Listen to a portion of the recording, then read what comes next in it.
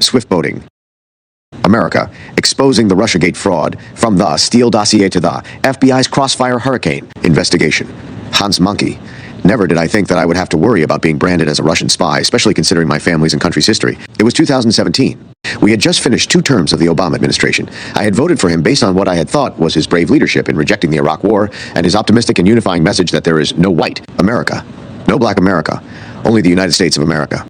He won the vote of millions of people who had rejected a dossier produced by former British intelligence agents, which then President Bush had presented, asserting that Iraq had weapons of mass destruction. Bush went to war based on these assertions, but he found no weapons.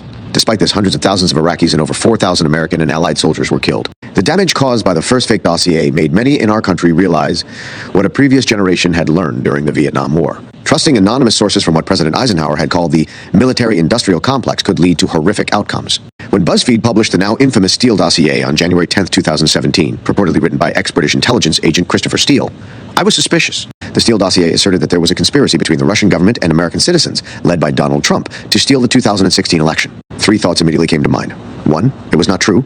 2, it was produced by Trump's enemies. 3, few Americans would believe it is true. I ended up being correct about the first 2 elements, but not the third.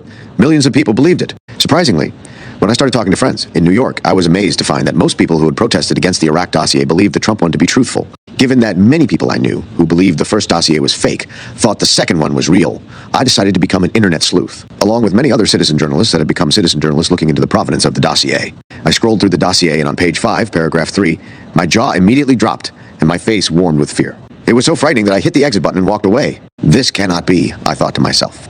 Eventually, I gathered my strength and returned to reading the paragraph that scared me so much. In terms of foreign agents, the FSB was approaching U.S. citizens of Russian origin on business trips to Russia. In one case, a U.S. citizen of Russian ethnicity had been visiting Moscow to attract investors in his new information technology program. The FSB clearly knew this, and had offered to provide seed capital to this person in return for them being able to access and modify his IP, with a view to targeting priority foreign targets by planting a Trojan virus in the software. The U.S. visitor was told this was common practice. The FSB also had implied significant operational success as a result of installing cheap Russian IT games containing their own malware unwittingly by targets on their PCs and other platforms. Steele, who was then still anonymous with unknown backers, asserted without evidence that Jewish Americans with Russian ancestry in the information technology sector served as foreign agents in service to Russia. The specific claim was that these Jewish Americans used their power to drive downloads and games to install malware on users' computers. They did this to assist the Russian government in some unexplained manner. I am a third-generation Russian-Ukrainian Jewish American, and I am the CEO of a company called eGames.com. We sell our games through downloads on Google Play and the iTunes App Store. It is fair to speculate that if Hillary Clinton had been elected and Obama, Biden, and Clinton's support of the Steele dossier had never been exposed, eGames.com's business would have been negatively impacted. No one would have trusted our code if they thought its CEO might be in service to a malevolent foreign power. But it wouldn't be just my small company. Google was founded by Sergey Brin, a first-generation Russian-American Jew. Given the size of Google, if it were not trusted, the U.S. tech sector, and maybe even the U.S. economy itself, might have suffered. Do you really think the awful dunces who perpetuated the Steele dossier hoax could have resisted summoning a prominent Russian-American Jewish CEO to testify before Congress? There is a long history of governments accusing Jewish people of being a fifth column for foreign governments. France suffered from the Dreyfus Affair, while Russia endured the protocols of the Elders of Zion. And indeed, this is not the first time someone named Fuchs has been caught up in this sort of thing. Fuchs is actually a German family name meaning fox. It is quite common among both Jews and Christians in Eastern Europe. My father endured some pain during the McCarthy era because Klaus Fuchs was actually a Soviet spy while working on the Manhattan Project during World War II and the early parts of the Cold War. My father was teased in the schoolyard because he had the same name as a spy. However, he used that mild pain as a way to teach his children to judge people by their character and not by their family name, ethnicity, religion, or skin color, title, vocation, or political party. I believe the authors of the Steele dossier included this Jews as a fifth-column canard because they truly believed that the United States is full of a basket of deplorables, and they had seen such a hoax work in France and Russia. They probably imagined that these so-called deplorables would vote for Clinton, their candidate, if they could convince the deplorables that Jews formed a fifth column in America. In truth, the Steele dossier is as bogus as the protocols of the Elders of Zion. There was no Trump malware found on any American's computer put there by Russian Jewish Americans like me or Brin. No game published by Russian-American-led companies was found to assist the Russian government. Even worse, the Horowitz report published by Inspector General Michael Horowitz on December 9, 2019, was the first to mention an FBI interview with the Steele dossier's purported source. Hans Monkey and a group of internet researchers later identified that purported source as Igor Danchenko. Danchenko admitted to investigators that he never expected Steele to present reports as facts, and that the things he told Steele were said in jest derived from a conversation that had with friends over beers. Not only was there no evidence supporting the conspiracy theory, but there was also witness testimony admitting that the accusations were fabricated. One could only imagine what someone might have overheard during Danchenko's brainstorming session over beers. Okay, Guys, my boss, Steele, has Hillary Clinton as a client. Let's come up with the most absurd ideas and see if we can make some money here. How about we claim that Trump was engaged in sexually perverted acts in the same Moscow hotel room as the Obamas? One might have said. The other might have replied, I can one-up that. Let's create an internet-era protocols of the Elders of Zion. Let's say the Jews helped Putin assist Trump with spyware. Even after being caught as the source of these absurdly evil apocryphal tales, Danchenko managed to convince the FBI to hire him as a confidential human source, even though he had previously admitted that his stories were made in jest and that the corroboration was zero. I believe that the individuals in our government who initially received and later distributed the dossier knew from the beginning that it was fake. But even if we were to stipulate that those in the highest echelons of the government, the military-industrial complex, and our institutions more broadly fell for the dossier hoax, any such stipulation would have automatically collapsed after Horowitz published his report in December 2019. However, unlike the rest of us, the FBI did not have to wait until December 2019 to find out the truth. They knew in January 2017 that there was zero corroboration, but they concealed this fact, as well as the fact that the dossier was entirely fake. The FBI's deception has come at a significant cost to American society. Did they not know the history of what such bigoted smears, false accusations of treason, and manufactured hysterias have done to societies in the past? Or did they just not care? At the time when I first read the Steele dossier, I thought that this was going to be my painful time, similar to what my father and many others had experienced during the Cold War hysteria. We would endure it, and then we could teach our children to judge people, including the heads of our corrupt institutions and everyone unfairly maligned in the dossier, by the same moral code. Judge each individual by their character. But the dossier's lies proved more durable. While Joseph McCarthy's reputation lies in tatters, none of the key figures involved in the Russia collusion hoax have faced consequences. Indeed, many of the principals secured multi-million-dollar book and TV deals. Worst of all, Joe Biden, who himself played a role in perpetuating dossier lies, was rewarded with the presidency. People with malicious intentions have realized that falsely accusing individuals of crimes is a tactic in the arsenal of ambitious Americans in the internet era to gain power. There have been a slew of false Russian agent conspiracy theories attacking everyone from Glenn Greenwald to Bernie Sanders to Tulsi Gabbard. It's not just false accusations of treason. It has also spread to fake sex and hate crimes. Our country is drowning in fake hoax hysteria not seen here since Abigail Williams brought Salem, Massachusetts asunder in 1691. Importantly, when placed on a historical chronology, the Steele dossier, witch hunts, and anti-Semitism are manifestations of the same strategy that people have used to gain power since the beginning of recorded history. Philip of Macedonia coined the term divide et impera, which translates as divide and conquer, in France and Russia. The elite believed that inciting anti-Semitism would lead the powerless to direct their anger toward Jews rather than toward the ruling class. Today's bigoted smears and fake crime accusations create divisions similar to those seen during the Dreyfus Affair in France, the protocols of the Elders of Zion in Russia, or the divisions Philip of Macedonia created among the people in the Balkans. Powerful individuals have exploited these modern American divisions to acquire official control over the resources of the American government. Once they obtain power over the state tools, it is fair to speculate that they will continue using the strategies that help them achieve that position. My father, like most of his generation, had a canon of quotes, aphorisms, and poems about the fragility of liberty. One of my favorite quotes on this theme was from an erudite German Lutheran minister named Martin Niemöller, who initially supported Hitler but later resisted him. As a result of his resistance, the Nazis put him in a concentration camp for 7 long years. After he was released, he gave a speech and said, "First they came for the socialists, and I did not speak out because I was not a socialist. Then they came for the trade unionists, and I did not speak out because I was not a trade unionist. Then they came for the Jews, and I did not speak out because I was not a Jew. Then they came for me, and there was no one left to speak for me." We have just witnessed 2 blatantly false smears, the Iraq dossier and the Steele dossier. These have incited significant violence and division, enabling the perpetrators to seize control of the levers of power. But they do not have total power yet. I often wonder what Father Niemöller would write if he were alive today. Perhaps in his sequel, he would say something like this: "Did you not learn the lesson that I learned too late? First, they came for Iraq and the Muslims. But you were neither, and you were riled up by what the TV told you after 9/11, so you did not speak up about the first false dossier. Then they came for Trump and the MAGAs, but you were neither, and you were riled up by what the TV and social media told you, so you did not speak up about the second false dossier. But do you really think they're going to stop at the Muslims and the MAGAs? What will happen when they launch a third dossier and it comes for you? Brave men like Chief Compratore have already been sacrificed. Will there be anyone left to rescue you?" Swiftboating America lays bare the full catalog of lies and deceptions employed by a group of divisive, power-mad fraudsters. If I had been told in 2015 that the FBI was corrupt to its core and that many of its agents participated in a massive campaign of lawfare against Trump, I would not have believed it. If I had been told in 2016 that, based on a transparently fraudulent dossier, Obama and Biden had created a giant booby trap for Trump, I would probably not have believed it. But these things happened. Understanding the lessons of Swiftboating America will better prepare you to identify Goebbelsian big lies when they attempt to deceive us again. Let's learn the lessons of Father Niemöller, President Eisenhower, and my dad, and all stick together. Aram Fuchs, July 2024. Introduction, Finding Danchenko. It had become a tradition for me to take the kids camping each summer for my birthday. In the past, we had rented an RV or a cabin, but this time the kids wanted the bare-bones experience. Our journey took us to a lush forest near the shores of Lake Huron. We arrived on July 16th, 2020. Little did I know that the next 3 days would turn out to be anything but the tranquil camping trip for which we'd come. After pitching our tent, we started our campfire. It was a perfect summer evening, with the sky slowly turning dark and a gentle breeze rustling through the leaves. Soon, the kids disappeared into the tent. They wanted to lie in their sleeping bags and watch the night sky. The weather forecast was good, so I decided not to use the rain tarp. The kids were gazing at the stars above. It reminded me of when I was a kid, doing the exact same thing. I was still outside watching the embers glow. It was beautiful.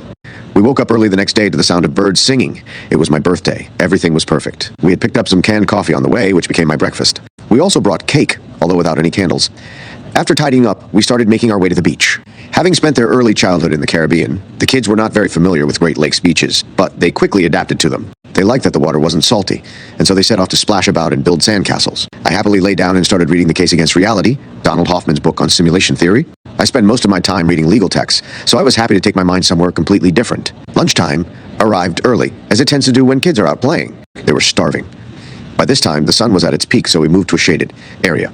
That's when my phone lit up. Most of the area did not have cell coverage, but we must have passed through an area that did. The messages were from my friends and fellow internet sleuths, Fool Nelson, Walkafire, and Stephen McIntyre. A year earlier, Fool Nelson had identified Eric Ciaramella, the so-called whistleblower who had triggered the first impeachment of President Trump. Ciaramella was upset that Trump had asked the president of Ukraine to coordinate with Attorney General Bill Barr to investigate the Biden family's financial and other involvements in Ukraine. Ciaramella himself was involved in those entanglements, at least to the extent that he had organized the White House meeting where the idea of firing the Ukrainian prosecutor, what Trump wanted investigated, was first raised. Fool Nelson uncovered that as well.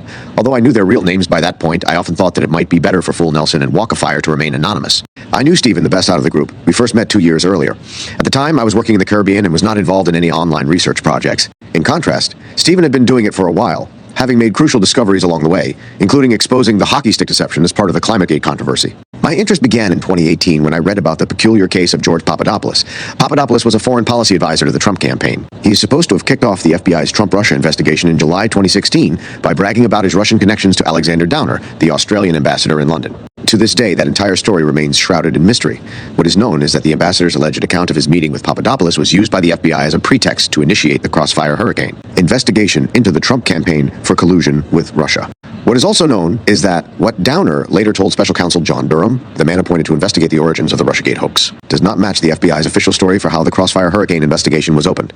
Another aspect of the Papadopoulos case that piqued my interest was how Robert Mueller's special counsel team dishonestly used the Papadopoulos story to promote the false Russia collusion narrative. Their court filings, in which they alleged that Papadopoulos had lied to the FBI, were filled with anti-Russian and anti-Trump insinuations. That was par for the course. What wasn't normal, at least not at the time, was that the legal documents did not match the facts. Why would Papadopoulos admit to things that did not happen, I wondered, especially when Mueller's team knew the truth? Something wasn't right. In August 2018, I reached out to Papadopoulos' wife, Simona.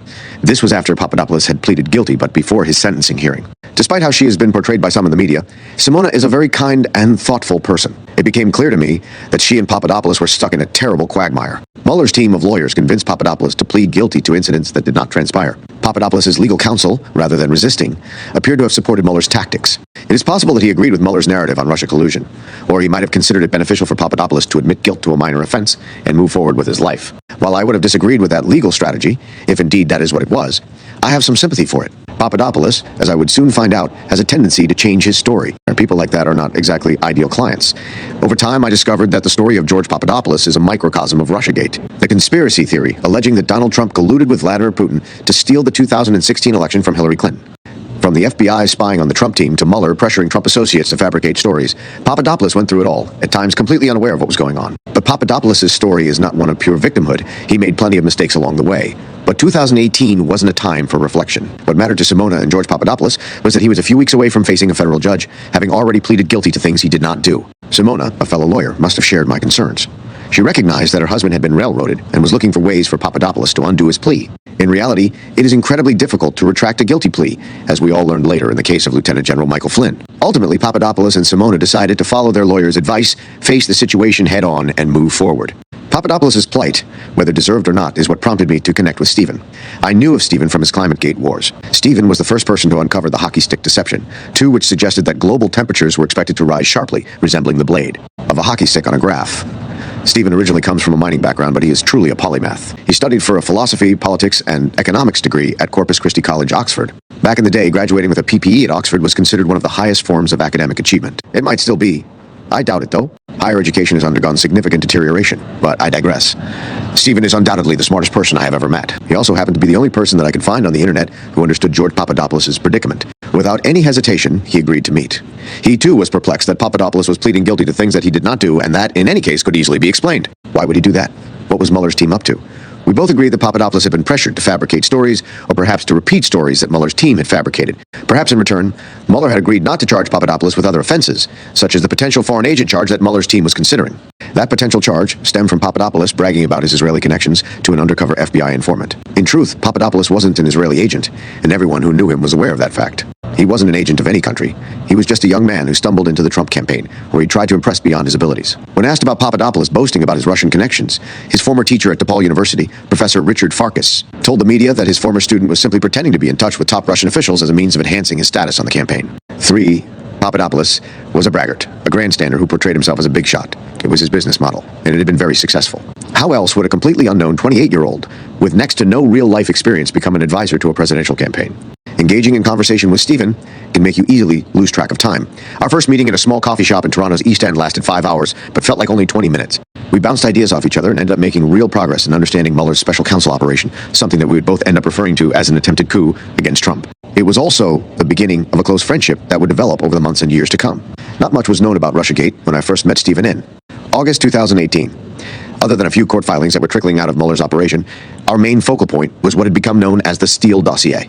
The dossier is a collection of 16 reports on Trump's alleged Russian ties that former British intelligence officer Christopher Steele compiled for Glenn Simpson, the owner of Fusion GPS. Fusion GPS had been hired by the law firm Perkins Coie, which in turn had been hired by Hillary Clinton's campaign. You can say what you want about the Clintons, but they run their operations tightly, utilizing numerous middlemen provided them with ample plausible deniability. Steele's task was to write reports about Trump's connections to Russia, but it would be more accurate to say that his task was to fabricate stories about Trump's alleged connections to Russia. The corporate media has often portrayed Steele's work as if it had been initiated by Trump's fellow Republicans seeking dirt on him. 5, but that is not true. Steele was hired by Clinton campaign contractors Fusion GPS in May 2016, after Trump had secured the Republican nomination. 6, Steele worked for Clinton. The dossier was an incontrovertible bunch of garbage. I remember reading it the day it was first published by BuzzFeed. 7, the now defunct online news platform. That was on January 10th, 2017, before Trump had even been inaugurated. I did not take long to figure out that the whole thing was frivolous drivel. The first sentence reads, Russian regime has been cultivating Trump for at least 5 years. According to Steele, this operation was the brainchild of Vladimir Putin, who somehow had the foresight in 2011 that Trump would one day become president. There are quite a few issues with this claim. While it is true that Trump briefly sought the Reform Party's nomination for president in 2000s, his efforts notably coincided with the release of a new book, The America We Deserve, in January 2000s. A few weeks after his book was released, Trump left the race.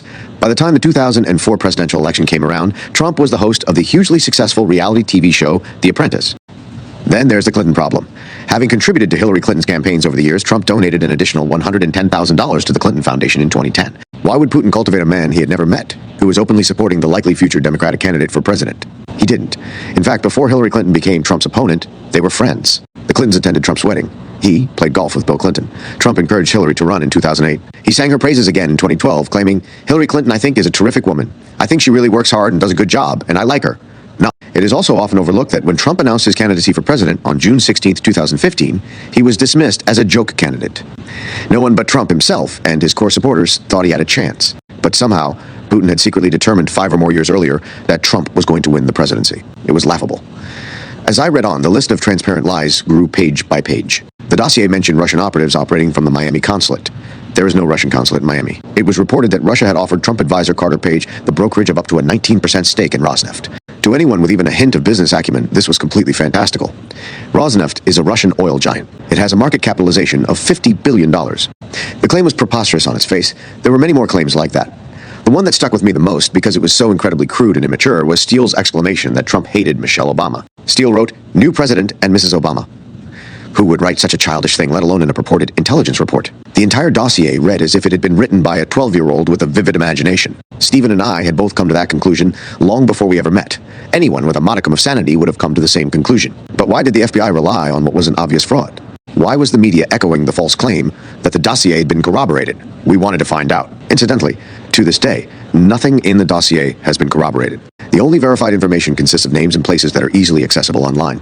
And yet, this apocryphal document was used by the Clinton campaign, the media, the FBI, and the CIA as a centerpiece of an all-out effort to bring down a presidential candidate, and later, the president himself. Stephen and I suspected that the entire dossier had been fabricated in Steele's office.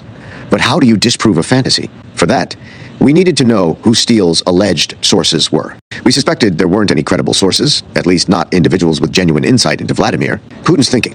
We suspected that the sources were cutouts that were used wittingly or unwittingly to masquerade as real sources. At the time, we were unaware of the existence of a primary subsource that was responsible for conveying most of the accusations in Steele's dossier. The existence of this individual only became known when the Inspector General of the Department of Justice, Michael Horowitz, published his report on the FBI's failures in applying for warrants to surveil Trump campaign aide Carter Page. The identification of that source would later become the core task of our small group of 4, which included Stephen and the 2 Russiagate researchers we had met online, Fool Nelson and Walk of Fire. Had we known about the existence of the primary subsource earlier, it might have provided a new perspective for our research. It is inherently more difficult for 2 people to keep a secret than it is for 1. The primary subsource posed a potential liability for Steele, and later for the FBI, when they began using Steele's information to target Trump. This is why the existence of Steele's secret source was concealed from the public for many years, both by Steele and the FBI. The efforts were so extensive that, upon discovering Steele's primary subsource in December 2016, the FBI promptly enlisted him as a confidential human source. This meant they could deny the existence of the source and prevent any inquiries into the entire matter, whether by Congress, through Freedom of Information requests, or otherwise. The FBI kept the primary subsource on their payroll until 2020. Our group effectively forced the FBI's hand when we were finally able to identify him. After I first met Stephen in 2018, which was more than a year before we knew about the primary subsource's existence, we focused on specific issues for which we had information. For instance, we had Mueller's court documents in the Papadopoulos case. Indeed, Papadopoulos, being Mueller's initial target, naturally became the primary focus of our investigation. There were also bits and pieces of information that we gleaned from Congressman Devin Nunes's March 2018 memo, which later served as the foundation for Lee Smith's superb book, The Plot Against the President. 14. So we plotted along with the little information we had. On September 7, 2018, Papadopoulos was sentenced to 2 weeks in jail for lying to the FBI. The sentencing did not aid our efforts, both due to the absence of new revelations and the perception that a Trump campaign advisor being imprisoned was evidence of collusion with Russia. The first significant batch of new materials for us to utilize arrived in April 2019 with the release of Special Counsel Mueller's report on Trump-Russia collusion. 16. After carefully parsing the 448 pages of the report, we discovered that it confirmed much of what we had already suspected from analyzing Papadopoulos' case. The entire report was a significant exercise in narrative creation, far removed from the facts. Some of Mueller's information was clearly false. To give an example, Mueller claimed that, with respect to the sanctions, Flynn requested that Russia not escalate the situation, not get into a tit-for-tat.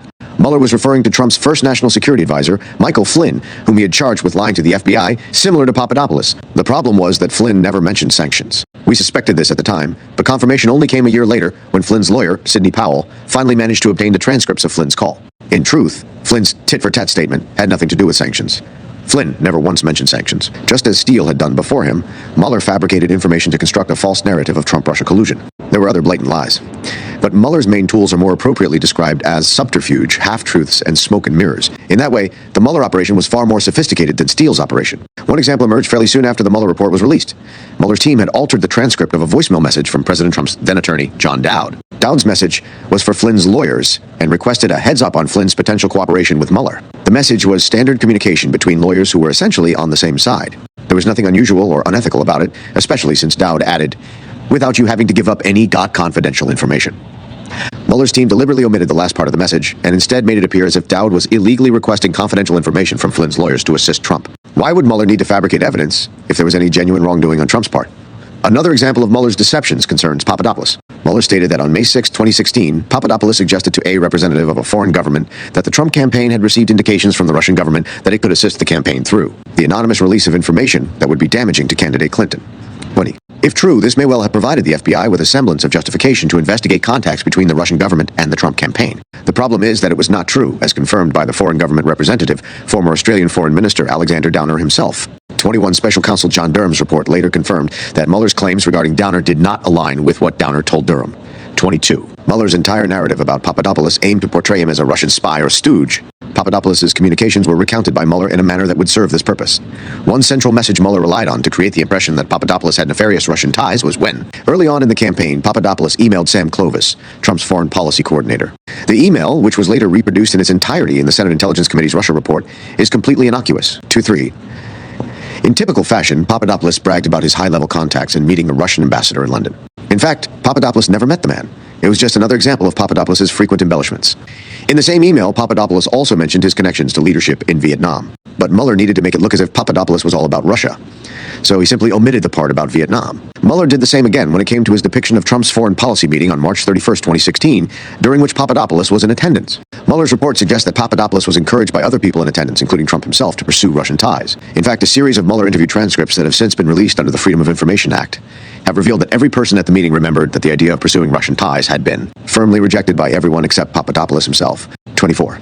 Another interesting aspect of the Mueller report that caught Stevens and my attention is the dog that did not bark. Incredibly, the Steele dossier is hardly mentioned at all, and when it is only in passing, in 448 densely packed pages. Steele is mentioned only 14 times, and there is no attempt to verify or even discuss his dossier. To put that in perspective, Papadopoulos is mentioned 343 times. Trump's first Attorney General, Jeff Sessions, who was never charged or even accused of anything, is mentioned 491 times. Overlooking Steele seemed odd, considering that Steele is the only person who has ever explicitly alleged collusion between Trump and Russia, the very issue that Mueller was supposedly investigating. This is one of the most central facts about the entire Russiagate affair, a fact that the corporate media has tried to suppress. It was Steele and Steele alone who alleged collusion, yet Mueller had no interest in him. This was not an oversight. Mueller's team knew from day one that the dossier was a pile of garbage that they needed to steer clear of. Not even the intelligence community assessment of January 2017-25, which Barack Obama had ordered as a parting gift to incoming President Trump, claimed that there was collusion. However, it did include a summary of Steele's dossier as a roundabout way of introducing the claim without anyone in the U.S. intelligence community having to actually make the claim themselves.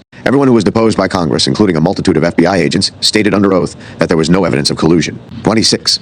Mueller's own report had to grudgingly accept that fact, leaving Steele as the only person to actually claim collusion. Just as Stephen and I had concluded on January 10, 2017, that the Steele dossier was garbage, Mueller's team must have reached the same conclusion. But instead of admitting this fact, they did everything they could to avoid talking about Steele. As more information started filtering out in the months after the Mueller report was published, it became clear that Steele was hiding behind someone. At the time, we did not know who it was and weren't even sure that such a person existed. We inferred this assumption from a description of Steele's source in a book by journalists Michael Isikoff and David Korn, who were themselves deeply involved in the Clinton campaign's attempt to associate Trump with Russian collusion. 27. Isikoff, who had written a critical article about Trump advisor Carter Page in September 2016, 28, and Korn, who had provided copies of the Steele dossier to the FBI in October 2016. 29 reported that Steele had a collector who was his primary source. 30. Unfortunately, there was no further information available. Given Isikoff's and Korn's less than stellar reputations for factual reporting, we had to take it with a grain of salt. In 2019, validation was obtained when Fusion GPS's proprietors, Glenn Simpson and Peter Fritsch, published a book in which they referred to Steele's source as a collector. Simpson and Fritsch noted that this collector was among the finest had ever worked with, an individual known to U.S. intelligence and law enforcement. This detail, among others, led us to believe that the primary subsource must be a credible individual with a background in the KGB or FSB. Ironically, we would later find out that the primary subsource was known to U.S. intelligence and law enforcement, but for reasons that made him even less credible. Specifically, the primary subsource had run-ins with the law and was the subject of an FBI counterintelligence probe while working at the Brookings Institution in 2009 and 2010. 32. So we had some hints that Steele had a main source, but we were unsure of who it was and what their role was. Was Steele's source a patsy? Or was it Steele who was the patsy? Had Steele been fed false information by a foreign government? It was highly unlikely, but we wouldn't know for sure until we identified the mysterious source. There weren't a lot of clues, so we were essentially making educated guesses.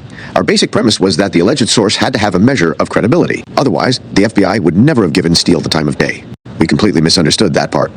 As we would later find out, the primary subsource was an unknown individual residing in Washington, D.C. with no ties to the Kremlin. That's a measure of how naive we were, or perhaps of how much the Overton window has shifted in recent years regarding the public's perception of the FBI.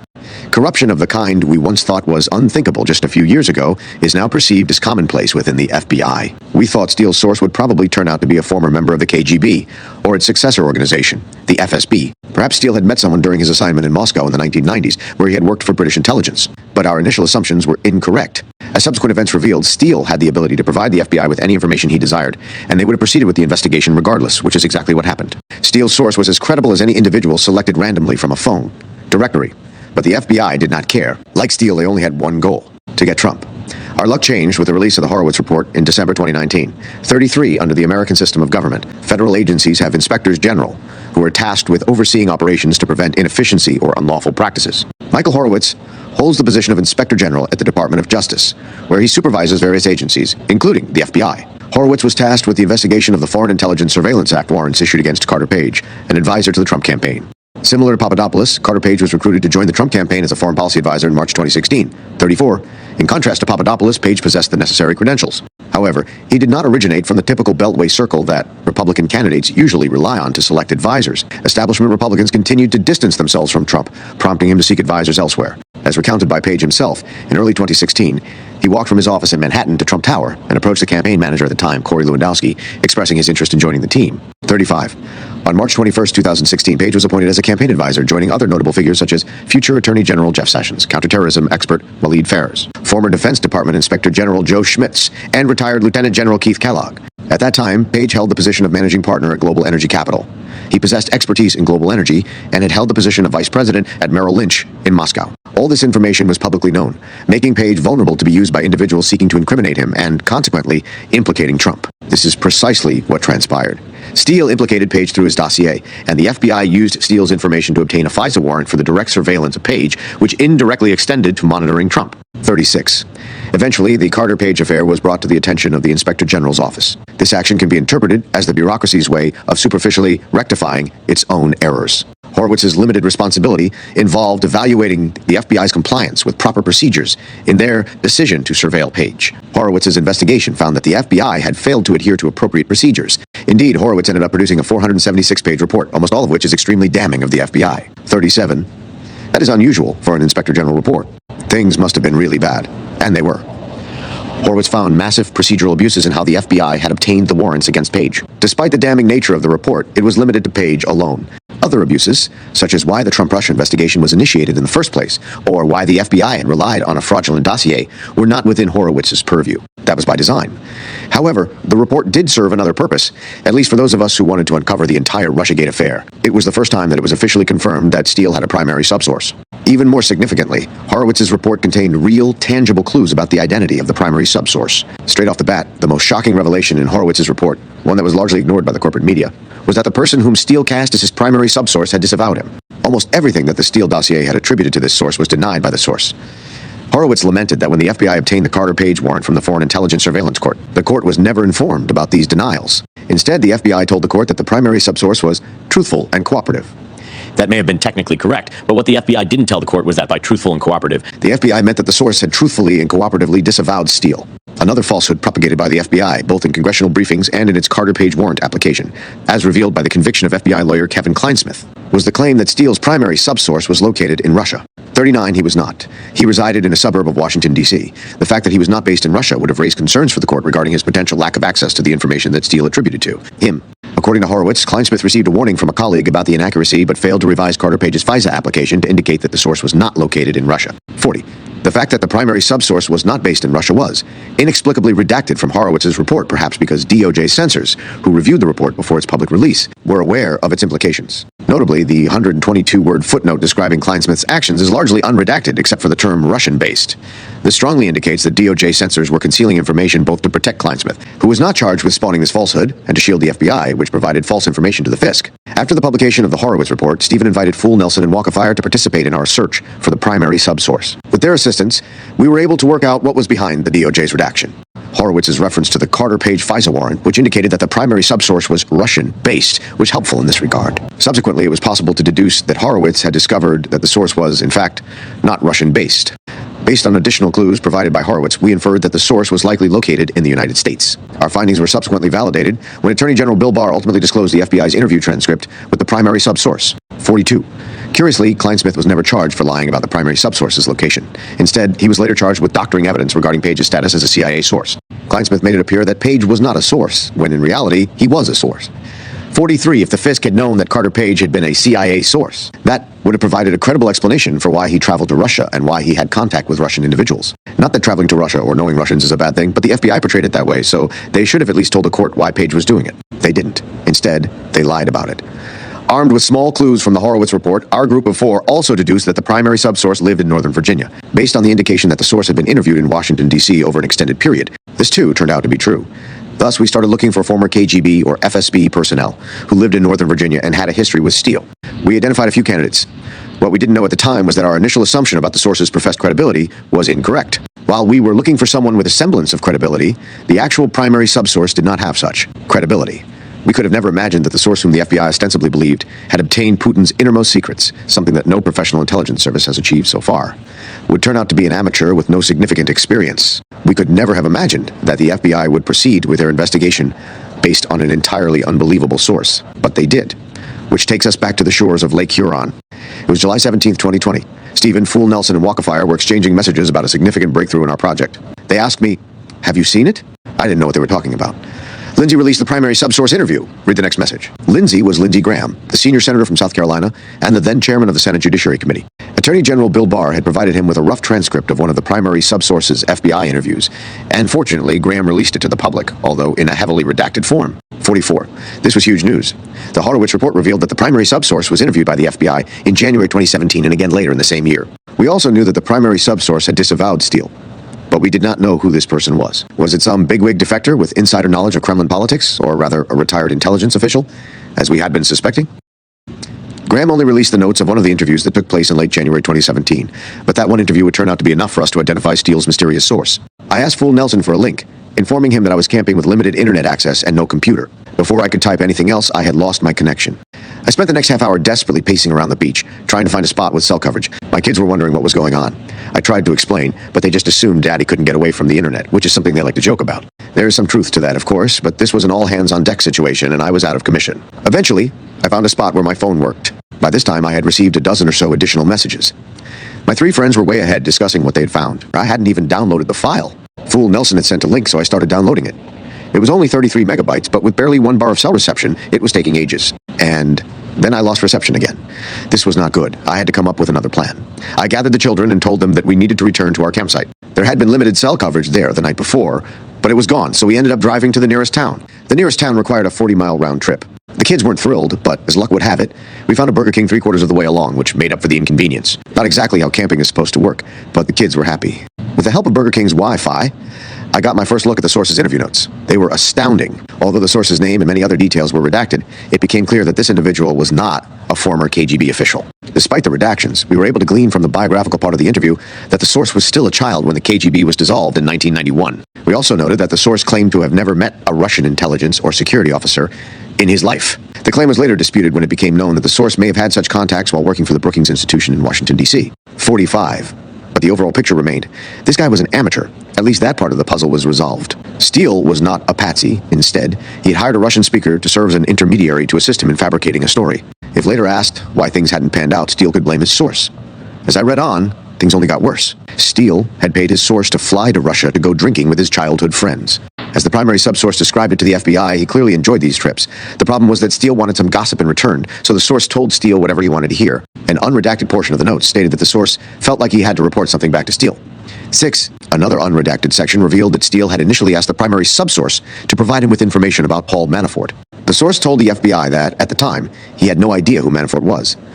This didn't sound right. When Steele asked the source for stories about Manafort, Trump was the presumptive Republican nominee for president, and Manafort was Trump's campaign manager. You would have had to completely shut yourself off from the world not to know who Manafort was. If that wasn't enough, the corporate media constantly portrayed Manafort as a pro-Russian puppet because he had once worked for the allegedly pro-Russian then-president of Ukraine, Viktor Yanukovych. How could the primary subsource, who was an alleged expert on all things Russia, not have heard of Manafort? To us, it was almost inconceivable that the primary subsource had never heard the name Manafort. The source had either lied to the FBI or was even less knowledgeable than we feared. As we continued dissecting the 57 pages of interview notes, we were able to deduce that the primary subsource and his childhood drinking buddies had grown up in what appeared to be a large 4-letter city in Russia. We narrowed the search down further and concluded that the city had to be Perm, a city located near the Ural Mountains about 1,000 miles east of Moscow. We continued what had by then become a game of deducing the redactions. Walkerfire was particularly skilled at it. Up to that point, the FBI's reports had always used a monospaced font, which means a font where each letter and character occupies the same amount of horizontal space. Courier is probably the most well-known monospaced font. This was extremely helpful to us because it allowed us to determine the exact number of characters hidden under any redaction. A few weeks after we identified Steele's primary subsource, the FBI changed their font. Because of us, they no longer use monospaced fonts in their reports. Luckily, the interview report we had was monospaced, which helped us determine that the primary subsource's name was 14 characters long, including the space between the first and last name. That narrowed it down considerably. But none of our usual suspects fit. That was not surprising, as we had looked at ostensibly credible sources, not a complete nobody whom no one had ever heard of. We used the same redaction trick to piece together additional information. We deduced that after finishing school, the primary subsource had studied at a 21-character college, Perm State University. The one after that was trickier, but turned out to be a very helpful clue. As a student, Steele's source had participated in a global leadership initiative. We knew the initiative had an 18-character name. We eventually figured out that this was the Open World Program, which brings students from Eurasia to the United States for a 10-day trip. It is somewhat ironic that this program was developed in the 1990s to cultivate cultural and political connections between the United States and Russia. In this particular instance, the individual brought to the United States played a crucial role in the attempted takedown of the Republican presidential candidate and subsequent president. By this point, I had persuaded the kids that we were going to move to a campground that had Wi-Fi. I promised we would go back to bare bones camping as soon as possible, and I kept that promise. But this was very important. Plus, it was still my birthday, so I had some leeway. We got a cabin with a bunk bed, which the kids loved. Now that I had proper internet access, I was able to delve into it more deeply, albeit on an iPhone. It was a university with a 10-character naming Russia. All we knew was that it was a university with a 10-character name. University of 1,234,567,890. There were also some clues that he had moved to the United States after attending the Open World Program. There was mention of another 10-character university, this time spelled as 123456789 University. Was this intentional, or were these the same universities? Both Georgetown and Louisville comprised 10 letters. We found out that Perm is twinned with Louisville, which drew our attention there. By employing the same modus operandi, we deduced that Steele's source probably had a connection to the Brookings Institution and was acquainted with Fiona Hill, one of the key witnesses who testified against President Trump in the Ukraine impeachment proceedings. Washington, D.C. seems to be an extremely incestuous city. We had also begun sharing clues in real time with other internet researchers. Some of our old friends, Casual Semi, Blackjack Bogwan, Sam Simeonses, and Dutchman Jop Ditchelier were helping with the heavy lifting. Casual Semi had managed to extrapolate from the way the source's name was redacted at the end of a line that the primary subsource's name comprised a 4-letter first name and a 9-letter last name. We were looking for someone originally from Perm who had participated in the Open World Program, studied at Louisville or Georgetown, or both, and had a 4-letter first name and a 9-letter last name. The next step was to analyze any social media contacts of individuals known to be associated with Steele. Maybe we could find a 4+9 name among them. We suspected that this would eventually reveal the name of the primary subsource, but it was a challenging task. There were many social media accounts to check. Stephen decided to share what he knew on Twitter. Through his ClimateGate adventures, Stephen had gained a large following, and our efforts evolved into a crowdsourced endeavor.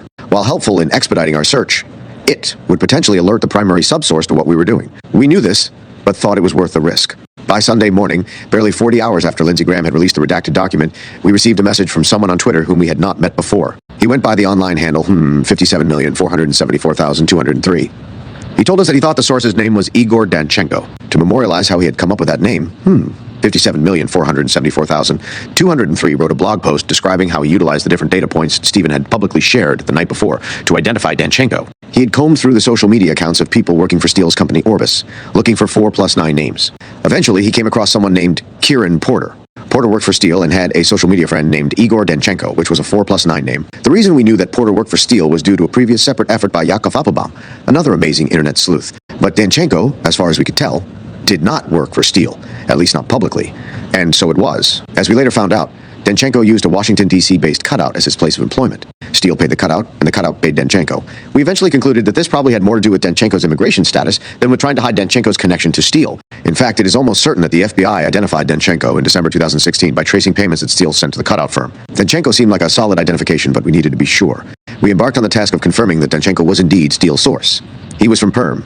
He studied at Perm State University. He participated in the Open World Program. He studied at Louisville. He also studied at Georgetown. He was friends with Fiona Hill. He had worked at the Brookings Institution. Everything fit, and it looked like we had found our suspect. But before we were going to announce it, there was one final thing we had to check. According to the Horowitz report, the primary subsource had contacted Sergei Millian twice. Millian was a realtor who had once sold apartments in a Trump condominium complex in Florida. Millian had been framed by Steele and the primary subsource as the source for almost every salacious and damning accusation in the dossier. During the lead-up to the 2016 election, Clinton operatives also maliciously spread Millian's name in the media, 48. Later, when Millian was hounded by the press during the Russiagate hysteria that led to the appointment of Mueller as a special counsel, he was forced to give up his business and leave the country. Stephen had contacted Millian before we began our quest to identify Steele's primary subsource, allowing us to establish a good rapport. Millian was an affable character who was always willing to help. He wanted to know who had framed him as much as anyone else did. Millian told us that he had once met Trump at a marketing event in 2007, and there were photos online. It was that connection, as well as the fact that he was from Belarus and spoke Russian, that likely put him in the crosshairs of the Clinton campaign's plan to accuse Trump of colluding with Russia. Millian was also the former president of the Russian-American Chamber of Commerce, and had appeared in the media in that role. None of those things are in any way nefarious. but they were enough for Steele and his operatives, a Russian speaker who had a connection to Trump. What distinguished Millian from others in the Russiagate story was that he never had any contact with anyone in Steele's circle. Steele's typical modus operandi is to position his targets in the same room as his operatives. Once that is achieved, words can be attributed to anyone. But because he was never in the same room with Danchenko, Steele, or any other Clinton operatives, words could not be put in Millian's mouth. However, Steele did put words in Millian's mouth regardless. This was and remains the biggest problem in Steele's entire tale. It is the one thing he cannot wiggle out of. It is where his fantasy falls apart. You can only create a he said, she said situation if he and she were at some point in the same location. The myth of Millian as a source was particularly important for Steele. Millian was allegedly the source of large amounts of Steele's intelligence. Every major Steele dossier allegation had supposedly come from Millian, the Moscow P-tape, the well-developed conspiracy of cooperation between Trump and Putin, the WikiLeaks email dump, and the story about secret communications between the Russian Alpha Bank and Trump. All of that and more were supposed to have come from a person whom neither Steele nor Danchenko had ever met. How was it possible for Millian to provide all this information? Steele claims that Millian told Danchenko these stories over the course of 3 separate meetings. But the Danchenko interview notes that we were analyzing revealed that Danchenko had never met Millian. Crucially, the notes also stated that Danchenko had sent Millian 2 emails that remained unanswered. As soon as we found the character count for Subsource's name on July 18, 2020, Stephen messaged Millian and asked him to check his email archive from around July 2016 for a 4+9 name. The next morning, before Millian could get back to us, 57,474,203 suggested the name Igor Danchenko. So Stephen asked Millian to search for that name instead. Within a few minutes, Millian replied. He found the 2 emails that Danchenko had sent in 2016 and shared them with us. Millian told us that he had no idea who Danchenko was and therefore ignored the messages. In retrospect, that was very wise. Steele would have used any contact, no matter how brief, to support the false narrative of Millian as a source. With Millian's confirmation, we had our proof. Steele's primary subsource was Igor Danchenko. Not a Kremlin insider with important information, but a Beltway insider with no information. Danchenko knew as much about Putin's innermost thoughts as you or I. We had achieved our goal. We finally knew who Steele's source was. But it was just the beginning. Danchenko had told the FBI that there were 5 other people he had used as ostensible dossier sources. These people were not insiders either. Instead, they were his drinking buddies and friends. In the document released by Lindsey Graham, names and any identifying information had been redacted. Once we had identified Danchenko, we set out to identify these other so-called sources. We also need to try to match them with whatever they were supposed to have contributed to the dossier. In June 2021, after a Russian newspaper reported on our endeavor to find Danchenko, 49 all 5 alleged dossier sources came forward and swore under penalty of perjury that they had nothing whatsoever to do with the dossier and had not provided Danchenko with any information for the dossier. 50. Despite this, many Americans still believe the Steele dossier to be at least partially true. 51. Attorney General Merrick Garland seems to be undecided. He claimed during his Senate confirmation hearing in 2021 that the information he had seen in the dossier was conflicting. There is nothing conflicting about the information. The dossier was fabricated by Steele and Danchenko. It was a document tailored for the Hillary Clinton campaign to serve as both a shield and a sword. It acted as a shield to divert attention from Clinton's email scandal and as a sword to portray Trump as a Russian puppet. The following book is the story of how the Clinton campaign's initial smear tactics targeting Trump evolved into a broader assault on the nation itself. This is a story of how a small group of online researchers connected scattered pieces of information to uncover crucial aspects of the plot against Trump. Together, we uncovered a complex scam involving various elements, including a presidential candidate, senior campaign officials, an international law firm, a public relations firm managed by 2 political strategists, a former British intelligence officer, an alleged Russian operative, the FBI, the director of the CIA, the president and vice president of the United States, and, perhaps most importantly, the media. Above all, this is a story about the collusion between the Clinton campaign, the media, and government agents. Initially, their aim was to elect Hillary Clinton. When that failed, their attention turned toward undermining a president who had been duly elected. In the process, these forces so badly damaged the United States and its ability to engage Russia peacefully that it resulted in the bifurcation of the world order. Hillary Clinton's attack against Trump was the greatest act of domestic political sabotage of all time. Chapter 1. The Origin of the Swiftboat Project. On May 20th, 2022, Hillary Clinton's campaign manager, Robbie Mook, finally admitted that it was Hillary Clinton herself who approved her presidential campaign's strategy to tarnish Donald Trump with Russia collusion allegations. One Mook's admission, made during his testimony in Clinton campaign lawyer Michael Sussman's trial for lying to the FBI about Clinton's scheme, marked the final chapter in a 6-year saga that ruined a presidency and turned the world order on its head. It all began in early 2016 when Jennifer Palmieri, the director of communications for the Hillary Clinton presidential campaign, received an email from Joel Johnson, a senior advisor to Bill Clinton. Johnson wrote, "Who's in charge of the Trump Swiftboat project? Needs to be ready, funded, and unleashed when we decide, but not a half-assed scramble." Palmieri sarcastically replied, "Gee, thanks, Joel. We thought we could half-ass it. Let's discuss." The exchange was buried in a vast collection of emails from Clinton campaign chairman John Podesta that were released by the whistleblower group WikiLeaks in October 2016. The significance of the 2 emails was largely overlooked at the time.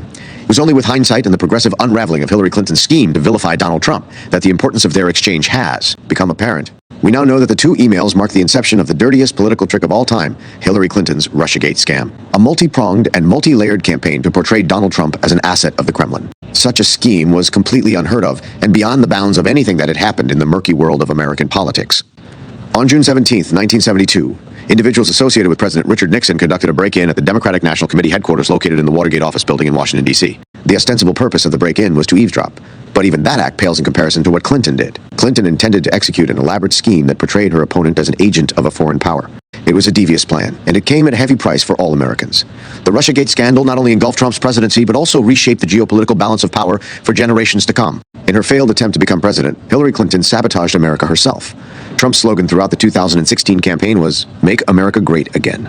One of the central tenets of Trump's platform was to extricate the United States from its numerous foreign entanglements, wars, and proxy wars. As part of that broader ambition, Trump was determined to improve relations with Russia. American-Russian relations had been deteriorating since the days of the George W. Bush administration, perhaps best exemplified by Bush's ill-considered 2008 Bucharest Declaration, in which it was announced that Ukraine and Georgia would become members of NATO. Admitting these two countries into NATO was a well-known red line for Russia. Crossing that red line was not only reckless, but it also contradicted a promise made in 1990 by the administration of Bush's father, George H.W. Bush, not to expand NATO. In 2009, President Barack Obama attempted to reset relations with Russia. However, whether intentional or not, those efforts proved fruitless. By early 2014, Obama's Russian reset was dead in the water. Instead, the Obama administration decided to take a diametrically opposed direction by supporting a coup d'etat in Ukraine, which is strategically crucial to Russia. The country's elected president was removed and replaced by a hand-picked puppet, a leaked recording of a phone conversation between then Assistant Secretary of State Victoria Nuland and then Ambassador to Ukraine. Jeffrey Pyatt revealed that the selection process was orchestrated by the State Department with the approval of then Vice President Joe Biden. It was as if Russia had organized the overthrow of the Mexican or Canadian government and handpicked the new leader for that country. The United States would not have tolerated such a move, and neither did Russia. The reaction was swift. Crimea, formerly a part of Russia until Soviet leader Nikita Khrushchev transferred it to the Ukrainian Soviet Socialist Republic in 1954, was annexed shortly after the American-led coup. The drive by the Western establishment to antagonize Russia since the end of the Cold War has never been fully explored or understood. While the United States was pushing for the westernization of Eastern Europe, Russia was being mocked, shamed, and sanctioned. There was no obvious reason why Russia needed to be vilified. Russia and large parts of Eastern Europe share related cultures, religions, histories, and languages. They have far more in common with each other than Russia does, for instance, with China or India. Why? Was one country antagonized while the others were courted? There is no clear answer to this question. Perhaps the main reason for this irrational policy was and remains the prevailing Cold War mentality and animosity toward all things Russian among Western elites and the Western foreign policy establishment. Other reasons may include greed, as well as the predispositions of the people involved. For instance, Joe Biden's son Hunter was profiting directly from the situation that his father had created in Ukraine. When Ukrainian energy oligarch Mykola Zlochevsky lost his government position in the American-backed 2014 coup, he turned to Hunter Biden for protection. Hunter was hired at a base rate of $1 million per year. Victoria Nuland, the Assistant Secretary of State who was in Kyiv, supporting anti-government forces and directly overseeing regime change in Kyiv, has family ties to this region. Alexander Vindman, the man behind Trump's 2019 impeachment, was born in Kyiv.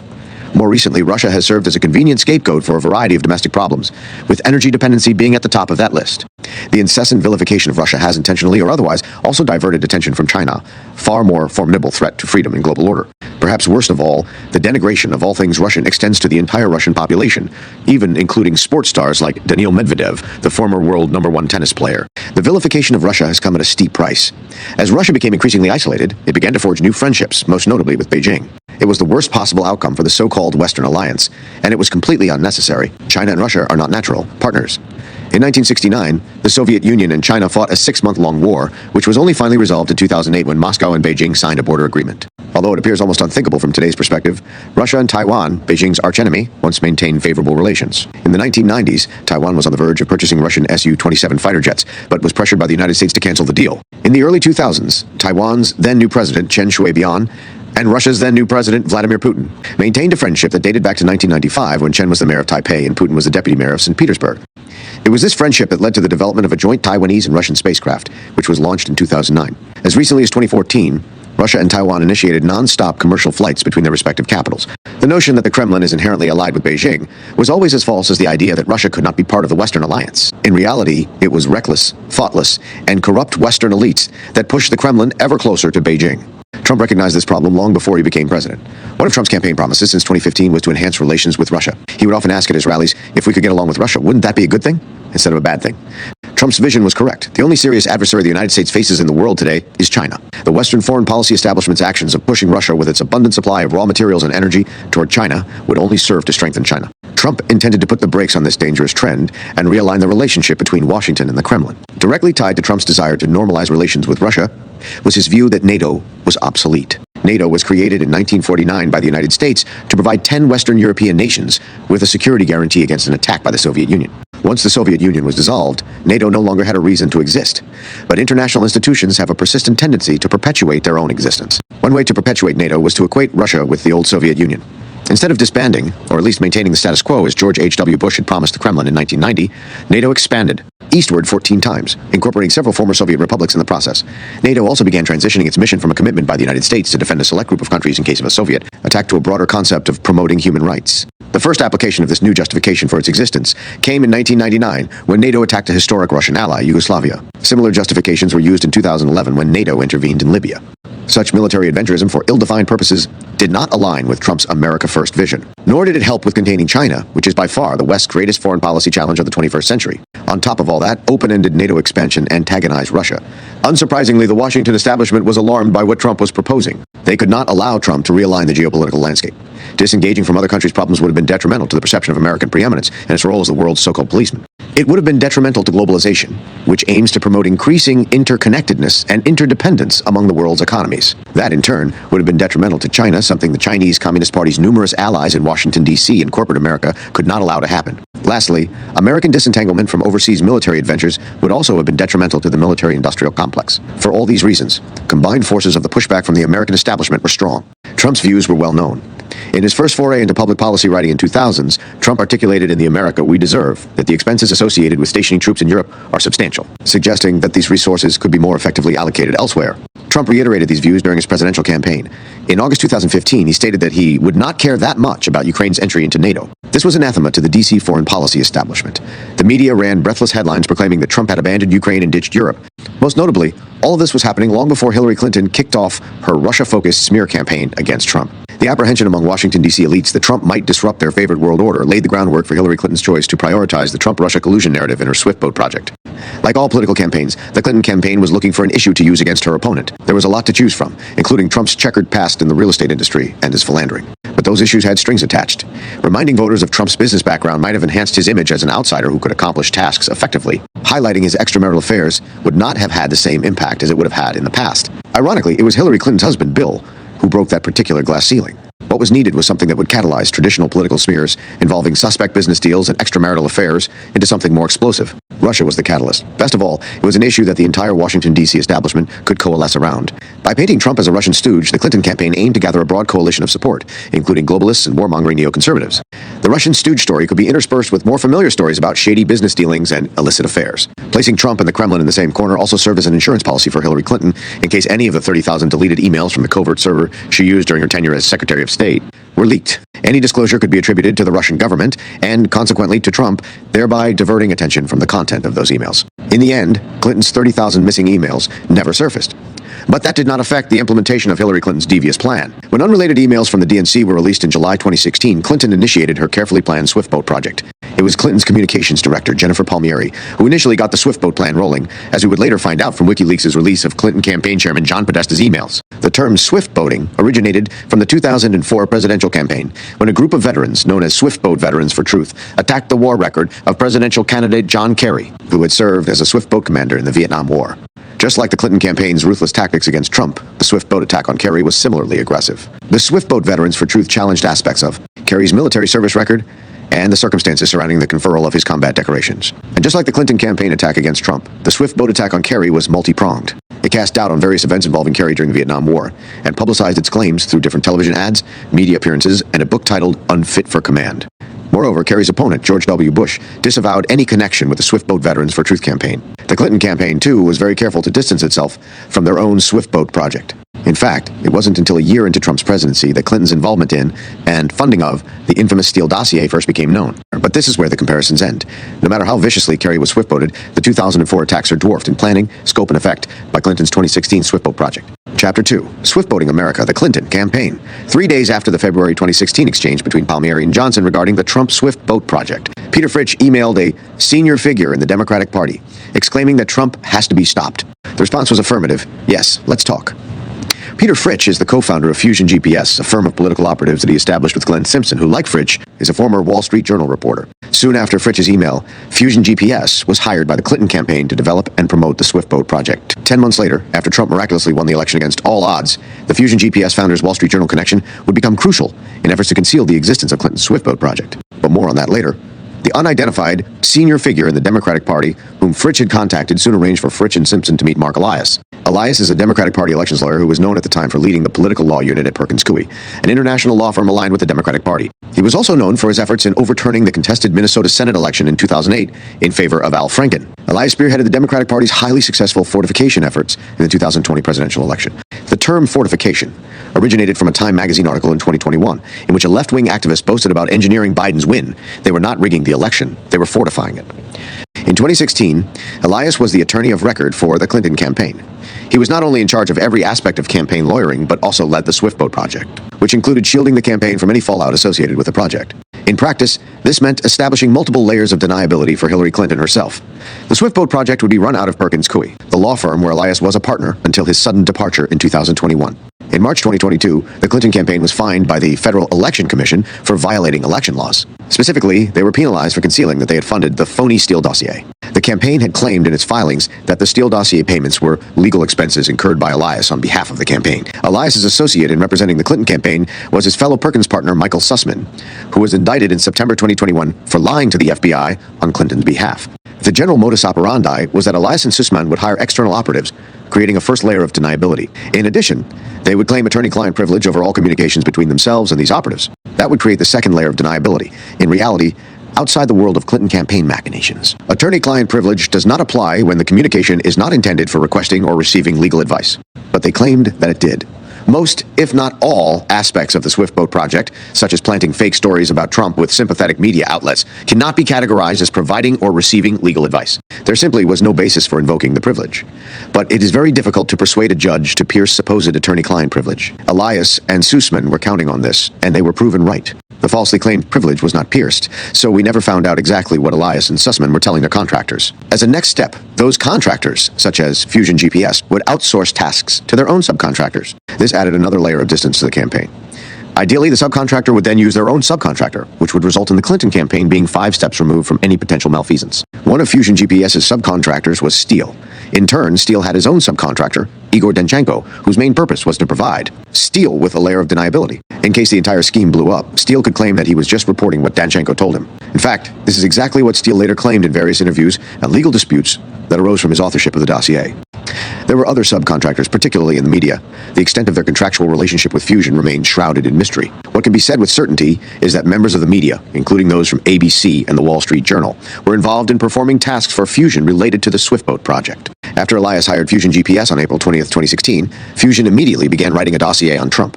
9. This wasn't the Steele dossier, but rather a proto-dossier consisting of a 15-page report written by Jake Berkowitz, an in-house operative at Fusion GPS. The Fusion dossier's claims followed familiar patterns, asserting that Donald Trump's connections to Vladimir Putin's Russia are deeper than generally appreciated and raise significant national security concerns.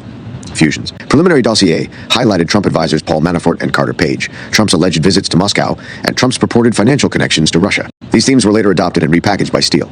But it wasn't just Fusion's in-house dossier that was making the media rounds in the spring of 2016.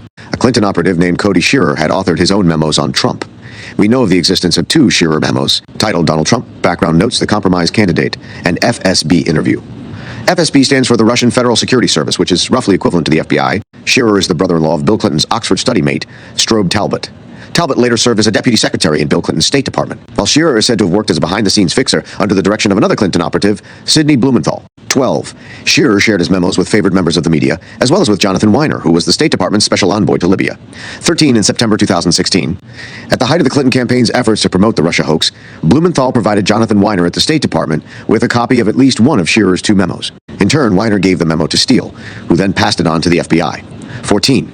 It was the same modus operandi the Swiftboat operatives used throughout, creating the impression of separate information streams and establishing distance by employing various layers of messengers to disseminate the false information to the media and the FBI. Shearer's initial memo echoed Steele's broader narrative on Russian collusion. However, it stood out by explicitly identifying journalist Brian Ross, who was working at ABC at the time, as the source for the story, alleging that Trump had been compromised sexually during a trip to Moscow. The reason why Ross was named as the source is unknown. What is known is that Ross would later play an important role in helping Fusion GPS frame an innocent man, Sergei Millian, as the source for most of the Steele dossier's allegations. In Shearer's account, Trump was invited to a private hotel located in a shopping mall called Crocus, about an hour's drive from Red Square. It is at this hotel that Trump is filmed with a young woman. The film shows a woman urinating on Trump. In Steele's account, these events occurred at the Ritz-Carlton Hotel, which is situated less than 1,000 feet from Red Square. 16. Shearer's memos are also notable because they appear to contain the early seeds of what would later become known as the Alpha Bank hoax. This fabricated story, promoted by both Steele and Clinton campaign lawyer Sussman, alleged that Trump was communicating with Putin through Russia's Alpha Bank. Like the rest of Steele's dossier, the Alpha Bank story was made up. However, unlike Steele, Shearer attributed the story to a known individual, Robert Baer, a self-proclaimed intelligence and security analyst for CNN. Baer is quoted as claiming that the Russians had established an encrypted communication system with a cutout between the Trump campaign and Putin. Steele was more circumspect, stating that his source was a trusted compatriot of a top-level Russian government official. Much later, we would find out that the trusted compatriot was Steele's in-house operative Igor Danchenko, and that no top-level Russian government official ever spoke to Danchenko, let alone about the stories featured in Steele's dossier. 19.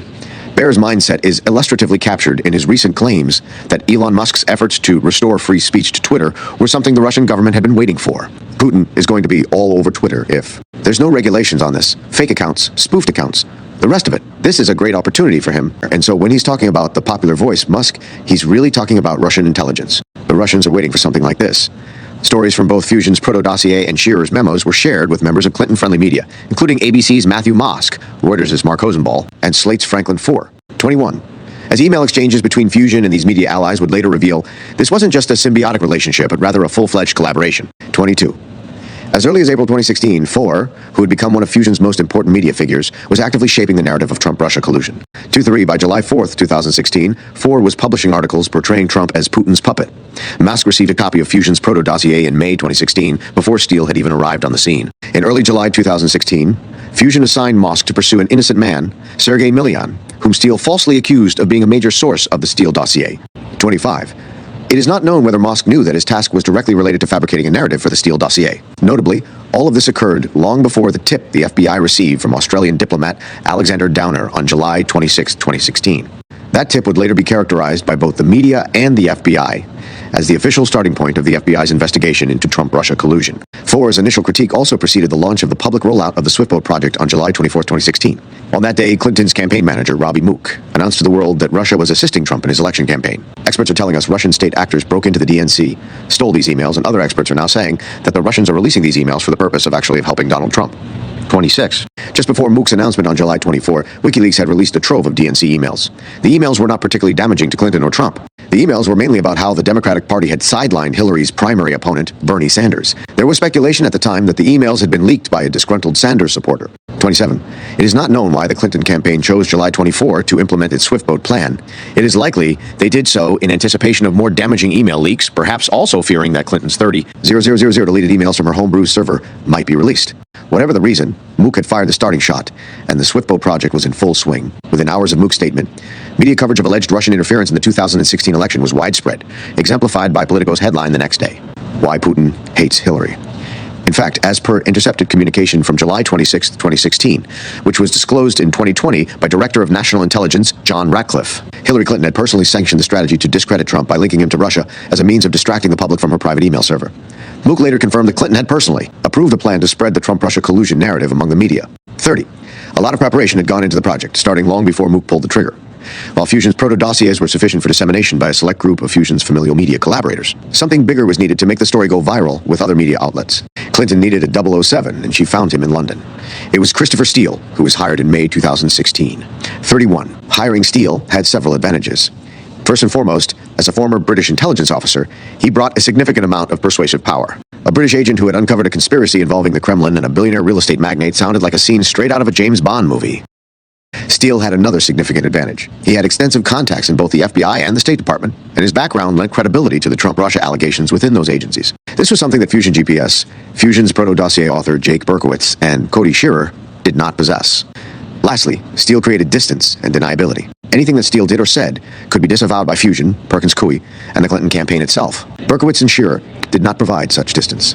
But there was also a problem. Fortunately for Steele, it was uniformly glossed over by the media, the FBI, and the State Department. The problem was that Steele had as much access to the Kremlin as anyone else, which is to say none whatsoever. Steele worked at the British Embassy in Moscow in the early 1990s, but had not traveled to Russia in at least a decade. His contacts, if he had any, were outdated. But even if he had any real sources, penetrating the Kremlin's inner circle is next to impossible, a fact that Western intelligence agencies have been complaining about for decades. 32.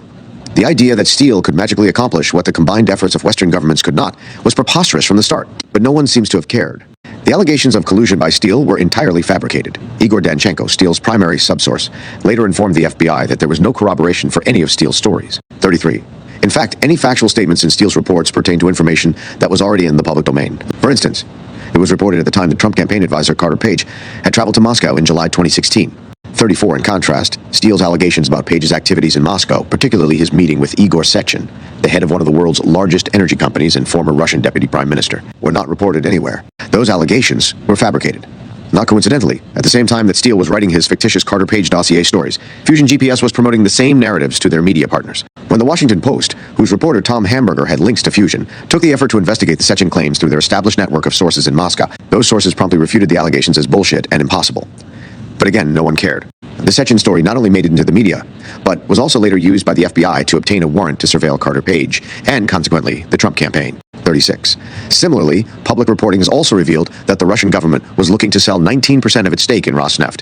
37. That percentage value was adopted by Steele, but not in the way it was publicly reported. In Steele's account, that 19%, amounting to billions of dollars, was designated for Carter Page. The allegation was completely ludicrous. But again, it was repeated throughout the media. 38. Steele used the same modus operandi repeatedly. He would start with a known fact as the foundation, and then embellish it with numerous fabricated stories. To this day, not a single statement in the dossier that had not been previously reported has proven to be true. 39. Just as Clinton, Elias, and Fusion had done, Steele also made sure to insulate himself by creating his own layer of deniability. For Clinton's Swiftboat project, Steele used Danchenko, a Russian analyst based in Washington, D.C., as his conduit. Steele would pay Danchenko to fly to Moscow and meet old school friends and acquaintances. Danchenko would then attribute stories in the dossier, stories that had been written by Steele and Danchenko themselves, to these old friends. That way, if anyone asked uncomfortable questions, Steele could say that he had heard the allegations from Danchenko, who in turn could say that he had heard them from people in Moscow. Those individuals in Moscow who were unaware of their role as sources for the fake dossier were at least 5 steps removed from the Clinton campaign, making it extremely challenging to trace the scheme back to Clinton. Eventually, our group, centered on Stephen McIntyre, Walk of Fire, and Fool Nelson, did identify these fake sources, but it was far too late. By the time we unraveled the entire plot, Trump's presidency had been hindered by Steele's false allegations for 3.5 long years. The Trump-Russia collusion narrative was, and continues to be, firmly entrenched. As an added insurance policy, Steele insisted first to Fusion GPS and later to the FBI that he could not disclose Danchenko's name, as that would have allegedly put Danchenko's life in jeopardy. Of course, Danchenko's urbane life in the Washington, D.C. suburbs was never under any threat. In fact, in 2018, long after the events that allegedly put Danchenko in grave danger, he happily attended an event inside the Russian embassy in Washington, D.C. There was never any fear of being fed a plutonium cappuccino by one of Putin's henchmen. That story, too, was made up, but it bought both Steele and Danchenko plenty of time. There was, however, also another reason for Steele to guard Danchenko's name so closely. 5 years before the dossier, Danchenko had been the subject of an FBI counterintelligence investigation that assessed his documented contacts with Russian intelligence officers. 42. To this day, Danchenko's status as a suspected Russian spy has never been resolved. 43. We can only speculate about what might have happened if the FBI had known at the time it received Steele's first dossier report in July 2016 that the source of the information was a Washington, D.C.-based think tank staffer suspected of being a Russian spy. Clinton's FBI gambit might have been over before it even began. However, considering that the FBI's lead investigator, Peter Strzok, and many of his colleagues were anti-Trump fanatics, it is also possible that, like many other red flags, Danchenko's status would have been concealed by FBI leadership to undermine Trump. Chapter 3. Swiftboating America, the government. A question that has never been answered, and which Special Counsel John Durham, despite his mandate to get to the bottom of the hoax, punted on, is how much of the Swiftboat project was the work of the Clinton campaign, and how much was orchestrated by factions within the federal government. We know that there is no doubt that after Trump won the November 2016 election, FBI leadership repurposed the Swiftboat project for its own efforts to smear and ultimately oust Trump. And they were joined in this endeavor by then CIA Chief John Brennan and then Vice President Joe Biden, as well as President Obama himself. The efforts of these three men, along with many of their associates, resulted in the creation of the notorious Intelligence Community Assessment. This document, although lacking in detail, accused Russia of influencing the election in favor of Trump. The document was released by the intelligence community in the days before Trump's inauguration, ensuring that his presidency was tainted from day one. By the time Trump won the presidency, the FBI needed Steele's reports to be credible. For one thing, they had used the Steele dossier to obtain a Foreign Intelligence Surveillance Act warrant for Trump campaign advisor Carter Page. It was unthinkable for FBI leaders to go to the Foreign Intelligence Surveillance Court and admit they had obtained a warrant to spy on the campaign of the Republican nominee for president based on a bunch of lies. It is therefore not surprising that the FBI doubled down. In fact, the FBI was instrumental in creating the Intelligence Community Assessment and in ensuring that Steele's catalog of lies was included in the assessment. There was no turning back for the FBI, regardless of Danchenko's unresolved status as a suspected Russian spy, and despite the fact that, 4 days into Trump's presidency, Danchenko had disavowed the dossier. In the years that followed, the FBI took great pains to bury Danchenko's name, his past, and even his existence. We would likely still not know that Danchenko was not in a position to know Putin's secrets if then Attorney General Bill Barr had not released Danchenko's FBI interview notes in July 2020. Two of these notes provided our group with the necessary puzzle pieces to identify Danchenko. We would probably also not know about Danchenko's brush with counter-espionage authorities had Barr not revealed this fact in September 2020. We now know that by December 2016, the FBI had identified Danchenko and was aware of both his broader problems and the issues with the stories he told Steele.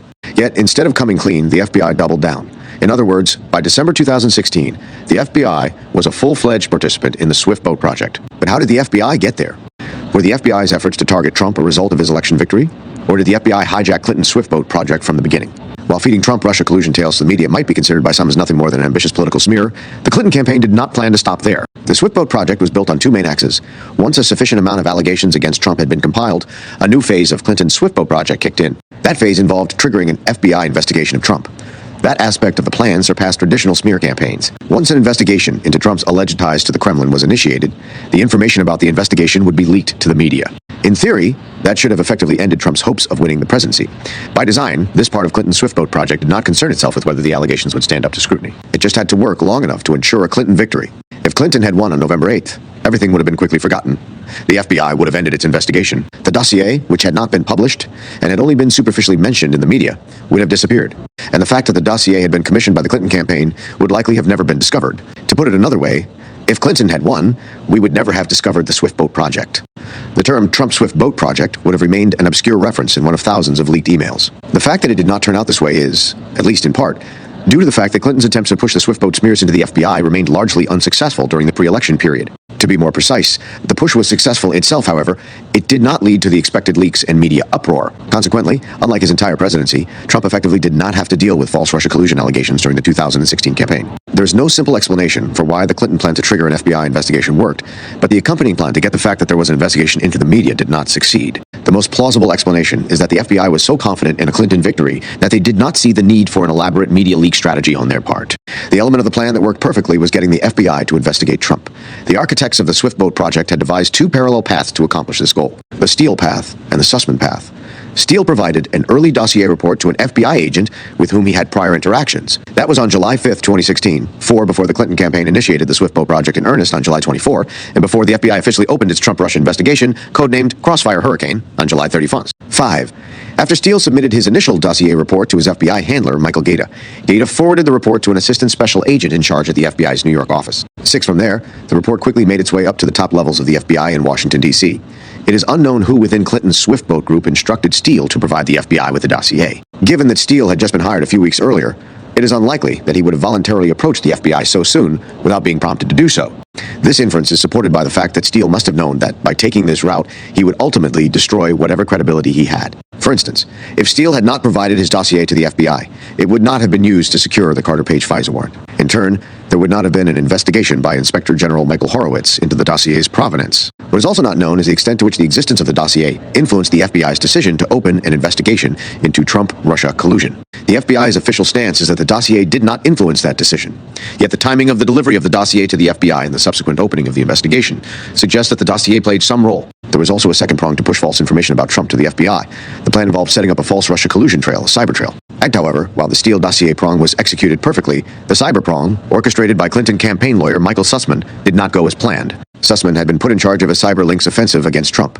The plan was to create the appearance of internet connections between Trump and the Kremlin, which would substantiate Steele's dossier allegations with tangible, real-world evidence. With the assistance of a tech executive named Rodney Jaffe and a team of cyber operatives, Sussman began compiling data that allegedly indicated secret communication between the Trump Organization and Russia's Alfa Bank. In parallel, Steele wrote reports alleging the existence of a secret communications channel between Trump and Alfa Bank. The mysterious communications would then be used as a basis for claiming that Alfa Bank was acting as a conduit between Trump and the Kremlin. The problem was that the purported cyber links were either entirely insignificant artifacts or blatantly fabricated. When Sussman took his cyber data to the FBI on September 19, 2016, it did not take the FBI long to figure out that the data was 51. 50-ish, which is a reference to a section of the Welfare and Institutions Code that allows someone experiencing a mental health crisis to be involuntarily detained. 12. In other words, the FBI knew that the Alfa Bank data was borderline crazy. Coincidentally or not, 6 additional Steele dossier reports arrived at FBI headquarters on the same day, September 19, 2016. 13. Sussman also provided the FBI with a 14-page dossier on Alfa Bank, referring to it as a white paper.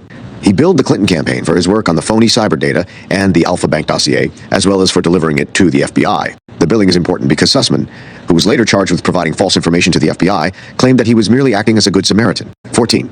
As we discovered when Sussman was indicted in September 2021, the tech operatives who provided the phony cyber data privately discussed its lack of credibility. With one individual emailing the others, we cannot technically make any claims that would fly public scrutiny. The same operative went on to add, the only thing that drives us at this point is that we just do not like Trump.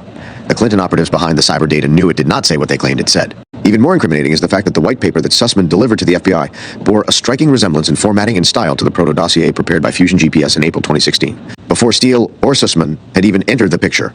The similarity suggests that Fusion may have been involved in drafting, editing, or formatting the white paper that Sussman took to the FBI, once again highlighting Fusion's central role in all matters related to the Swiftboat campaign. Just as Sussman's cyber data and white paper were, the Steele dossier was also submitted to the FBI in an apparent attempt to prompt an investigation of Trump. But unlike the cyber prong, the Steele prong was far more successful.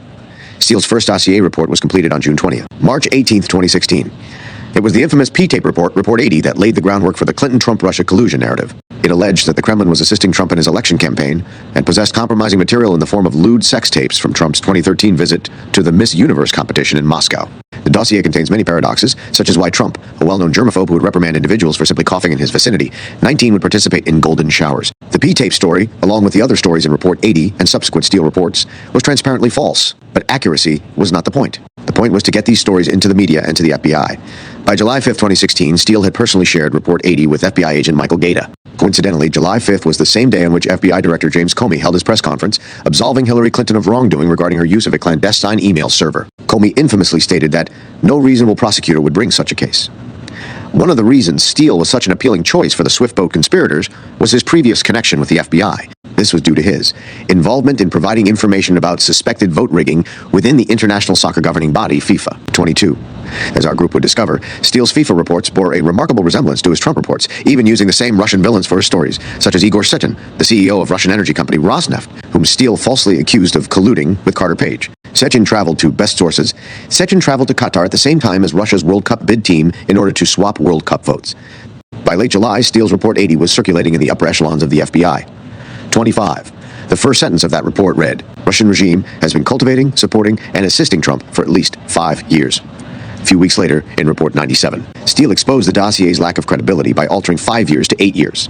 That's what happens when things are made up on the fly, inconsistencies arise. A later report would also detail additional stories of Trump's alleged sexual escapades in St. Petersburg and a bribery scheme. 2008 to top it off. According to Steele, the entire collusion operation was orchestrated by Vladimir Putin himself.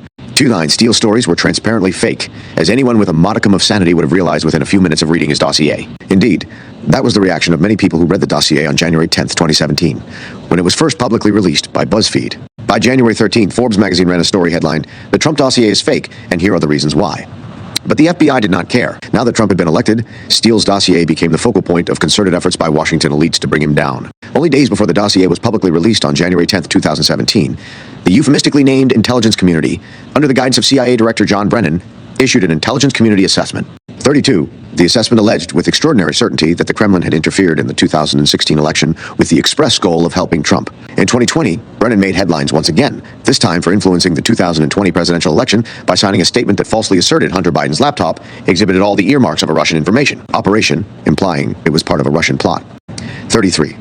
Perhaps Brennan was trying to make amends for not intervening earlier in the 2016 election on behalf of Hillary Clinton. But his actions after the 2016 election proved equally destructive.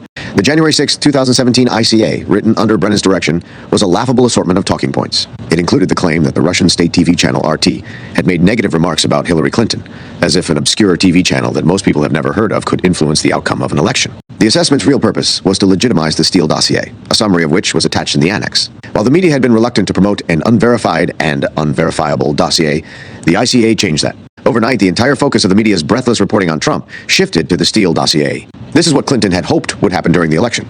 It did not. Instead, Clinton's failed dirty trick was repurposed by government actors to undermine Trump's presidency. If they could not stop Trump one way, they would do it another way. The Trump-Russia collusion hysteria, fueled by linking the Steele dossier to an official government report, quickly bore fruit for those aiming to bring down Trump. Within weeks of the dossier being released, the media frenzy forced Trump to fire his national security advisor, General Michael Flynn. 34 Flynn had been dragged into the Russia collusion scandal shortly after the FBI opened its Crossfire Hurricane investigation. A Steele dossier report dated August 10, 2016, alleged that Flynn had ties to the Kremlin. 35. The ostensible basis for these claims was a well-publicized trip that Flynn had made to Moscow in 2015 at the invitation of RT, the Russian TV channel. During a gala dinner, Flynn was seated at the same table as Vladimir Putin. There was nothing unusual about this trip. Jill Stein, the Green Party candidate for president in 2016, sat at the same table as Flynn. Willy Wimmer, a German politician, and Cyril Svoboda, former deputy prime minister of the Czech Republic, also sat at that table. Mikhail Prokhorov, the former owner of the Brooklyn Nets, was also present. 36. A few years earlier, at the same time when then Secretary of State Hillary Clinton was opposing sanctions against Russia, Bill Clinton delivered a speech in Moscow. For his troubles, Bill Clinton was paid $500,000. 37, no one seemed to care, but somehow, when it was Flynn's turn to go to Moscow, the visit became a five-alarm fire. On February 14th, the day after Flynn was fired, the New York Times ran a front-page story titled, "Trump campaign aides had repeated contacts with Russian intelligence." In truth, there were no such contacts. The story was entirely made up. By the end of February 2017, former President George W. Bush was increasing the pressure, stating to the media that we all need answers regarding the Trump campaign's ties to the Russian government. 39. In March 2017, FBI Director James Comey informed Congress that there was an ongoing investigation into those ties that, in light of the Crossfire Hurricane predicate having blown up, he must have known did not exist. Within months, the combined pressure from the media, political figures, and government officials resulted in the appointment of a special counsel, Robert Mueller. 41. Although Clinton's Swiftboat scheme failed to get her elected, its post-election repurposing by the outgoing Obama administration, the FBI, and the intelligence services ensured that Trump's entire presidency was marred by Russia collusion claims. Crucially, Trump's hands were effectively tied regarding his ambition to improve relations with Russia. Whenever he spoke to a Russian official, even if it was just the Russian ambassador in Washington, D.C., the media immediately depicted such meetings as proof of collusion. When Trump met Putin in Helsinki in July 2018, the media went into full meltdown mode, portraying Trump as a traitor. 43. All that Trump had done was express his doubts about the ICA's conclusion that Putin had interfered in the 2016 election to help Trump. Hysterical headlines proclaimed that Trump was Putin's poodle and that he had committed treachery by casting doubt on U.S. intelligence during the post-meeting press conference. By the time of the Helsinki summit, the FBI had known for over a year and a half that the dossier was phony, and the CIA had known for the same amount of time that the allegations about a secret communications channel between Trump and the Kremlin were false. In fact, when Clinton's lawyer, Sussman, presented the alleged evidence of this secret communications channel to the CIA analysts immediately recognized that the data was not technically plausible and was user-created. The fact that the FBI and CIA withheld that information while Trump was under scrutiny by the press and a special counsel proves that Trump had every reason to question not only the conclusions but also the motives of U.S. intelligence services. But the media did not care. It was probably the biggest media pile-on against Trump since the Access Hollywood tape was released in October 2016. And it got even worse. During the Helsinki meeting, which took place shortly after the conclusion of the Soccer World Cup in Russia, Putin presented Trump with one of the official balls used in the tournament. The ball was intended for Trump's son Barron, who is a big soccer fan. CNN promptly reported that the ball was considered a national security threat because it may have contained a transmitter chip. The hysteria knew no bounds. 46. Hillary Clinton and her media allies had thoroughly poisoned the well. The repercussions were devastating.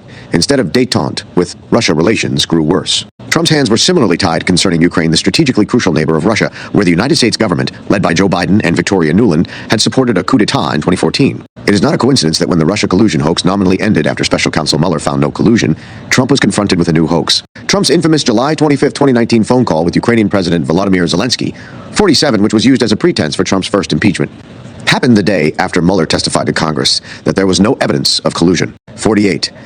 What had started as a Clinton campaign dirty trick had turned into an all-out effort by factions within the federal government to drive out a sitting president. Chapter 4. Russian disinformation or dirty trick. One of the enduring narratives about Russiagate is that it is fundamentally rooted in Russian disinformation. No one is at fault because everyone was duped.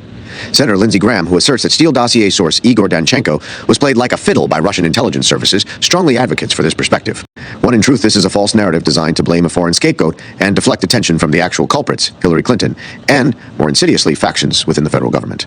As reported by Danchenko, his first assignment related to Trump took place in March 2016, when Steele requested him to investigate Paul Manafort, focusing on corruption issues and Manafort's ties to the deposed Ukrainian President Viktor Yanukovych. The alleged timing of this request is odd because Steele was not formally tasked to write the Trump-Russia dossier until May 2016. However, the March 2016 timeframe perfectly aligns with Manafort's appointment as Trump's convention manager. 3. The reason why Steele assigned Danchenko with anti-Trump efforts before he was hired by the Clinton campaign is not known. Perhaps the Manafort work had a different origin. If that was the case, then it was most fortuitous for Steele that just as he was hired to write the Trump dossier, Manafort was elevated to the role of Trump's campaign manager. Manafort had a colorful past, including serving as an advisor to Yanukovych at one point. Maybe Steele thought he could offer his services to Democrats by compiling disparaging stories about Manafort. Danchenko claims that he did not know anything about Manafort before Steele mentioned his name. This stretches credulity as Manafort was in the media on a daily basis. Either Danchenko lied to downplay his own role in the dossier, or he wasn't familiar with the elementary knowledge required to perform his work. Danchenko later told the FBI that his task was subsequently expanded from looking for dirt on Manafort to looking for information on Trump. Tellingly, Danchenko admitted that even though he did not feel comfortable traveling to Russia to inquire about these topics, he felt like he had to report something back to Steele. Once this modus operandi is understood, everything else falls into place. Danchenko had the task of providing Steele with stories, and that is exactly what he did. Steele did not seem to care much about the provenance of those stories. He just needed someone to pin the blame on if the stories did not check out, which is exactly what Steele ended up doing. Steele had originally met Danchenko years earlier. The introduction was given by Fiona Hill, Senior Director for Europe and Russia at the National Security Council during the Trump administration. Hill became widely known due to her testimony against Trump in the Ukraine impeachment inquiry. Hill had been a colleague of Danchenko's at the Brookings Institution, where Danchenko worked in an intern-type role from 2006 to 2010. We know that Hill wrote a generous appraisal of Danchenko on his LinkedIn page. Igor has built an extensive network of professional research connections that complements his network in Russia and Europe. In 2015, Hill expressed gratitude to Danchenko in her book. Igor Danchenko, as research assistant and later senior analyst at Brookings, provided us with a wealth of insights into and information about Vladimir Putin's life, career, and connections in St. Petersburg. In another strange coincidence, Hill had worked with Steele from 2006 to 2009, while she was an intelligence analyst at the National Intelligence Council, and Steele was still at MI6. 10. When Danchenko's time at the Brookings Institution ended in 2010, Hill assisted him in finding new employment, notwithstanding that his departure coincided with an allegation that he had attempted to recruit Obama administration officials, reportedly on behalf of Russian intelligence. An FBI report on Danchenko, which was only released in September 2020, revealed that Danchenko was at a work-related event in late 2008 when he suggested to two individuals that they could make a little extra money if they got a job in the government and had access to classified information. Danchenko allegedly told these two individuals that he knew some people they could speak to if they were interested. The person who reported the conversation to authorities, whose identity is not known, said that there was no pretext for the conversation with Danchenko. The person could not recall a specific pitch for classified information, according to the FBI report released in September 2020. Danchenko had already attracted the attention of the intelligence services in 2006 when he was in contact with a known Russian intelligence officer. This was while he was at Brookings. According to the FBI report, Danchenko informed the Russian intelligence officer that he aspired to join the Russian diplomatic service in the future. The two discussed a time when Danchenko could visit the officer. 4 days later, the Russian intelligence officer contacted Danchenko and suggested meeting on that day to collaborate on the documents and then think about future plans. Subsequently, Danchenko contacted the Russian intelligence officer to request a response so the documents can be placed in tomorrow's diplomatic mail pouch. These are undoubtedly odd occurrences, and they form the basis of the false narrative that the Swiftboat project is, at its core, a Russian disinformation operation. Unfortunately, other than the little tidbits contained in the FBI report, not much is known about these events. Danchenko appears not to have been asked about them in his January 2017 interview with the FBI. In that interview, he stated that he had never knowingly met a Russian intelligence officer, a claim that now seems to have been false. It is not known why Danchenko was not charged with lying about his previous contacts with Russian intelligence officials. What is noteworthy about Danchenko's apparently false claim is that at the exact point in the interview when Danchenko made that statement, his attorney, Mark Shamel, interjected to emphasize that Danchenko had not met a Russian intelligence officer to his knowledge. What's remarkable about this is that, according to the FBI's interview notes, Danchenko himself had already qualified his answer by saying the same thing. Why did Shamel feel the need to repeat what his client had already said? I have been in this type of situation many times where a client is briefed ahead of an interview or deposition, and to me, this only means one thing. I would be willing to make a small wager that prior to Danchenko's FBI interview, Danchenko and Shamel discussed his interactions with Russian intelligence officials in 2006. Any discussions between Danchenko and Shamel are fully protected by attorney-client privilege, and Danchenko likely confessed to Shamel about exactly what had happened in 2006 and again in 2008. They would have both known that this was a serious problem that they had to address before Danchenko was questioned by the FBI. In my view, they settled on the not to my knowledge qualifier. They might have rationalized that the Russian intelligence officer never identified himself as such, or at a minimum, no one could prove that he had. It's a risky strategy because the officer's conversations may have been recorded, but Danchenko probably thought it was his only option. As to why Danchenko wanted to create distance between himself and Russian intelligence, it is likely that he wanted to continue his life in the United States without having to deal with his past, especially if the interaction with the intelligence officer was benign. If it wasn't benign, he probably wouldn't have hung around for the FBI interview in the first place. It is common practice for persons of interest to be confronted directly, rather than being given several weeks to prepare for questioning in order to elicit truthful answers. Unusually, Danchenko was inexplicably given the luxury of several weeks to prepare for his FBI interview. The person who gave Danchenko time to get his story straight was the chief of counterintelligence at the Department of Justice, David Laufman. Laufman, who became known for his anti-Trump views, claimed that he had given Danchenko time in order to build a cooperative relationship that could result in the bureaus being in a position to assess the validity of information in the resulting from activities or the collection of sub-sources. Laufman abruptly resigned from his post in 2018, allegedly for personal reasons. 16, he later reappeared as Joe Biden's personal lawyer when Biden was found to have unlawfully retained classified documents after he left the vice presidency in 2017. 17, not surprisingly, the revelations about Danchenko's past have been used to portray him as a Russian spy who provided Steele with a lot of disinformation. It's a convenient excuse for everyone involved. If they were ever held accountable, the FBI could justify their actions by arguing that Steele's information originated from Russia, and they could not be blamed for it being disinformation. If pushed, Steele could also shift the blame to an elaborate Russian hoax. The media, which endlessly parroted dossier lies, could do likewise. It's a perfect alibi, but it is fatally flawed. First and foremost, if Danchenko had been an actual Russian spy, he would have shared much more interesting information with Steele, originating from far more significant individuals. But he didn't. He told Steele gossip from his childhood friends. Steele knew who these friends were. Steele knew that these people did not have any more insight into Putin's secrets than anyone else. Importantly, Danchenko was also in need of money. Danchenko's social media accounts, which he scrubbed as soon as we identified him, reveal the life of someone who struggled financially and was constantly seeking ways to make ends meet. He may have dabbled in spying for a few bucks here and there, but it is inconceivable that he was a Russian agent, let alone by the time the Steele dossier was written. Danchenko was a Russian individual who had encountered the American way of life during a study trip and, like many others with similar experiences, desired to stay in the United States. Everything else can be derived from these simple facts. Danchenko leveraged his knowledge of Russia and his ability to speak Russian, which is possibly why he was of interest to the Brookings Institution. Little is known about his departure from Brookings, other than the fact that it coincided with Danchenko being investigated by the FBI for spying. What is known is that shortly after concerns were raised about his alleged attempted recruitment of U.S. citizens, he left the country, or so we thought. The FBI's report on Danchenko states, because the primary subsource had apparently left the United States, the FBI withdrew the FICE application request and closed the investigation. This report was written in September 2020 in response to a congressional inquiry. Thus, it was assumed that Danchenko left the country in 2010, rather than facing scrutiny over his alleged spying and recruitment activities. But the report was wrong. Danchenko never left the country. As Special Counsel John Durham disclosed in 2023, the FBI incorrectly concluded that Danchenko had left the country and returned to Russia. Whether this was just incompetence or if there is more to it remains unknown. But the fact that Danchenko did not leave the country suggests that there is at least the possibility that he was completely oblivious to the fact that he was under FBI investigation. All this means that we still do not know why Danchenko left Brookings. However, we do know that Special Counsel John Durham, as part of his investigation into the origins of the Trump-Russia collusion hoax, subpoenaed Brookings' records, judging by Danchenko's FBI interview and his social media posts, both of which depict him as someone constantly seeking financial gain. It is plausible that the alleged intelligence recruitment attempts were motivated by promises of monetary rewards. The person who reported Danchenko to the FBI was skeptical that Danchenko was earnestly trying to recruit anyone. The earlier 2006 incident involving the Russian intelligence officer is also open to various interpretations. Maybe Danchenko was just trying to make some money. Maybe he genuinely wanted to join the diplomatic service. This was Danchenko the hustler and not Danchenko the Russian spy. What is also overlooked by adherents of the spy theory, such as Lindsey Graham, is that Danchenko never left the United States. Surely, a real spy would have been happy to escape without being caught. And even if we stick to the original story that Danchenko left the United States in 2010, it did not take Danchenko long to return. Why would he come back if the FBI was looking for him? Why would his Russian handlers allow him to go back if he was a real spy? Why would he go back, having just dodged the bullet? How did he get past airport security? How did he manage to live under his own name in Virginia for 6 years before the FBI came to talk to him about the Steele dossier? All of this suggests that Danchenko's involvement with Russian intelligence was not quite as significant as it was later portrayed.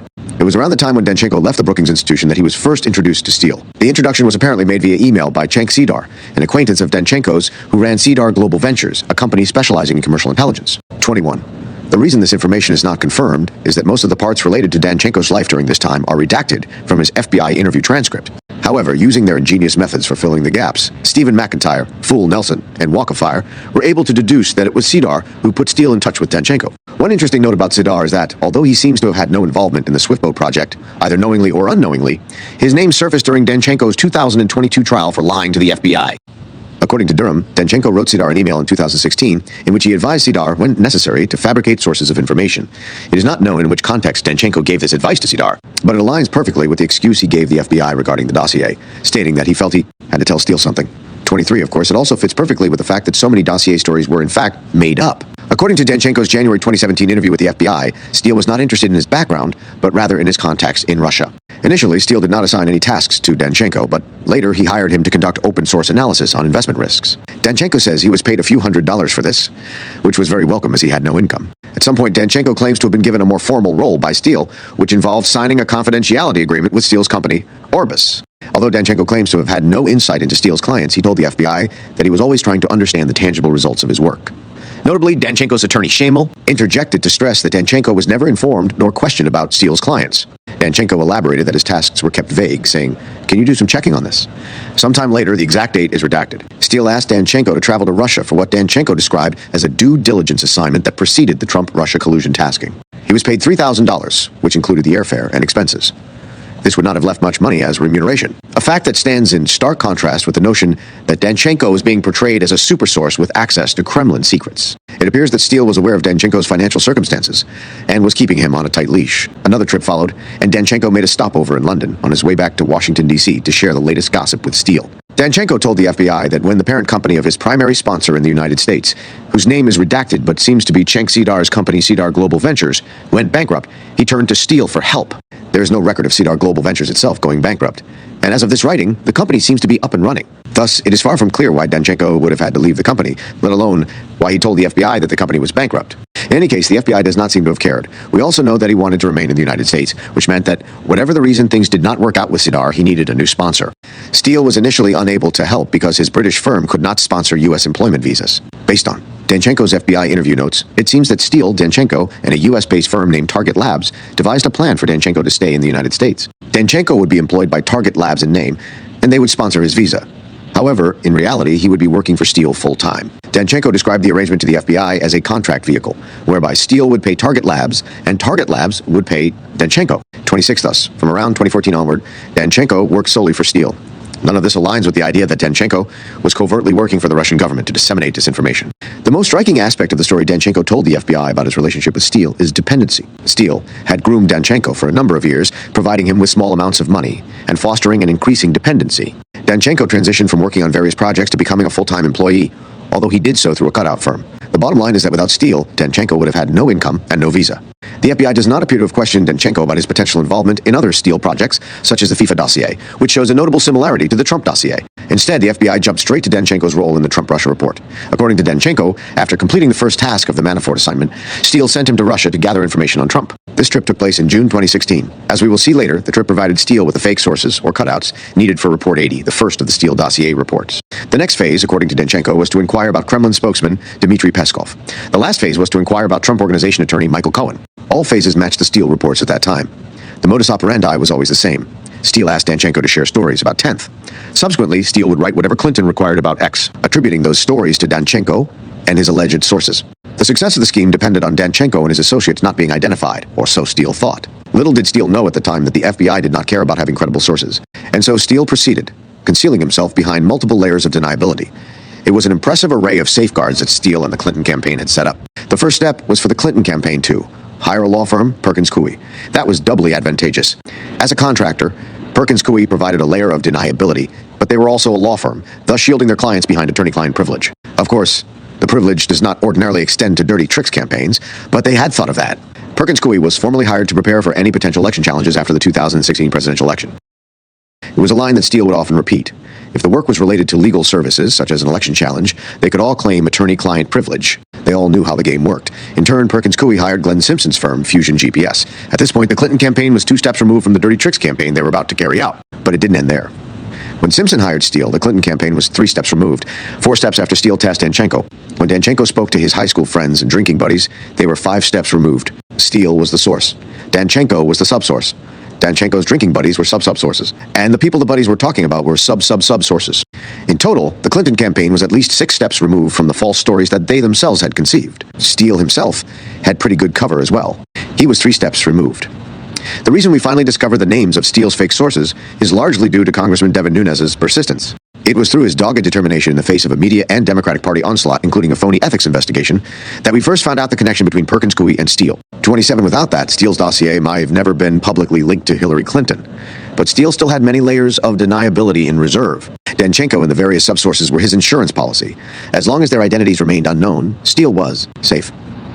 Once our small group of researchers broke through that barrier, the full extent of Steele's deception was revealed. He had literally made it all up. It wasn't Russian disinformation, it was British disinformation tailored to the needs and wants of the Clinton campaign. And this brings us back to the Crossfire Hurricane investigation. This topic is discussed in detail in chapters 9 and 10. But it is worth reflecting briefly on it here to illustrate how ridiculous the Russia disinformation narrative is. The entire history of the Crossfire Hurricane investigation is littered with red flags. Steele approached FBI agent Michael Gaeta with his Trump-Russia collusion story on July 5, 2016. This was before anyone had even heard of Trump campaign aide George Papadopoulos. There is also the fact that State Department official Victoria Nuland later admitted that she had received reports from Steele in July 2016 and immediately passed on those reports to the FBI. 28. Then there is the fact that Stefan Halper, an FBI informant whose connections with Steele remain largely unknown, invited Trump campaign aide Carter Page to Cambridge University. That was also in July 2016. 29. This turned out to be extremely fortuitous for Halper, as only a few weeks later he was assigned by the FBI to spy on Page. Stephen Schrage, a PhD student who worked with Halper, later claimed that the timing of Page's invitation, just before Halper was assigned to spy on him, was merely a coincidence. 30. In addition to Page, Halper was also assigned by the FBI to entrap Papadopoulos. The plan was to bring Papadopoulos to London in September 2016 under the false pretense of commissioning him to write a paper on energy policy. While in London, an FBI honeypot using the alias Azra Turk would engage Papadopoulos in friendly conversation and offer him alcohol before Halper would intervene to gather information on Trump-Russia collusion. 31. Like many of the FBI schemes, it was a madcap plan that was never going to work. There was no indication that Papadopoulos was particularly susceptible to getting drunk. The FBI would have already known that when Papadopoulos met Australian diplomat Alexander Downer a few months earlier, he did not stay for more than one drink. But the main problem for the FBI was that there was nothing useful Papadopoulos could tell them. Despite Halper's growing belligerence in trying to get Papadopoulos to say something incriminating, Papadopoulos stood firm. When Halper asked Papadopoulos whether the Trump campaign knew anything about the DNC hack, Papadopoulos not only denied any knowledge, but also correctly added that no one has proven that the Russians actually did the hacking. When Halper provoked Papadopoulos by suggesting that assistance from WikiLeaks or the Russians could be incredibly helpful, Papadopoulos responded that the Trump campaign did not endorse this type of activity, because ultimately it's illegal. Papadopoulos also made it clear to Halper that collusion was illegal, and that espionage was treasonous. Papadopoulos even addressed the media's ridiculous efforts to portray Trump's Russia, if you're listening. Remark about Clinton's email scandal as something nefarious. In July 2016, Trump jokingly said, "Russia, if you're listening, I hope you're able to find the 30,000 emails that are missing." Papadopoulos told Halper that, of course, he didn't mean for them to actively engage in espionage. None of this had anything to do with Russian disinformation. This was the FBI trying to entrap Trump campaign associates.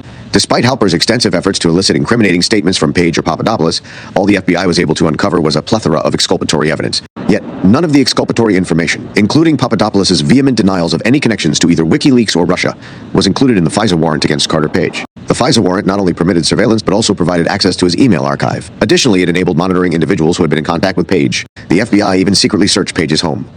33, it all turned up nothing. There was nothing. It had all been made up by Steele, a contractor for the Clinton campaign. By November 2016, as is discussed in greater detail in Chapter 13, the needs of the Clinton campaign had shifted, as well as those of certain elements within the federal government. Clinton had lost the election and needed a scapegoat. The initial plan to pin Russia collusion on Trump, both as an end in itself and as a means to deflect from her own email scandal, failed to get her elected. Perhaps the main cause of this failure was the fact that the media did not embrace the Steele dossier until after Trump's victory. Had the media treated the Trump-Russia collusion allegations as a DEFCON 1 situation, as it did throughout Trump's presidency, it is possible that Clinton would have eked out a win. Be that as it may, Trump was going to become president in a few weeks. Consequently, the plan shifted from a dirty tricks campaign aimed at preventing his election to a dirty tricks campaign focused on making his life as difficult as possible and ultimately removing him from the presidency. The Trump-Russia collusion story was recycled for this purpose. This wasn't Russian disinformation. This was part of the federal government targeting a sitting president with a massive campaign of smears and lawfare. For his part in this scheme, President Obama ordered an intelligence community assessment, supposedly to investigate Russia's alleged involvement in the 2016 election. 34. An essential goal was to construct a narrative suggesting that Trump's victory was owed to Vladimir Putin. That aspect of the ICA scheme was almost guaranteed to ruin Trump's presidency, but the ultimate goal was to have him removed or to force him to resign. For this reason, the collusion narrative would also need to be resurrected, but intelligence officials did not have anything concrete to offer. After all, there had been no collusion, so the main part of the ICA ended up being a bland regurgitation of baseless talking points. The essence of the ICA's accusations is encapsulated by the following, quote, "RT's coverage of Secretary Clinton throughout the U.S. presidential campaign was consistently negative. The ICA was a transparent hoax. It was embarrassing. But it didn't matter because the outgoing Obama administration had a trick up its sleeve, the Steele dossier. By including the dossier in the ICA, it would gain the credibility it never had and never deserved. It was that move that transformed the dossier from laughable flimflam, which even the media was not comfortable talking about, into a potent weapon against Trump. It is rarely acknowledged, if ever, that the Steele dossier is the only document to date that alleges collusion. Sure, there have been plenty of people, such as FBI Director James Comey, who have insinuated collusion. However, when asked under oath, Not a single person has ever stated that they have evidence of collusion. The House Intelligence Committee's Russia probe included over 50 witness interviews, which involved all senior FBI personnel participating in the investigation. 36 House Intelligence Chairman Adam Schiff implied otherwise during an appearance on ABC, where he claimed, "I've been very clear over the past year and a half, that there is ample evidence of collusion in plain sight." However, when the interview transcripts were finally declassified in 2020 by then Acting Director of National Intelligence Richard Grenell, 38, not a single witness was able to provide any evidence of collusion. In the end, the FBI only had Steele, and they knew it. Without it, the ICA was the sort of platitudinous gibberish that often characterizes these reports. Even fervent anti-Trump individuals would have struggled to maintain the collusion narrative, which was based on a fringe news channel with minimal viewership, somehow influencing the outcome of the 2016 election. With Steele's information, the media would have the hook it needed to perpetuate the collusion narrative for years. The collusion angle was also necessary to prompt the appointment of a special counsel. The accusation that Putin had favored Trump wasn't enough. There had to be a specific allegation involving Trump. As FBI Deputy Director Andrew McCabe stated, the Steele election reporting qualified at a minimum due to concerns over possible Russian attempts to blackmail Trump. The purpose was obvious. To pursue Trump, a personal angle was necessary. Crossfire Hurricane was a broader effort aimed at Trump's campaign. It thus comes as no surprise that McCabe initiated the investigation into Trump personally in May 2017. By doing so, McCabe guaranteed that a special counsel would have to be appointed because, as a matter of perception, an FBI under the Trump administration could not investigate Trump. The ICA, which ultimately included a summary of Steele's dossier, marked the beginning of the next phase of the campaign to oust the newly elected president. It was a concerted effort, carried out at the highest levels of government, in conjunction with the media, to whom a litany of false stories was leaked. The result of these efforts was the appointment of Robert Mueller as special counsel. The hope was to entangle Trump in something that could be used to force his resignation or impeachment. It didn't have to do with the Russia collusion, which everyone had realized did not exist by that point. But just as the investigation by a special counsel, who at the time was still called independent counsel, into Bill Clinton's involvement in the Whitewater real estate scandal ended up with Clinton's impeachment for lying about an extramarital affair, anything was possible. Indeed, when the Mueller investigation concluded, no nefarious connections to Russia were uncovered, despite a significant effort by Mueller's team to pressure Trump associates such as George Papadopoulos, Roger Stone, or Paul Manafort. Instead, the entire focus of the investigation had turned to something extraneous, namely Trump's alleged obstruction of the investigation. As mentioned earlier in 2020, the Biden campaign used the same Russia collusion playbook to discredit something they knew to be true. Hunter Biden's abandoned laptop was found in a Delaware computer repair shop. The laptop had nothing to do with Russia. It was a simple matter of Hunter having dropped it off for repairs and forgetting about it.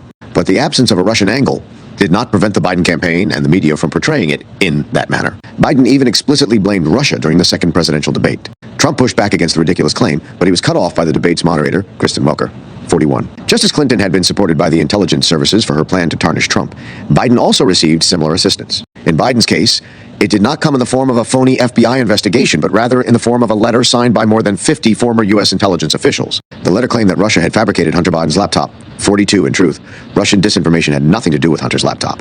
43, just as it had nothing to do with the Swiftboat project or the subsequent efforts by some factions of the government to oust Trump. Chapter 5, Christopher Steele. Christopher David Steele was born in 1964 in Aden, Yemen. At that time, Yemen was part of the Federation of South Arabia, which was a British protectorate. His father and mother had met while working at the Meteorological Office, the United Kingdom's National Weather Service. Eventually, the family moved back to England, where Steele grew up with his older sister Alison and younger sister Claire. In 1982, after finishing secondary school, Steele entered Cambridge University, where some of the Russiagate stories would unfold 3.5 decades later. One Steele became president of the Cambridge Union Society, a debating society, before graduating in 1986. He then joined the Foreign and Commonwealth Office, which is the United Kingdom's equivalent of the State Department. Steele was recruited by the Secret Intelligence Service, commonly known as MI6. MI6 is also known as Her Majesty's Secret Service, which might explain the media's James Bond references in relation to Steele. At the tender age of 26, Steele was sent to Moscow, where he spent the early 1990s at the British Embassy, working for MI6 under diplomatic cover. He returned to London in 1993. Assignments in France and Afghanistan were to follow before he finally ended up heading the Russia desk at MI6 in London in 2006. During this time, Steele became the case officer for Alexander Litvinenko. Litvinenko was a former officer of the Federal Security Service of the Russian Federation. In 2000s, Litvinenko fled Russia and was granted asylum in the United Kingdom. In 2006, Litvinenko was poisoned in London with polonium-210, a highly radioactive metal. Steele investigated Litvinenko's death and concluded that it was a Russian state-sanctioned assassination. Tragedy struck in 2009 when Steele's wife, Laura, passed away at the young age of 43 due to cirrhosis of the liver. It was a terrible blow, and Steele was left to care for their 3 children. In 2009, Steele, along with British ex-diplomat Christopher Burrows, founded Orbis Business Intelligence. Orbis describes itself as a leading corporate intelligence consultancy, providing senior decision-makers with strategic insight, intelligence, and investigative services. Whatever Orbis was actually doing, it was lucrative, certainly far more profitable than a desk job at MI6. According to a profile of Steele in The New Yorker, Orbis grossed $20 million between 2009 and 2017. One of Orbis's clients was Oleg Deripaska, a Russian oligarch. Deripaska claims that he hired Steele in 2012 to work on a research project related to a legal dispute he had in England. 3. Curiously, Steele also arranged a meeting between Deripaska and Department of Justice official Bruce Orr. 4. In 2016, Deripaska conducted his own investigation into Trump's campaign manager, Paul Manafort. According to Bruce Orr's later testimony to Congress, Steele informed Orr on July 30, 2016, that Deripaska's attorney, Paul Hauser, was investigating whether Manafort had embezzled money from a joint venture in Ukraine in which Deripaska was also involved. 5. Deripaska had previously hired Manafort as a consultant. In September 2016, Deripaska was one of the first individuals interviewed by the FBI's Crossfire Hurricane team. It is not known what the interview was about, as the FBI's notes are almost entirely redacted. 6. Another attorney for Deripaska, Adam Waldman, claimed that Deripaska was in New York as part of Russia's United Nations delegation when 3 FBI agents visited him and posited a theory that Trump's campaign was secretly colluding with Russia to hijack the U.S. election. Deripaska laughed but realized, despite the joviality, that they were serious. Deripaska supposedly told the FBI that they were trying to create something out of nothing. The Deripaska story is particularly odd because Deripaska is said to be close to Vladimir Putin. Why would such a person hire Steele, a known Putin critic? It is not known what role, if any, Deripaska played in any of Steele's schemes, other than hiring Steele for a legal case in 2012. What is equally odd, and has gone largely unnoticed, is that between May 2014 and some point in 2015, Steele wrote over 100 reports on Ukraine that were funneled to Victoria Nuland, then Assistant Secretary of State for European and Eurasian Affairs. It remains unknown who paid Steele to provide his Ukraine dossier to the State Department, presumably to influence policy. While only portions of that dossier have been published, one thing that jumps out immediately is its uncanny similarity to Steele's Trump dossier. The background to Steele's Ukraine reports is the February 2014 Ukraine coup. Ukrainian nationalists, with the support of the Obama administration, overthrew the administration that was led by Ukrainian President Viktor Yanukovych. The Maidan Revolution led to a civil war in Ukraine's Donbass region, Crimea separating from Ukraine, and an increasing vilification of Russia. This, in turn, pushed Russia toward China. It was a foreign policy disaster on all fronts. It also elevated Ukrainian oligarchs. After the democratically elected government of Yanukovych was deposed, an unelected interim government took over the reins. The government had been chosen by State Department official Victoria Nuland with the approval of Joe Biden. Eventually, in May 2014, billionaire oligarch Petro Poroshenko was elected president, once again with generous support from the Obama administration. Around this time, Hunter Biden, whose father, Vice President Joe Biden, had effectively become the de facto viceroy of Ukraine, was paid millions of dollars to join the board of the Ukrainian gas company Burisma. Notably, by his own admission, Hunter knew nothing about gas and even less about Ukraine. It is a little-known fact that Hunter has never traveled to Ukraine, neither before he was appointed nor since. 11. In 2015, a few weeks after the head of Burisma's board demanded that Hunter end criminal investigations into Burisma, Joe Biden allegedly blackmailed Poroshenko. He threatened that either Poroshenko would fire the prosecutor who was leading the investigations into Burisma, or Joe Biden would withhold $1 billion in U.S. loan guarantees. It was this fact, which Biden admitted in a talk before the Council on Foreign Relations, that Trump asked then-new President of Ukraine Volodymyr Zelensky to investigate in their now infamous July 25, 2019 phone call. It was this phone call that led to Trump's first impeachment. With that background, it is probably not surprising that Steele was involved in the Ukraine situation. Steele's Ukraine reports bear a striking resemblance to his Trump-Russia reports. The same language and phrases are used throughout both reports, such as cryptic references to speaking in confidence to a trusted compatriot or speaking in confidence to a trusted Western interlocutor in order to conceal the fact that there are no real sources, at least not credible ones. Even the same people are used. Igor Sechin, the CEO of Rosneft, whom Steele falsely accused of meeting Carter Page, is mentioned 16 times in the Trump-Russia dossier and 19 times in the Ukraine dossier. 13. Sechin also appears in a previous report written by Steele regarding corruption at FIFA, the international governing body of association football, commonly known as soccer in the United States. England had hoped to host the 2018 Football World Cup, which was eventually awarded to Russia. The English Football Association, the organization responsible for the bid, hired Steele to investigate whether the bidding process was corrupted. Steele alleged that Igor Sechin, while he was still in government and before he joined the Russian energy group Rosneft, had bribed officials to secure the World Cup for Russia. The FBI interviewed Steele about his findings in 2015 as part of its own investigation into FIFA corruption. 14. Immediately after the publication of the Steele dossier by BuzzFeed, Reuters' Mark Hosenball, a reporter associated with Fusion GPS. 15 released an article asserting that Steele's alleged involvement in the FIFA investigation lent credibility to his Trump-Russia claims in the eyes of the FBI. However, there is no evidence that Steele contributed to the FIFA investigation in any meaningful way. The only documented information is that Steele met with the FBI's Eurasian Organized Crime Unit in 2010. That doesn't mean anything. The fact that Steele kept casting the same character, Sechin, as a villain in his reports further undermines any claims that his FIFA report offered any useful information. The media's narrative that Steele's alleged contributions to the FIFA investigation made him reliable in the eyes of the FBI is further undercut by the fact that Sally Moyer, an FBI attorney who worked on the Carter Page FISA warrants, informed congressional investigators that, by autumn 2016, the FBI was still seeking further clarity about Christopher Steele and his reliability.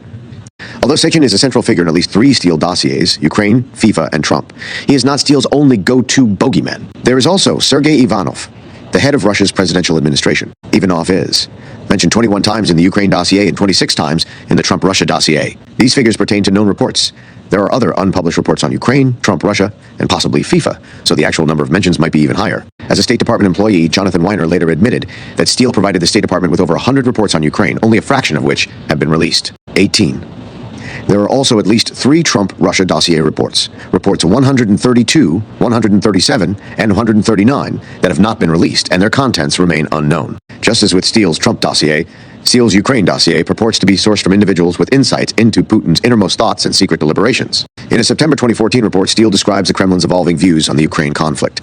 Steele claimed that Putin was most afraid of European Union sanctions and that he was unhappy about Poroshenko's rise. In another report, Steele claims to know about a company that is secretly owned by Putin and Putin's mistress. None of these things are knowable. Also, similar to the Trump-Russia reports, the Ukraine reports consist mostly of boilerplate information. For instance, Steele claims that the Kremlin was discussing its options regarding eastern Ukraine.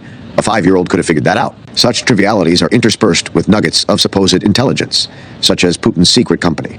It's all a game, a very transparent one. Copy and paste 90% of the reports from common internet searches and inject 10% fabricated intelligence. In fact, it is far too transparent to believe that anyone with a semblance of sophistication fell for it. What is worse is that Steele wasn't even good at copying and pasting. The call sign of the Malaysian Boeing 777 that was shot down over Ukraine on July 17, 2014, was MH17. Steele copied and pasted it as ML17. Incidentally, that tragedy was a direct result of the Donbass War, which had been triggered by the February 2014 revolution. Similarly, there are many elementary errors in the Trump-Russia reports, such as misspelling Alpha Bank as Alpha Bank, or incorrectly locating a Russian consulate in Miami where no such consulate exists. While the Ukraine dossier does not have the targeted, made-to-order feel that the Trump-Russia dossier has, there are instances of the same kind of blatant influence operation that characterizes several of the Trump-Russia reports. Ukraine reports 162A and 194A provide a good example. As an aside, the gaps between the numbers assigned to Steele's reports are also observed. In the Trump-Russia reports, Steele claims he does this to throw off potential infiltrators. Appended between reports 162A and 194A is an email that Steele wrote to State Department official Jonathan Weiner from Chris Steele, less than Chris Steele at orbisby.com, greater than date, August 13th, 2014 at 4:21:47 p.m. EDT2. Jonathan Weiner. Subject, Russian aid convoy. Latest Orbis intelligence.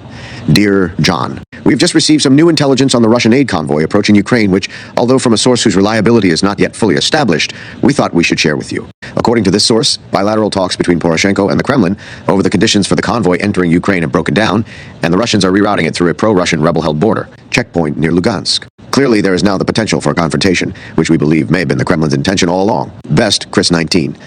Notably, Steele put the word aid in scare quotes, as if to suggest that the convoy was about something other than aid. It is unfathomable that Steele would know more about Russian military movements than U.S. military intelligence with their network of satellites and other sources. Steele also claimed to know that Russia wanted a confrontation. Again, this is, on its face, ludicrous. It is unfathomable that anyone would have believed what these reports were claiming. As State Department Freedom of Information Act releases have shown, Steele sent his Ukraine reports to Jonathan Weiner. Weiner then shared them with Victoria Nuland. The Freedom of Information Act emails also indicate that Steele's approach was unsolicited. As mentioned, it is not known who is paying Steele to try to influence U.S. government policy with these reports. What is known is that despite their laughably absurd claims, Weiner and Nuland seemed to have found Steele's information useful and were eager for him to continue providing reports. Nuland wasn't entirely sold, though. When Steele sent a report about Yulia's return to power, referring to Yulia Tymoshenko, Nuland's response was, some of this rings true, some not. Tymoshenko is the former Ukrainian prime minister who, in 2011, was imprisoned for embezzlement, a charge that was later overturned. In another instance, Nuland noted that Steele's information rings a bit extreme. It appears that Nuland, despite being a fervent critic of Putin and one of the architects of the Maidan Revolution, had misgivings about Steele's anti-Russia reporting. It is not known whether she relayed these concerns to the FBI, or whether the FBI even asked. It is also unknown whether Steele sent his Ukraine reports elsewhere, or what other purposes they may have served. Apart from attempting to influence U.S. government foreign policy regarding Ukraine and Russia, the real question, and one that is yet to be answered, is who paid Steele to write these reports and give them to the State Department.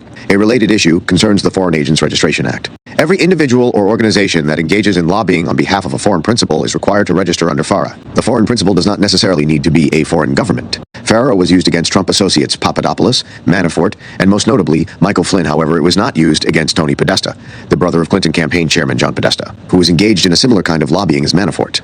21. Steele's modus operandi was to bypass any FARA problems by providing his information to the State Department under the guise of reporting national security matters. Similarly, he later provided information to the FBI disguised as reporting significant national security issues. Between the Ukraine dossier and the Trump-Russia dossier, Steele worked on another operation called Project Charlemagne.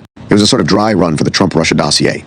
Steele reported on alleged Russian interference campaigns in Europe, aimed at supporting right-wing forces in France, Germany, Italy, Turkey, and the United Kingdom. According to Glenn Simpson of Fusion GPS, Steele reportedly discovered that the Kremlin had a secret black budget of tens of millions of dollars that was being funneled to European politicians who oppose the European Union. 22, incredibly, in 2019, despite all the information available at the time about Steele's falsehoods in the Trump-Russia report, the Intelligence and Security Committee of Parliament, a statutory committee of the Parliament of the United Kingdom, which was investigating potential Kremlin interference in British politics, invited Steele as one of only 5 expert witnesses. 23.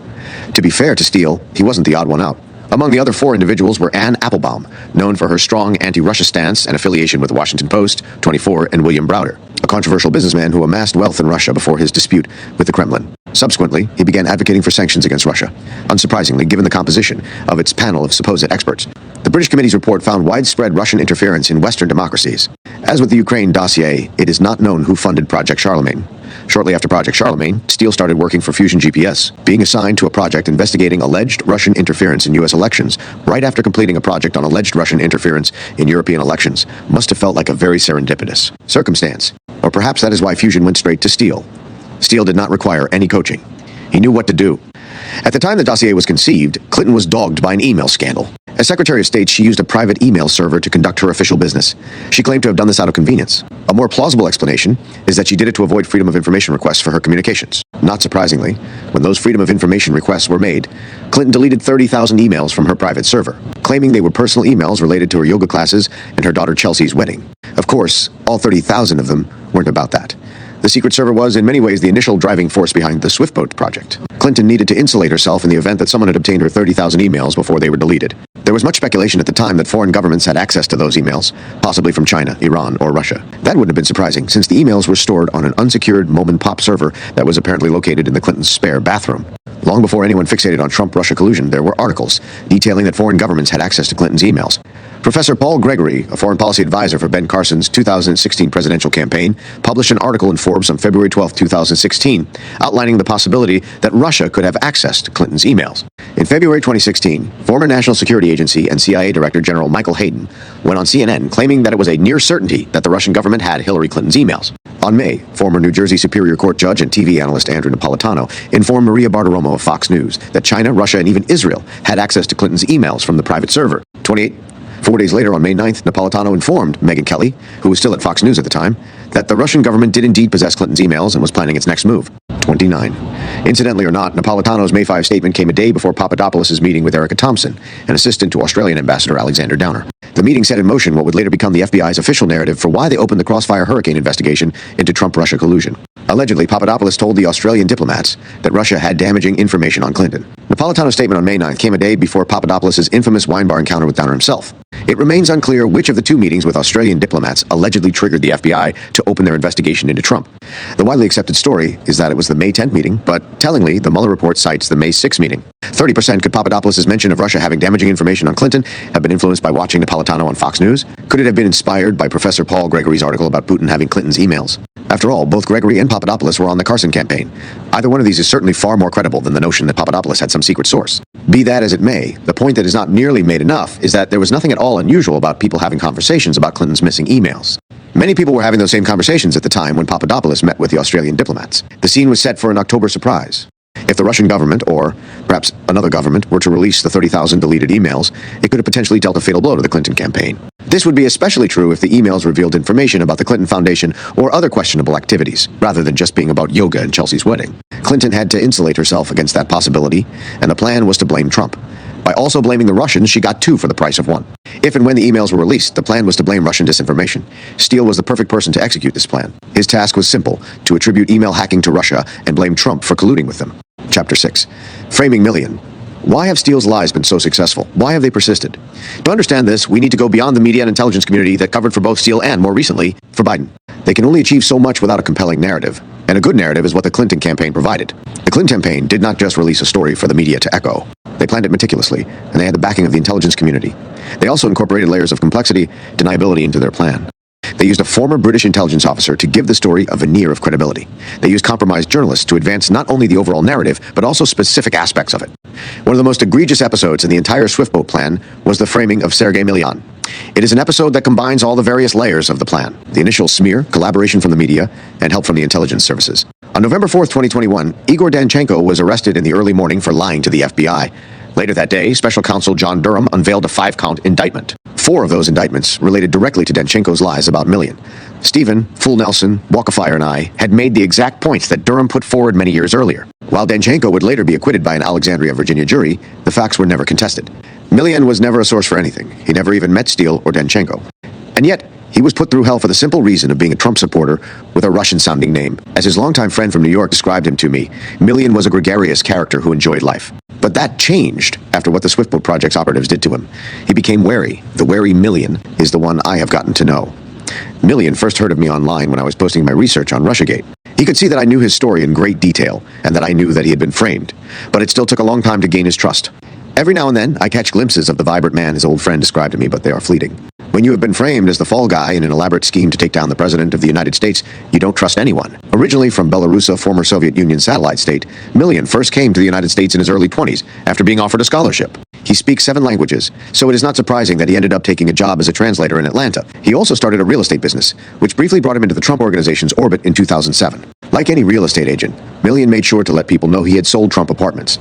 There was nothing nefarious about it, but it would end up being used against him. Millian later moved to New York, where he was based when he was framed during the 2016 presidential race. While Millian was likely identified as a potential scapegoat early in the Swiftboat project, it was an interview he gave to Russian media in April 2016 that ensured he would be the primary target. 1. Having represented the Russian-American Chamber of Commerce and been interviewed many times before, including a Fox News interview with Maria Bartiromo in 2014. 2. The interview was nothing unusual for him. During the interview titled, Sergey Millian, Donald Trump will improve relations with Russia, Millian expressed his support for Trump. 3. As Millian later recounted to me, it was that interview that solidified the interest of the Clinton operatives in him. Imagine, he tells me, you have been instructed to tie Trump to Russia. The first thing you would do is conduct an internet search on Trump Russia. And one of the initial results might have been the Russian language interview in which I voiced support for Trump. Undoubtedly, the name Millian would have come up pretty quickly in any search for Trump in Russia. There was his real estate business, his role with the Chamber of Commerce, and the fact that he had expressed support for Trump. Millian's business also required him to be highly visible. All they needed was a Russian speaker with connections to Trump. The fact that he was already in the media made it easier to find him. The fact that he publicly supported Trump was the cherry on top. Everything else could be fabricated and later attributed to Millian.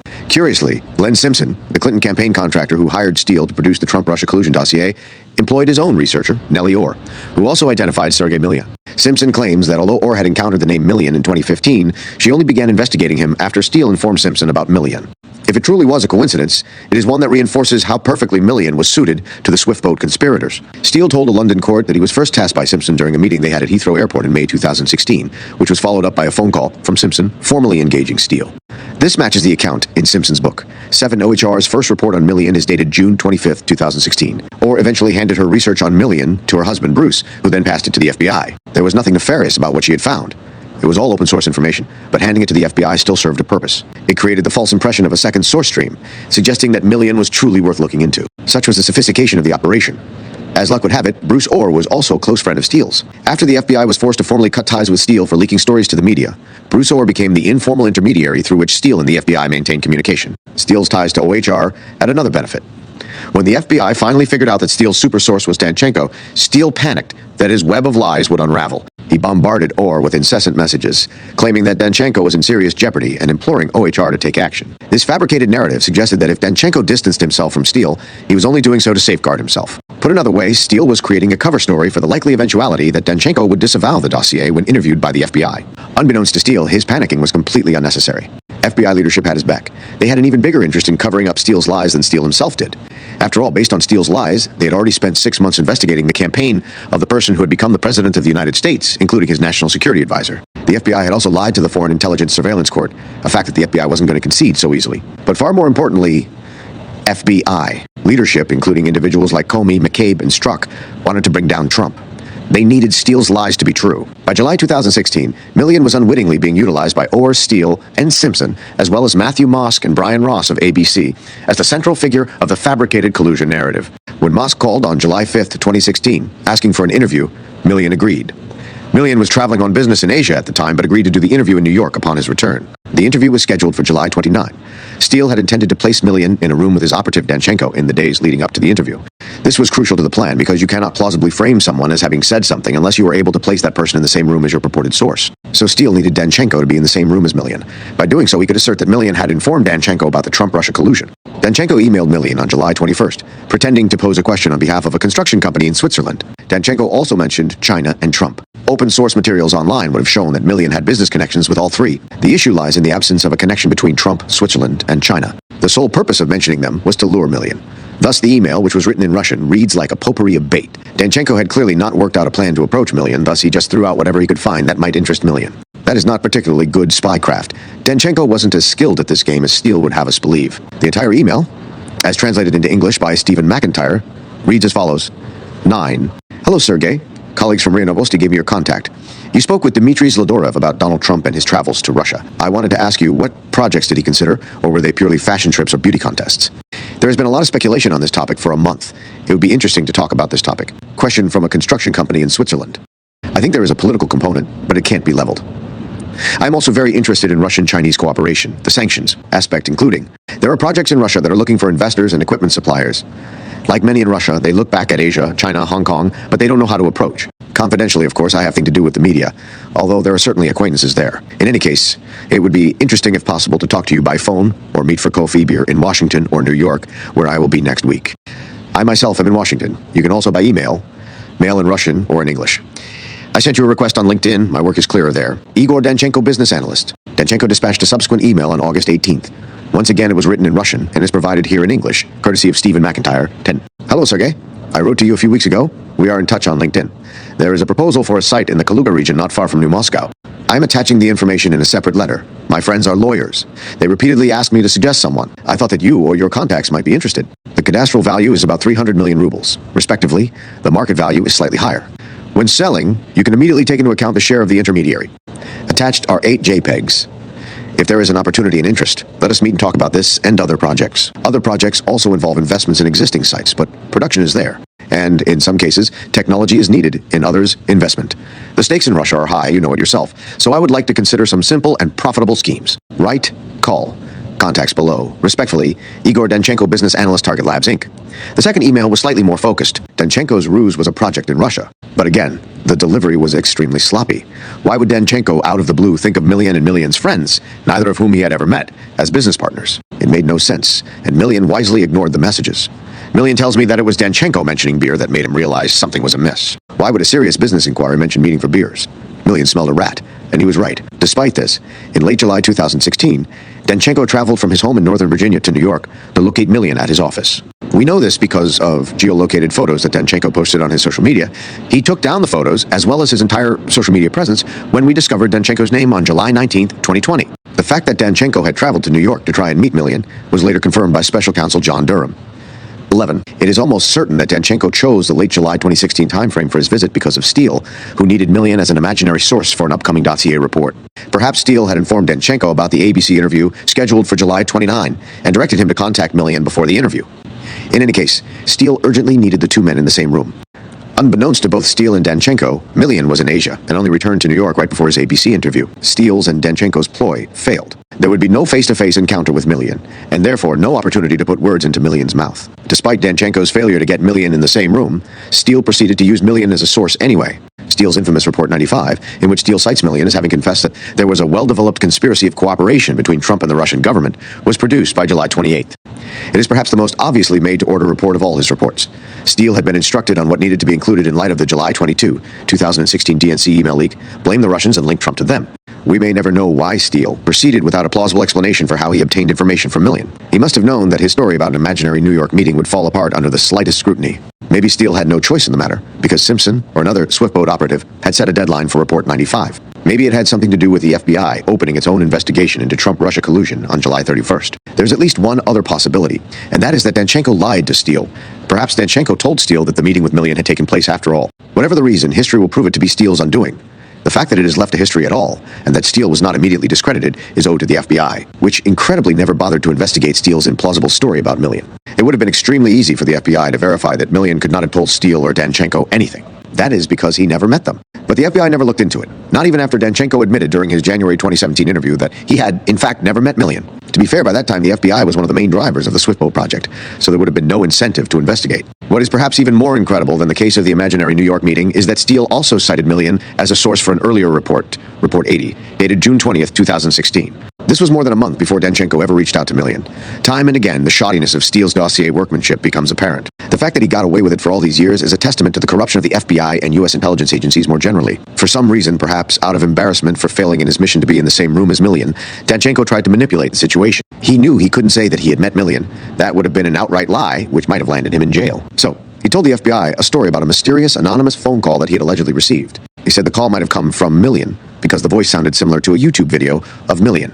It was an absurd claim, made even more absurd by the fact that Danchenko was adamant that the mysterious Russian on the other end of the line didn't say anything negative about Trump. There were more red flags.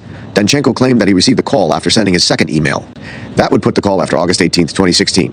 Yet, he also claimed that it was the call that prompted him to travel to New York in late July to try to find Millian. But the biggest giveaway is the fact that Danchenko, by his own admission, spent a few days hanging around in New York trying to find Millian. Not once during this period did Danchenko email Millian or call back the strange person who had allegedly contacted him. Why would someone spend a few days in New York looking for someone without bothering to contact them? It was an obvious case of Danchenko not getting his story straight. He fibbed and fudged because he had failed to meet Millian as instructed by Steele. Despite Danchenko's obvious lies, the FBI kept forging on with its Get Trump agenda. In fact, the FBI continued to spy on Michael Flynn using warrantless national security letters, persisted in leaking information to the media about Trump-Russia collusion, pursued Papadopoulos, and obtained additional FISA warrants against Carter Page. The pursuit of Papadopoulos is particularly instructive. The FBI's Danchenko interview, which stretched over the course of 3 days, ended on January 26, 2017. The following morning, the FBI's Crossfire Hurricane team arrived at Papadopoulos' residence in Chicago to conduct an ambush interview. Instead of ending the investigation, the FBI intensified it. Their efforts culminated in the appointment of Special Counsel Robert Mueller in May 2017, 5 years later in May 2021, during Michael Sussman's trial. FBI's Bill Priestap testified that Comey was fired up when false leads about Trump reached the FBI. 12. It was Steele's luck that the FBI wanted to get Trump even more than Steele did. Millian returned to New York late on July 27, 2016, just in time for his interview with ABC. The interviewer was ABC's chief investigative correspondent, Brian Ross, who was later fired from ABC for filing a false report on Michael Flynn. 13, Ross claimed that candidate Trump had ordered Flynn to contact Russian government representatives. That was not true. But Ross's exposure as a dishonest journalist came too late for Millian. Millian thought he was being interviewed because of his role at the Russian-American Chamber of Commerce. But Ross had set up the interview under false pretenses.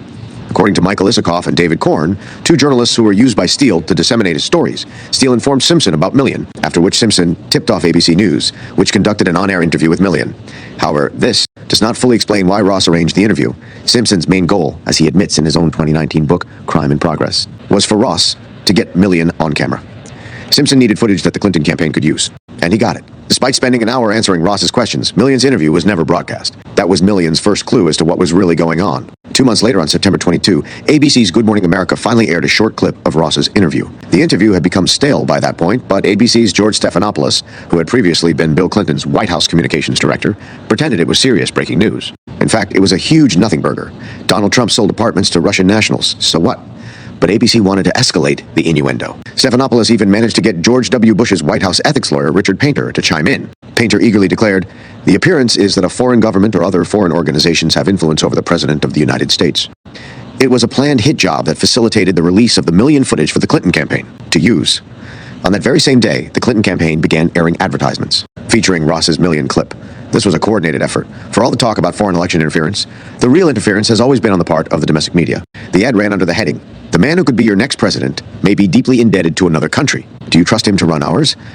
In the ad, Millian can be seen stating that Trump had made millions from selling property to Russian businessmen. Of course, this is entirely normal for a billionaire who made his money selling apartments to affluent clients worldwide. But that is not the way the Clinton campaign portrayed it. The damage was done. Steele's operation not only framed Millian as their main source for the collusion claims against Trump, but also collaborated with a major American network to lure Millian into a trap. This enabled them to provide clips to the Clinton campaign.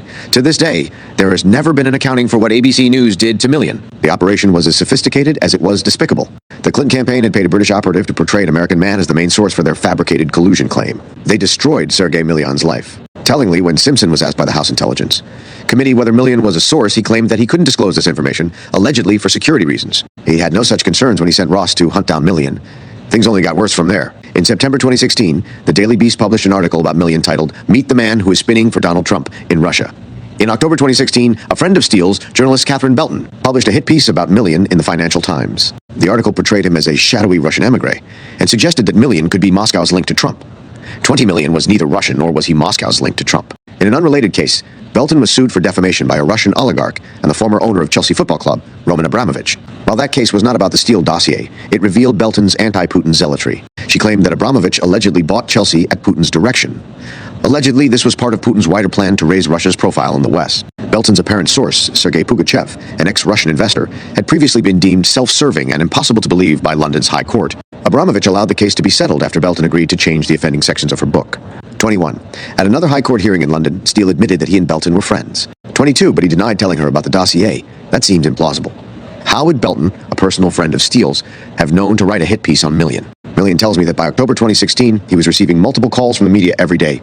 His responses became understandably agitated. When Belton sent Millian a pre-publication request for comment on a critical article, Millian replied, "Hi, Catherine. I can recommend a good psychologist in NYC or London to anyone who came to these conclusions." Millian was fed up with the media circus being orchestrated to smear him. He was wondering what was behind it all. Like most people, he had no clue about the existence of a dossier, let alone that he was its main protagonist. Even though Millian did not know at the time that Steele had fed Belton the fake story, he immediately understood that the Clinton campaign was directly behind the attack. After Belton's smear article was published, Millian reached out to Hope Hicks, who was the Trump campaign's press secretary. The reason Millian contacted Hicks was that she was mentioned in Belton's hit piece. Hicks had told Belton that there was no connection between Trump and Millian, other than Millian meeting Trump for a photo op in 2007. Millian confirmed that he had indeed met Trump only once in 2007 at a marketing event for the Trump Hollywood Project in Hollywood Beach, Florida. He told Hicks that Belton's accusations were completely baseless and that the article was entirely fabricated. Presciently, he added that the Hillary camp is out of playing cards against Mr. Trump and the Russian card is her biggest card right now. Around the same time, Millian started receiving death threats, which continued for many years. But things got even worse. In January 2017, Mark Merrimont of the Wall Street Journal, hiding behind a person familiar with the matter, likely either Steele himself or a Steele associate, published an extraordinarily slanderous piece alleging that Millian was the key source for Steele's dossier. 25. It was through this hit piece that Millian figured out what was going on. The cat was out of the bag. Millian had been framed as the main source of the dossier. It was all a lie, and as Millian recounts, he told Merrimont that it was all a lie.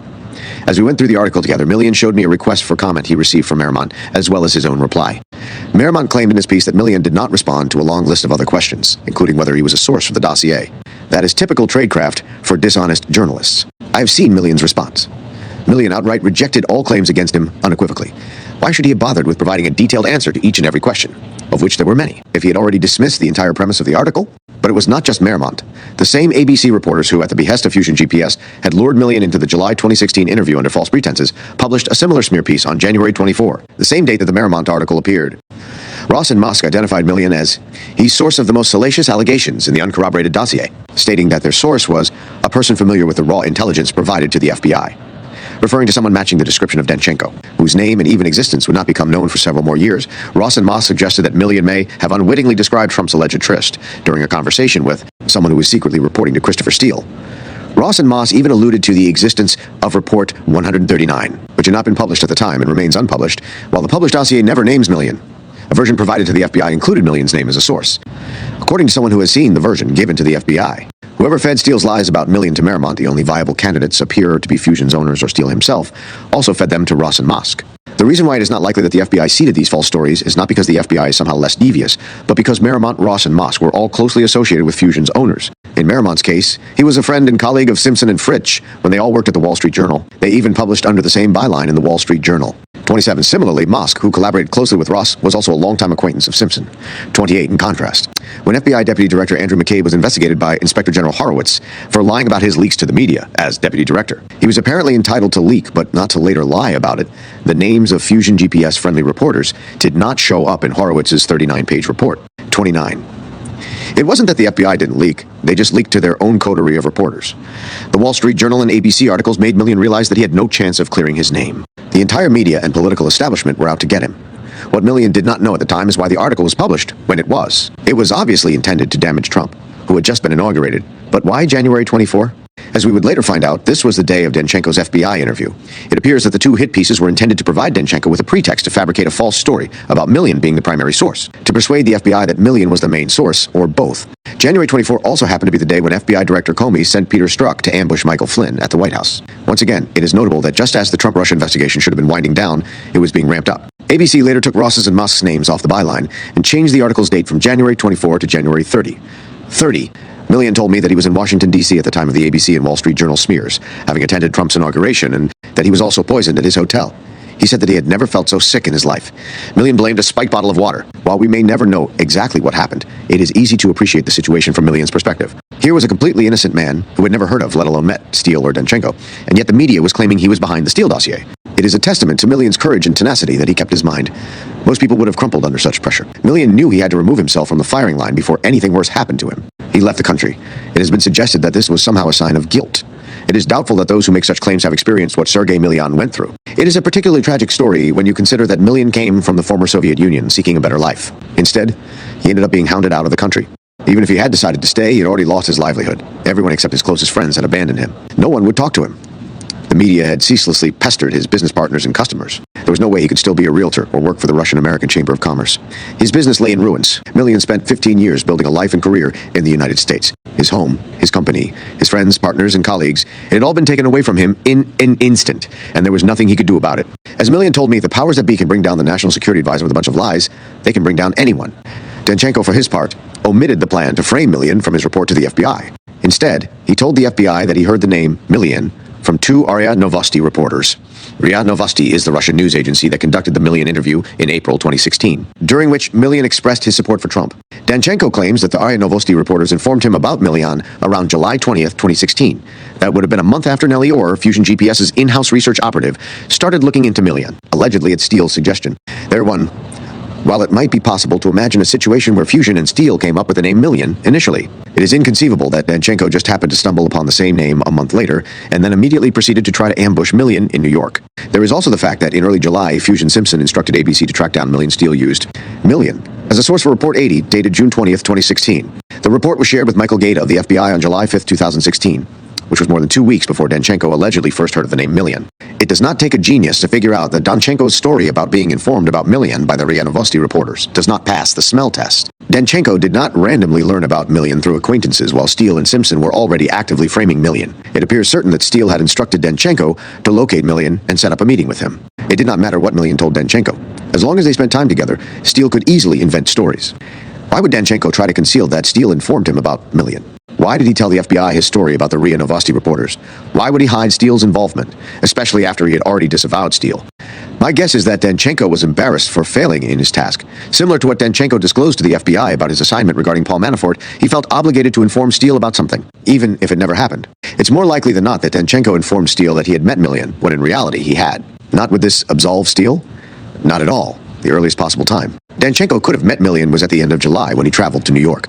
By this point, Steele had already written reports citing Millian as his supposed source. So even if Danchenko lied to Steele about meeting Millian, those lies would have occurred after Steele had already begun using information falsely attributed to Millian. In other words, whether Danchenko lied to Steele made no difference in terms of the substance of the dossier. The intention was not to elicit any incriminating statements from Millian, but rather to orchestrate a meeting between him and Danchenko with the aim of establishing a he said situation. The dossier stories are fabricated in any case, as Millian could not have been a source for reports that were already written, even if he had met Danchenko. If Danchenko lied and told Steele that he had met Millian, this might explain why Steele proceeded with Report 95, the late July 2016 report that cites Millian as the source for the claim that there was a well-developed conspiracy of cooperation between Trump and the Kremlin. It is also possible that Danchenko did not tell Steele that he met Millian.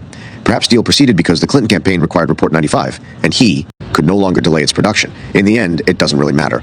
Ultimately, whether Millian met Danchenko has only one implication, and that is whether Steele had plausible deniability. If they did meet, anything could have happened. If they didn't meet, Steele's lies would eventually be exposed for everyone to see. But why did Danchenko lie to the FBI about the RIA Novosti reporters? Danchenko might have hoped that by claiming that the Millian pursuit was just a random byproduct of a conversation he had with some journalists, the FBI would not ask any questions about it. It appears that he was right, if indeed that is what he thought. If Danchenko had truthfully admitted that Steele had instructed him to find Millian instead of falsely invoking the RIA Novosti reporters, the FBI would almost certainly have asked what he told Steele after he failed to locate Millian. But that question was never asked. It would have been a crucial question. In fact, based on the FBI's notes of their interview with Danchenko, it does not appear that the FBI asked any follow-up questions. 32. It is also possible that Danchenko constructed a parallel path to Millian through the RIA Novosti reporters. After having been instructed by Steele to set up Millian, Danchenko may have contacted the reporters, pretended to be unaware, and deceived them into mentioning Millian's name.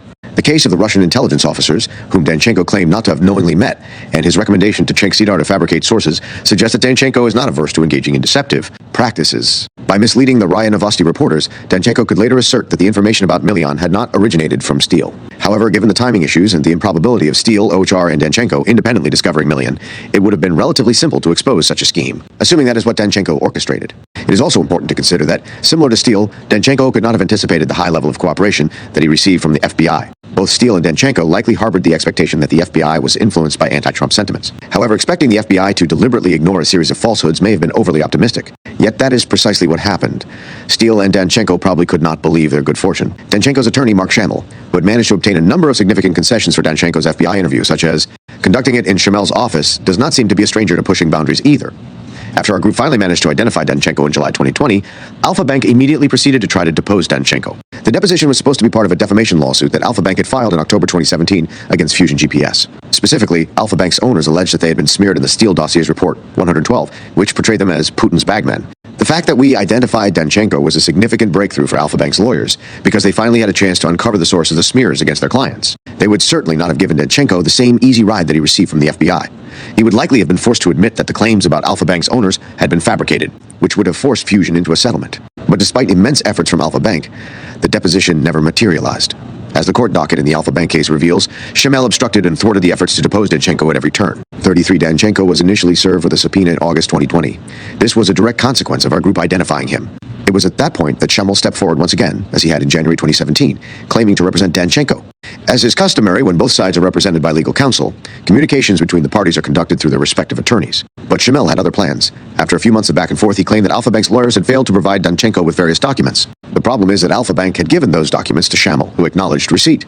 But Shamel objected anyway, thereby gaining valuable time for his client. When Shamel later failed to file a response on time, he came up with yet another novel excuse. He claimed that he had recently moved to a new law firm and did not know if Danchenko was still his client. There is nothing inherently forbidden about these kinds of tactics, but they are testing the boundaries of what can and cannot be done, much like Danchenko's FBI interview. While one can abhor his tactics, Shamel is the kind of lawyer you would want in your corner when your strategy is to stonewall at all costs. Now you might ask, what good did the stonewalling do? After all, Shamel was only buying Danchenko time.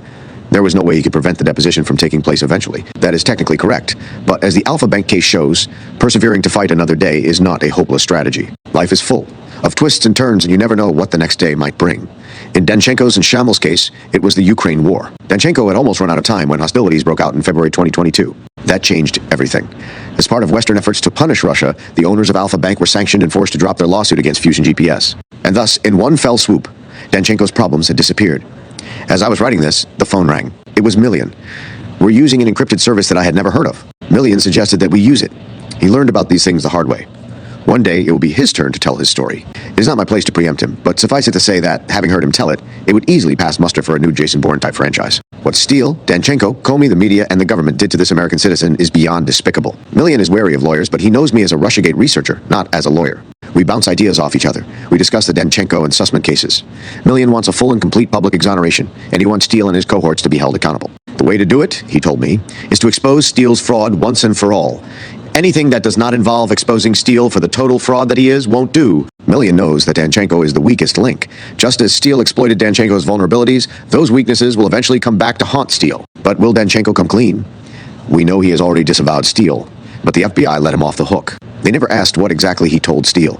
They didn't want to know because they knew it would be detrimental to their case. Even if Danchenko met Milian, as Steele claims he did, it would have been after Report 80, in which Steele heavily relies on Milian. The report is discussed later on, but the logical impossibility of Steele's account is evident. Steele won't admit it, of course, but Danchenko might. Milian and I have started discussing the cases brought by Steele's victims. He knows he has perhaps the best case of anyone because the evidence is airtight. Milian never spoke to either Steele or Danchenko, a fact that Danchenko confided to the FBI. But to win a case, there are many hurdles to overcome. At least 5 victims of Steele, who were falsely framed or accused in the dossier, sued Steele, Fusion GPS, BuzzFeed, or a combination of them. The results have been poor for the victims. In one case, Steele dossier victims prevailed. In that case, the owners of Alpha Bank, Mikhail Friedman, Peter Avon, and German Kahn secured a hard-fought victory over Steele's firm, Orbis, in a London court in 2020. 34, the judge ruled that Steele had not exercised proper care in vetting the information in the dossier. As discussed earlier, Friedman, Avon, and Kahn also sued Fusion, but had to abandon their case due to sanctions related to the Ukraine war. Another litigant, Alexei Gubarev, the owner of Webzilla, lost his defamation case against Orbis and Steele.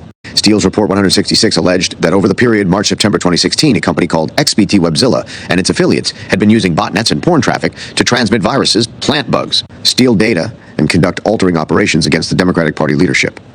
5. A London judge agreed that the statement was defamatory but ruled in favor of Orbis and Steele, stating that although Steele's information was false, Steele was not at fault because he technically did not publish the dossier. 36. Gubarev had anticipated the English courts making excuses for Steele and had therefore also filed a case in the United States, this time against BuzzFeed, the publication that initially published the dossier. But that case too failed. The court found that BuzzFeed had a valid defense under the fair report privilege and dismissed the case. 37. Lastly, Donald Trump also filed a lawsuit in London against Orbis. The case was dismissed in February 2024 because, according to the judge, Trump waited too long to bring it, and the judge was not willing to invoke a rule that would have extended the statute of limitations. 38. The fundamental problem with every case brought thus far is that it has been based on the premise that Steele was given false information. Once that is the basis, it becomes easy for Steele to wiggle out of his legal problems. The focus should have been on the fact that Steele fabricated the entire dossier. The Millian situation, where we know that Steele used him as a source even before Danchenko had been dispatched to talk to Millian, would have been powerful evidence supporting this fact. Sadly, the London cases make it abundantly clear that it never crossed the judges' minds that Steele made it all up. We are not just talking about random judges, we're talking about Steele, Barbara Fontaine, the senior master of the Queen's Bench Division, an extremely prestigious judgeship in England dating back 1,000 years, stated, "This is an unusual and probably unique case, where the witness is in many respects in the same position as a whistleblower. Instead of viewing Steele's actions as the political smear they were, Fontaine regarded him as a whistleblower." But it got even worse. Fontaine added that Mr. Steele's evidence is that he was horrified and remains horrified that the U.S. defendants published the dossier at all, let alone without substantial redactions. He considers that this may have compromised the sources of his intelligence, putting their lives, their families, and their livelihoods at risk. 39. In truth, Steele had demonstrably shared his fabrications with various media outlets. Yet as soon as BuzzFeed published the dossier, he portrayed himself as the victim. Fontaine and the other judges believed him, notwithstanding that no sources of intelligence were ever compromised, because there were no sources and no intelligence to begin with. It appears that no one told Fontaine about Steele's modus operandi, or perhaps someone did, and she, like her fellow London judges, could not fathom that a former MI6 operative could have possibly been so dishonest. In the July 2020 judgment, where Steele was found responsible for mishandling the personal data of Alpha Bank's owners, Justice Warby of the High Court in London was adamant that Steele was indeed collecting intelligence. He even made excuses for Steele's lack of any documentary notes. This was, on any view, an intelligence-gathering exercise inherently unlikely to be heavily documented. Despite the circumstances, none of the legal cases brought against Steele appear to have been sufficiently aggressive in exposing his deceptions. It is unfortunate that the attorneys pursuing the cases against Steele did not manage to convey that Steele was not in the business of gathering intelligence. He was in the business of fabricating intelligence. To understand this one simply has to look at the Alpha Bank dossier report. Steele alleges in Report 112 that Alpha Bank was the conduit through which Trump and the Kremlin exchanged messages. During his first London trial, Steele testified with a completely different story. Suddenly, he claimed that it was Millian's organization, the Russian-American Chamber of Commerce. That was the conduit between Trump and the Kremlin. There are plenty of other examples that could have been brought to the court's attention, but this would have required plaintiffs to dispense with niceties and be more forceful. None of them did so. The same false narrative that several judges seem to have been stuck with also characterizes Sergei Millian's portrayal in the media. Just as Steele was supposedly gathering real intelligence, Millian must have been a source, even among those who acknowledge that Steele's information does not. Check out. The assumption was that, at worst, Steele must have been fed inaccurate information. There is something very persuasive about the label former British intelligence officer that seems to make it impossible for people to imagine that Steele would just make things up. On Millian, even ostensibly fair news reports kept falling into the same trap, consistently portraying Millian as a source. Chuck Ross, a journalist from the Daily Caller, who has been highly critical of both the dossier and Steele, wrote an article in March 2018 about Millian titled, "Book Provides New Details About Major Steele Dossier Source." A Fox News article from the same month is titled, "Anti-Trump Harvard Law Pro Lawrence Tribe Falsely Claims. Dossier Source Killed in Russia Plane Crash." There are many more examples. The narrative framed Millian as a knowing or unknowing source, but there was little doubt in the media that he was a source in any case. The notion that he wasn't a source at all completely bypassed even otherwise fair-minded journalists.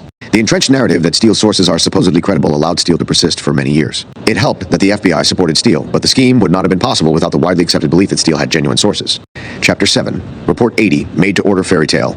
Steele's initial dossier report was Report 80. It was issued on June 20th, 2016, shortly after Glenn Simpson of Fusion GPS met and recruited Steele at London's Heathrow Airport. Report 80 was intended to serve as a foundational report that introduced the idea that Trump was an agent of the Kremlin. Unsurprisingly, the very first sentence of Report 80 claims that Russian authorities had been cultivating and supporting U.S. Republican presidential candidate Donald Trump for at least 5 years, run in another dossier report. Written a few weeks later, Steele randomly extended the period of cultivation to 8 years. To Steele gave no reason for the change. He had probably just forgotten about his previous lie, such was the shoddiness of his tradecraft. The cultivation claim was supported by the infamous P-tape story, which alleged that Trump had been secretly recorded by the Russian Federal Security Service while participating in a golden showers party with prostitutes at Moscow's Ritz-Carlton Hotel. Like everything else in the dossier, the P-tape story was entirely made up by Steele and Danchenko, who had been tasked by Steele in June 2016 to fly to Moscow and collect gossip.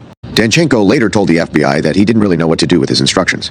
However, since Steele had paid for Danchenko to travel to Russia, he felt obligated to inform Steele about something. At least that's how he described it to the FBI. But while Danchenko feigned naivety, he was well accustomed to Steele's modus operandi. Steele and Danchenko had been working together for years, and Danchenko knew how the game worked.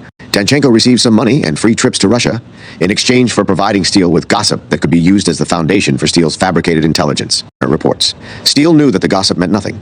He knew the identity of Danchenko's so-called sources. He knew they were complete nobodies. In fact, most of them were friends from Danchenko's school days in Perm. But that didn't matter. The arrangement provided Steele with cutouts that he needed to falsely attribute stories to. The procedure was always the same: get Danchenko in the same room with somebody and then make up stories about what that somebody had said. The most important aspect of Steele's modus operandi was that no one would ever find out, in case anyone ever asked questions. Steele could say he had a secret subsource whose identity he could not reveal for security reasons. If anyone dug deeper, Steele could explain that his secret subsource had his own network of sources, but he himself did not know their identities. That way, Steele could pretend that all of these people were highly connected and influential. And that is exactly what he did. In March 2020, Steele testified before a London judge that one of his subsources held a high position of authority within the Kremlin. But no such person has ever been identified. That is because no such person exists.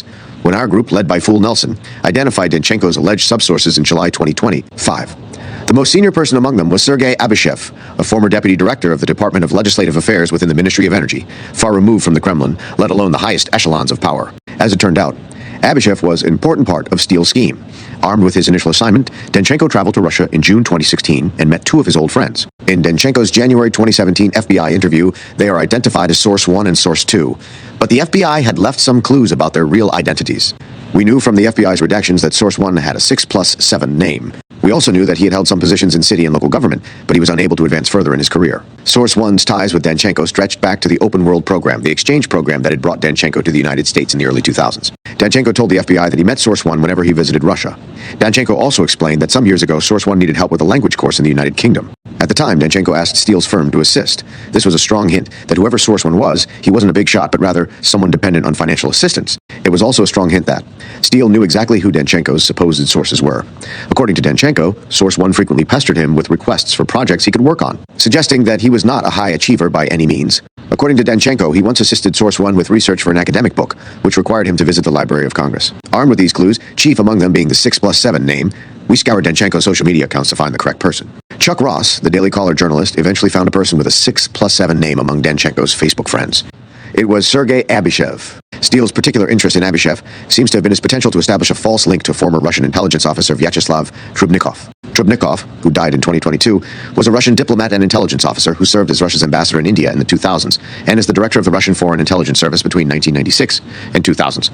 Steele wrote in Report 80 that a former top Russian intelligence officer claims FSB compromised Trump through his activities in Moscow sufficiently to be able to blackmail him. It is likely that the alleged source Steele had in mind when he wrote this was Trubnikov, whose name fits perfectly with the redaction in the FBI's interview notes. To be fair to Steele, Trubnikov would have been a credible source, unlike Danchenko's friends. But the problem was that Danchenko had no access to Trubnikov, or anyone like Trubnikov. So the next best option was to place Abyshev in the same room as Danchenko, and later assert that Abyshev was the source of the statement about Trubnikov. It made sense. If you want to attribute words to Trubnikov, you should find someone who might know him, take them to a bar, and then fabricate a conversation. However, when Abyshev was deposed by lawyers representing Alpha Bank as part of their defamation case against Steele's employers, Fusion GPS, he testified that he did not discuss anything related to the dossier with Danchenko. 8. Abyshev also stated that he believed the Steele-Danchenko part of the operation involved Danchenko fishing for gossip from unsuspecting victims that might fit the narrative put forward by Steele. When no gossip was forthcoming, they simply fabricated stories, using the same unsuspecting victims as their pawns.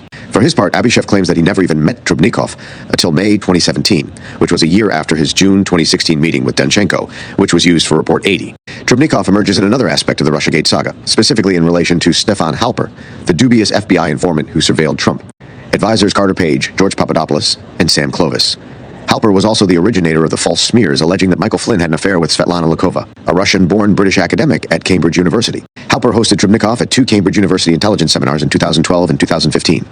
We know from transcripts of their conversation that Halper mentioned Trubnikov during the FBI's unsuccessful sting operation against Papadopoulos in September 2016. According to the December 2019 report by Inspector General Michael Horowitz, Halper was assigned by the FBI to ask Papadopoulos direct questions about whether the Trump campaign benefited from, or anyone in the Trump campaign had knowledge of, Russian assistance or the WikiLeaks release of information that was damaging to the Clinton campaign. While it is not unusual for Halper to have known Trubnikov, it is noteworthy that Halper brought him up as part of a sting operation against Papadopoulos, while at the same time, Steele was falsely claiming that Trubnikov was a dossier source. As previously mentioned, the connection between Steele and Halper remains poorly understood. We know that they were both Swiftboat operatives, but on opposite ends. Steele was working on the project from the Clinton campaign side, while Halper worked on it from the FBI side. Did they secretly coordinate their actions? We don't know the answer to this intriguing question. Even when adopting a generous interpretation of Steele's narrative as merely relaying information he received, it still presents a situation where Steele obtained information from an intermediary, who in turn acquired it from another source, who in turn heard it from yet another individual. What this third person was supposed to have said was that Russian intelligence possessed embarrassing stuff, sexual pornographic material on several individuals, including Trump. 11. The triple hearsay reportedly originated at a bar in St. Petersburg. The individual at the bar refutes having informed Danchenko about anything, particularly regarding Trubnikov or Trump. Recall that this is the most generous interpretation, assuming that Steele merely acted as an intermediary for information. In what manner did Steele present this information? The information was presented as follows in Report 80. Former top Russian intelligence officer claims FSB has compromised Trump through his activities in Moscow sufficiently to be able to blackmail him. According to several knowledgeable sources, his conduct in Moscow has included perverted sexual acts which have been arranged, monitored by FSB. Danchenko admitted to the deception, Steele's deception, during his January 2017 FBI interview. He stated that Abashev never mentioned anything about blackmail and that the dossier's depiction of events was not true. To make matters worse, Steele claimed in Report 80 that Danchenko had obtained all this information directly from Trubnikov, designated as Source B, as well as directly from Source A, described as a senior Russian foreign ministry figure. As Danchenko admitted to the FBI, he had neither talked to Trubnikov nor to anyone fitting that description. The entire story had been fabricated by Steele, Danchenko, or a combination of the two, and pinned on Abashev. But the FBI just let it go. They had a duty not only to end their phony investigation, but also to inform the Foreign Intelligence Surveillance Court that the information used to obtain the Carter Page warrant was false. The FBI, however, remained silent and concealed Danchenko's confession, as well as his very existence. Incredibly, the FBI then proceeded to secure at least 2 more FISA warrants using the same false Steele dossier information. Finally, in 2020, the Department of Justice conceded that those 2 additional warrants had been unlawfully obtained. 12. But the reason provided was not Danchenko's confession, but rather alleged technical errors in the warrant applications that had been identified by Inspector General Horowitz. To this day, the FBI has not admitted that the Steele dossier was based on false information, and that the FBI knew this since at least January 2017. But it wasn't just Source A and B that Report 80% lied about. The other alleged source for Report 80 appeared equally important to Steele's account, as they claimed to have provided information about Trump's sexual activities at the Ritz-Carlton Hotel. That story would later become the media's main talking point about the dossier. Danchenko said the information came from Source 2, Ivan Vorontsov, whose name was redacted in the Danchenko interview notes. 13. Even though we did not know the identity of Source 2 when the interview notes were released in July 2020, we were aware that it was not Sergei Milyan. That was a significant red flag, one that the FBI should have immediately noticed, because Steele had previously identified Milyan as a source for the P-tape story. But Milyan was Danchenko's alleged source. 6. Not Source 2. In other words, Steele and Danchenko had conflicting accounts regarding the sources, which is quite problematic considering that all of Steele's information supposedly came from Danchenko. It was another instance of Steele and Danchenko being tripped up by their own lies, a fact that the FBI would have realized by January 2017 at the latest. Yet, they just let the lies fester. The fact that our group immediately recognized the deceit when Danchenko's redacted interview notes were released on July 17, 2020, made identifying Source 2 a priority. From the redactions, it was clear that Source 2 had a 4-letter first name and a 9-letter last name. We also deduced that Source 2 was a childhood friend of Danchenko's who had developed an interest in collecting banknotes. Although large parts of Danchenko's interview notes were redacted, we were able to piece together that when Danchenko traveled to a country whose name had been redacted, but which we later worked out as being Scotland, Source 2 asked him to look for a specific Scottish banknote that was still missing from Source 2's collection. Thankfully, Danchenko shared abundant information about his international travels on his social media. That allowed us to match dates and places. From there, it wasn't too difficult to get to Scotland. Scotland uses the same currency as the rest of the United Kingdom, but prints its own notes, which look different from Bank of England pound notes that most international travelers are familiar with. This sometimes causes problems, as I experienced when I lived in England. Theoretically, Scottish notes are legal tender anywhere in the United Kingdom, but not every shop accepts them. For that reason, they are rare in England, but ubiquitous in Scotland. We can understand why Source 2 wanted Scottish notes, but the fact that he did was also an important clue to his identity. Not only did this information indicate that Source 2 had likely not traveled to the United Kingdom, especially not to Scotland, but it also suggested that he was not affluent. A wealthier individual would have probably sought something more unique than an unremarkable Scottish banknote. That narrowed the field, but we were not quite there yet. We knew from the interview notes that Source 2 was somehow connected to finance and had a Facebook page dedicated to his collection of banknotes. By the time we had figured out these things, Danchenko had started deleting his entire social media presence, which complicated cross-referencing his Facebook interactions. We had always wondered how. Danchenko knew to delete his entire substantial social media presence early on July 19th, which was a Sunday morning. If he was concerned about the July 17th release of his heavily redacted interview notes, he should have deleted his social media accounts at that time. But he didn't. For some reason, he waited until 36 hours later, which happened to coincide with us finding out who he was. But how did he know that we knew who he was? On that Sunday morning, we only communicated through private direct messages on Twitter. None of us publicly posted Danchenko's name until a few hours later, when Sergei Millian confirmed that he had received two strange emails from someone named Danchenko in 2016. After Elon Musk acquired Twitter and started releasing the Twitter files, it was revealed that Twitter staff and government agencies had access to users' direct messages. 14, we also discovered through Twitter files that Twitter's Deputy General Counsel, former FBI counsel James Baker, was actively working to obstruct Musk's transparency initiative. 15, he was summarily fired for his efforts, but the revelations made us think. Was it possible that someone inside Twitter, like Baker, had been keeping an eye on our direct messages? Or perhaps the FBI had access? Stephen Fool, Nelson, Walkerfire, and I all had decent-sized Twitter accounts and were known as the go-to place for Russiagate research. Was it possible that Baker or the FBI warned Danchenko that he had been identified? In the end, we don't know, and probably never will know for sure. It might not have been that. Perhaps Danchenko had simply been procrastinating in deleting his social media accounts. Fortunately, Stephen had managed to capture some of Danchenko's social media data just as it was being deleted, but there was no 4+9 name for Source 2. At the same time, I had saved the list of Danchenko's Twitter contacts, but that also did not help us find the person we were looking for. But then we got our breakthrough. On a hunch, Fool Nelson had taken a screenshot of all the people who liked a photo of a spiky-haired Danchenko on Facebook. In total, 30 of his friends liked the photo. Fool Nelson joked that we would probably find all of Danchenko's alleged sources on this list. Amazingly, he was right. All but one of Danchenko's sources had liked a Facebook photo of him. Stephen would later name the screenshot our Rosetta Stone. Among those who liked the spiky-haired Danchenko photo, there was a very jovial-looking fellow named Ivan Vorontsov, who had a 4+9 name. His social media presence suggested that he was quite the character, a partygoer with a penchant for dress-up parties. He was about 40, the same age as Danchenko. That meant they could have been childhood friends, which had been one of our clues. By this point, a few days had passed since we identified Danchenko. Even though Danchenko was aware of our identification, Vorontsov's Facebook page remained accessible. Not only was the page open to the general public, but nothing appeared to have been deleted. That suggested that if Source 2 was indeed Vorontsov, he was an unwitting source. If he had not been, Danchenko would likely have given him the heads up, and we might never have found out that he was Source 2, or, more precisely, that he had been falsely utilized as Source 2. On Vorontsov's Facebook page, we soon found photos of Vorontsov and Danchenko spending time together in Italy. We also found numerous other photos of Vorontsov with his collection of banknotes. That is when we knew we had found the right person. Vorontsov, it turned out, is a financial reporter and editor-in-chief of banksfinance.ru, a niche site that provides financial information. It is a very small website, ranking around 7 millionth on the Alexa website traffic rankings. As of this writing, the website is still operational, given the extent of the damage caused by Steele, not only to Trump, but also to Russia's image and international relations. That might seem surprising, but only if we assume that Vorontsov was in on Steele's scheme. However, the Russian government knows that, like many others, Vorontsov was not a source, but a victim. While we know that neither Vorontsov nor Millian were a source, let alone the source for the P-tape story, it remains unknown whether Steele or Danchenko fabricated the P-tape story. Given the similarities between the P-tape story and Cody Shearer's claim that Russia had a blackmail tape of a woman urinating on Trump, and considering that only Steele, not Danchenko, was in touch with other Clinton operatives, it is more likely that Steele was the driving force behind the P-tape story. 16. According to Danchenko's November 2021 indictment, the narrative was at least indirectly shaped by Charles Dolan, an associate of Clinton, who stayed at the Ritz-Carlton Hotel in June 2016 during a conference planning trip to Moscow. 17. The hotel manager gave Dolan a tour of the hotel, including the presidential suite. Danchenko was in Moscow with Dolan, supposedly to compile stories for Steele's Report 80. 18. Although Danchenko stayed at another hotel, presumably to save money, he later appears to have used Dolan's accounts of his stay at the Ritz-Carlton to shape his own narrative. Despite the fact that Danchenko had never stayed there, the Ritz-Carlton, its manager, and the presidential suite would all become central themes in Steele's reporting. Thus, the most probable explanation is that Steele had set certain parameters, such as the P-tape story, and that Danchenko contributed made-up details, such as the location. Danchenko later informed the FBI that he tried to authenticate the P-tape story with Ritz-Carlton hotel staff, but was unsuccessful.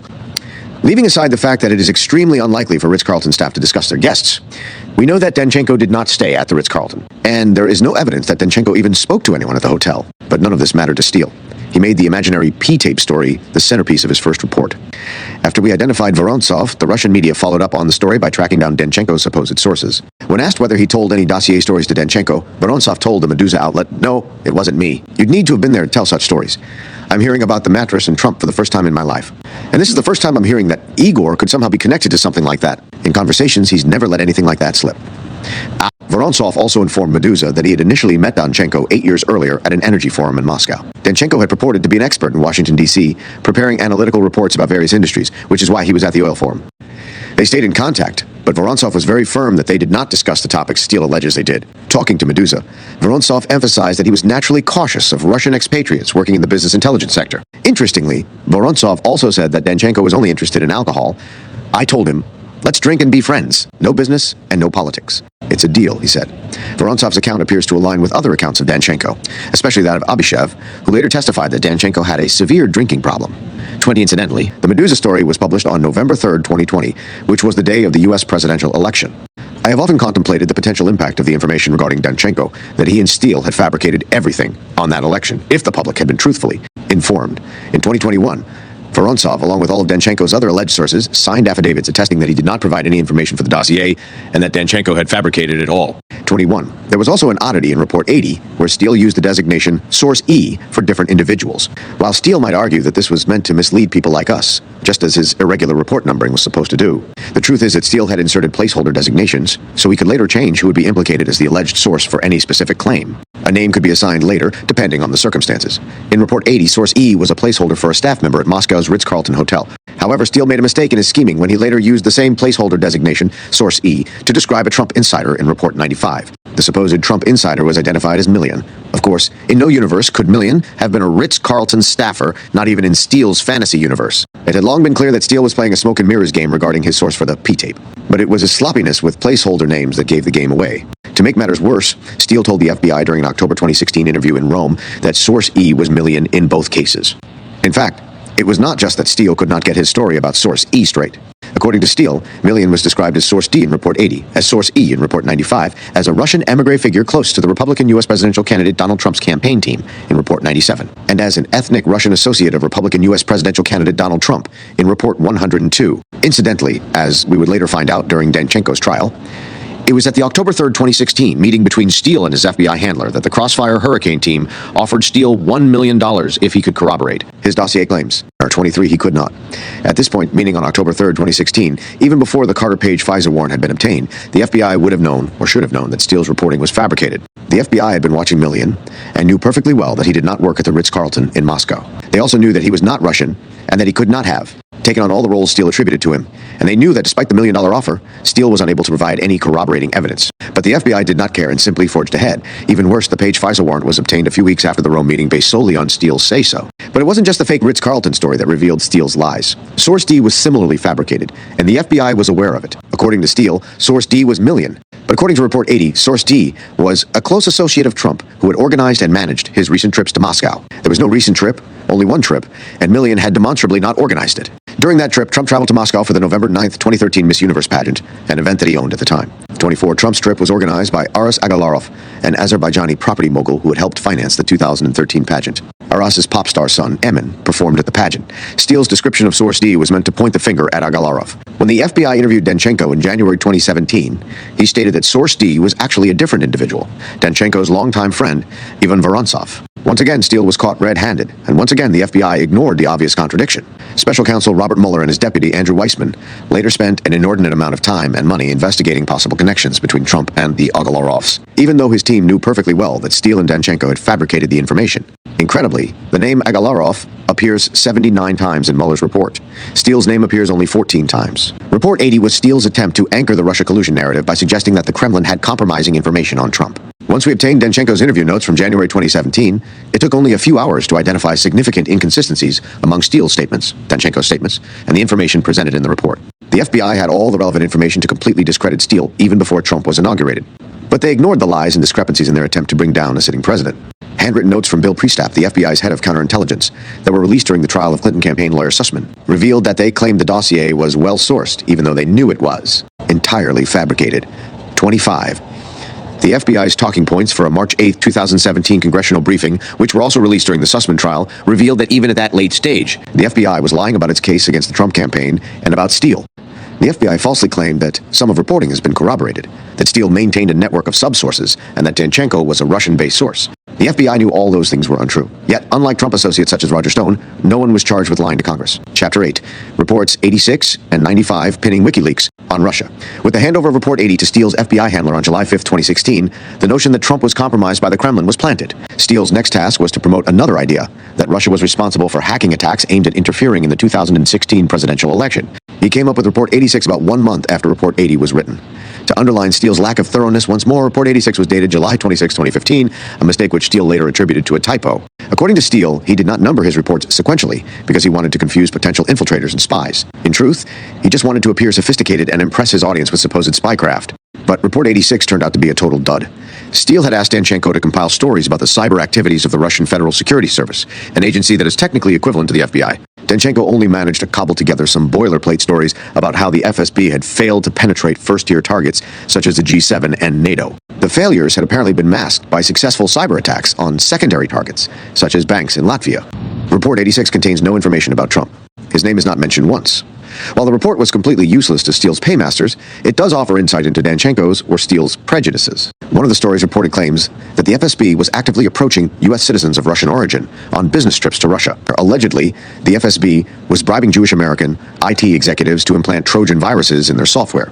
According to Steele's report, this scheme was deemed a significant operational success, as it allowed the FSB to implant Russian malware in computer games to conduct espionage on targets in the United States. If this story sounds vaguely familiar, it might be because it loosely resembles the plot of the 1994 movie Police Academy, Mission to Moscow. It is not known whether Danchenko, who was 16 when the movie came out, riffed off its script. However, as the first major Hollywood production to be filmed in Russia after the collapse of the Soviet Union, even preceding the James Bond movie GoldenEye, it likely captured Danchenko's attention at the time, particularly as someone who had harbored a lifelong desire to visit America. The FBI seemingly overlooked Steele's open defamation of Jewish Americans in the IT sector, setting aside the issue of anti-Semitism. The narrative should have been deemed implausible enough to trigger scrutiny from the FBI and potentially from the Clinton campaign. But it didn't. Instead, the Clinton campaign was upset about the vague nature of the report. It was not what they had asked for. On July 22, 2016, 3 days before Steele submitted Report 86, WikiLeaks had started publishing a trove of emails from the Democratic National Committee. The email dump wasn't particularly juicy. For the most part, the emails involved only 7 DNC staffers. The biggest takeaway was that the DNC had influenced the media narrative in favor of Hillary Clinton and against her primary opponent, Bernie Sanders. For instance, on May 21, 2016, National Secretary Mark Possenbach and National Communications Director Luis Miranda discussed seeding a story that Sanders never ever had his act together, that his campaign was a mess. In another email, DNC Chairwoman Debbie Wasserman Schultz called Sanders' campaign manager Jeff Weaver an ass and a damn liar. Wasserman Schultz later resigned as a result of the email leak. Early suspicions for the leak were focused on Sanders supporters. Perhaps a disgruntled Sanders supporter from within the DNC had sent WikiLeaks the emails. Julian Assange, the founder of WikiLeaks, has always insisted that the emails did not come from a state actor. Another theory involved DNC staffer Seth Rich. Rich was murdered in Washington, D.C. on July 10, 2016. Although the police classified the murder as an attempted robbery, nothing was taken from Rich. What speaks against an assassination is that Rich was shot several times in the body but not in the head. To this day, the perpetrators remain at large. While the source of the DNC email dump was and remains unknown, the Clinton campaign had other ideas. Their predetermined narrative was that Russia had hacked the DNC to help elect Donald Trump. On July 24, 2016, barely 2 days after the DNC emails started trickling out, Clinton campaign manager Robbie Mook boldly declared that experts had informed the Clinton campaign that this was done by the Russians for the purpose of helping Donald Trump. 4. Steele's Report 86, with all its generalities and lack of focus on Trump, was not helpful in advancing this narrative. Steele was undoubtedly informed of this in very clear terms. We can safely draw that conclusion because just a few days after producing Report 86, Steele came up with another report, Report 95. This time, he delivered. If Report 80 planted the bomb, Report 95 set it off. Or, as Stephen McIntyre would say, Report 95 was the Clinton campaign's wet dream. It fulfilled all their desires and more. Although Report 95 is undated, presumably to obscure the fact that it was a last-minute replacement for Report 86, its dissemination to Fusion GPS can be pinpointed to around July 28. This indicates that Steele only took 48 hours from releasing his unsuccessful Report 86 to releasing what the Clinton campaign was truly seeking. The hastily compiled Report 95 alleged that there was an extensive conspiracy between Trump's campaign team and the Kremlin, directed by campaign chairman Paul Manafort and campaign advisor Carter Page. The arrangement was described as a well-developed conspiracy of cooperation between Trump and Russia. Report 95 also claimed that Russia was responsible for hacking email accounts belonging to staff of the DNC. Some might ask why, if there was extensive collusion between the campaign and Russia, the emails weren't simply given to Manafort or Page. Steele preemptively claimed that WikiLeaks was used as a conduit to establish plausible deniability, but that senior members of his campaign, as well as Trump himself, were fully involved in the arrangement. It is noteworthy that Steele's highly detailed allegations regarding WikiLeaks were penned subsequent to the release of the WikiLeaks email dump. Once again, Steele did not provide any foreshadowing. He was merely rephrasing established facts by integrating the Clinton campaign's favorite false narrative. According to Report 95, the mechanism for transmitting intelligence from Russia to Trump was said to be Russian consulates in New York, Washington, and Miami.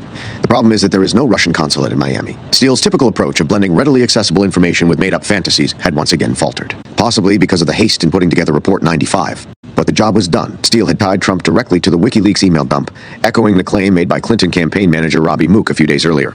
Mook's claim, made on the evening of July 24 on CNN, was that experts had informed the Clinton campaign that Russia had hacked and released the DNC emails to assist Trump in winning the presidency. 5. With that statement, Mook had seeded Clinton's Swiftboat offensive in the public's mind. It would hamstring Trump for years to come. In many ways, it still does. The alleged source of all this juicy information was Source E, Sergei Millian, who had been set up by a combination of Steele, Danchenko, and Fusion GPS. Danchenko was later charged by special counsel John Durham with lying about his alleged communications with Millian. As we saw earlier, Fusion GPS and Steele had identified Millian as an ideal target to be set up as a fake source. He was originally from Belarus, had a Russian-sounding name and accent, was the president of the Russian-American Chamber of Commerce, and most importantly, he had met Trump years before, with a photo taken on the occasion. Steele then instructed Danchenko to arrange a meeting with Millian under false pretenses to bring them together in the same room. Once that was done, they could put whatever words they wanted in Millian's mouth, which is exactly what they did. But because Danchenko had failed to meet Millian, Danchenko and Steele were left with no option but to pretend that Danchenko had in fact met Millian. Another major allegation in Report 95, which disintegrates under even the slightest scrutiny, is that Trump's team, specifically Carter Page and Paul Manafort, as implied by Steele, supposedly had agreed to sideline Russian intervention in Ukraine as a campaign issue in exchange for the hacked DNC emails. Again, WikiLeaks was supposedly used to create plausible deniability, but according to Steele, the operation had been conducted with the full knowledge and support of Trump and senior members of his campaign team. However, as anyone who had been following events in July 2016 knew, this was total nonsense. It seems that Steele, following his typical modus operandi, seized upon a news item and crafted an elaborate story from it. In this case, the news report he was utilizing was a Washington Post opinion piece that claimed that the Trump campaign had gutted the pro-Ukraine sections of the Republican election platform. As it turned out, this was fake news. As acknowledged in an internal report by the FBI, the Trump campaign did not alter the Republican platform, quite the opposite. 7. Instead, a platform committee member, Diana Denman, who was driven by an agenda of arming Ukraine, attempted to insert language into the platform calling for the United States to provide lethal defensive weapons to the Ukrainian government. 2 members of the Trump campaign, one of whom was Jeffrey D.J.D. Gordon, who ran the campaign's National Security Advisory Committee, argued against the change. In the end, Denman's efforts to include the term lethal defensive weapons were not adopted. Instead, the platform called for Ukraine to receive appropriate assistance. Steele, relying on the Washington Post opinion piece, had misunderstood the situation. It wasn't Trump who wanted to change the platform, but rather an unknown Ukraine supporter. Steele's added narrative about exchanging DNC hack data for altering the GOP's platform was entirely fictional. A day after Report 95 was issued, Steele arrived in Washington from London for an important meeting. That day, July 29, would turn out to be perhaps the most significant day since the Swiftboat project had been initiated earlier that year. Clinton campaign lawyers Mark Elias and Michael Sussman had arranged for the key figures in the Swiftboat plot to convene at the offices of their law firm, Perkins Coie. Fusion, Steele, and Perkins Coie were all in the same room. The campaign's lawyers, media smear merchants, and a fake intelligence operative were all present. The 2 strands of the Swiftboat project, Steele's dossier strand and Sussman's cyber strand, had finally converged. Up until that point, Steele was unaware of the cyber side of the plot. Sussman and tech executive Rodney Joffe had spent the past few months putting together the Alpha Bank smear, which was based on fake cyber connections between Russia's Alpha Bank and the Trump Organization. It remains uncertain whether Joffe was present at the meeting held on July 29 at Perkins Coie's office. However, Steele subsequently acknowledged that it was during this meeting that he was informed about the Alpha Bank narrative. He was then assigned to promote this part of the wider Swiftboat campaign through one of his fabricated reports, Report 112, which was released on September 14, 2016, just 5 days before Sussman presented the fictitious Alpha Bank story to the FBI. Sussman was later charged by Durham with lying about whom he was representing when he took the fake Alpha Bank story to the FBI. Sussman claimed that he was not representing anyone and was merely acting as a good Samaritan. However, the facts, including billing records from Sussman, showed that he was acting on behalf of the Clinton campaign. Sussman was acquitted by a partisan Washington, D.C. jury, with one juror later stating that it did not matter whether Sussman had lied to the FBI.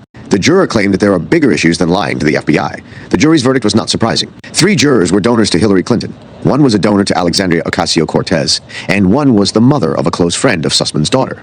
Washington, D.C. is an awfully incestuous place, and convicting one of their own was always a huge uphill battle for Durham. It remains unclear why Steele was roped into the Alpha Bank side of the Swiftboat plan. Strictly speaking, he did not have a need to know. He could have simply been directed to write something specific about Trump, as was the case with previous assignments, such as Report 95. Steele did not need to know the details of the Alpha Bank plot in order to write something damaging about Trump and Alpha Bank. He had already shown that he was perfectly capable of writing fictional accounts about Trump. When Sussman was called to testify before Congress in late 2017, he claimed that Steele had been invited to the Perkins-Coie meeting so that Sussman could vet him. That explanation never made much sense, considering that Steele was handling the dossier and operating on a different path than Sussman. More importantly, by that point, Steele had already issued his two most consequential reports, 80 and 95. Frankly, it was too late for vetting, at least in terms of the dossier. What does make sense, however, is that Steele was being vetted for a more direct role in the Alpha Bank scam. This assertion appears even more plausible when one considers the anomaly of Sussman, a prominent campaign lawyer, personally engaging in the dissemination of fraudulent information to the FBI. Was the original plan for Steele to take the Alpha Bank information to the FBI? It would make sense, both in terms of maintaining Perkins-Coie's reputation and in terms of Sussman's later claim that his task on July 29 was to vet Steele. If that is correct, the vetting process did not work out well for Steele. Again, that would make sense. Steele's name might have brought some superficial gravitas to the endeavor, especially by associating the ex-Me6 label with him, but he is far less impressive in real life. Perhaps Sussman came to that conclusion as well. In his various public interviews, he comes across as feeble and lacking substance. During his court testimony in London in 2020, he was evasive and ended up entangling himself in his own stories. Perhaps most notably, when he was interviewed by special counsel Robert Mueller's team in September 2017, Steele was not even able to keep his story straight. For instance, he mangled his dossier sources. In short, he was not the kind of person you could rely on in critical situations. Sussman and Elias, who presumably took part in the vetting process, could not have known about Steele's later missteps.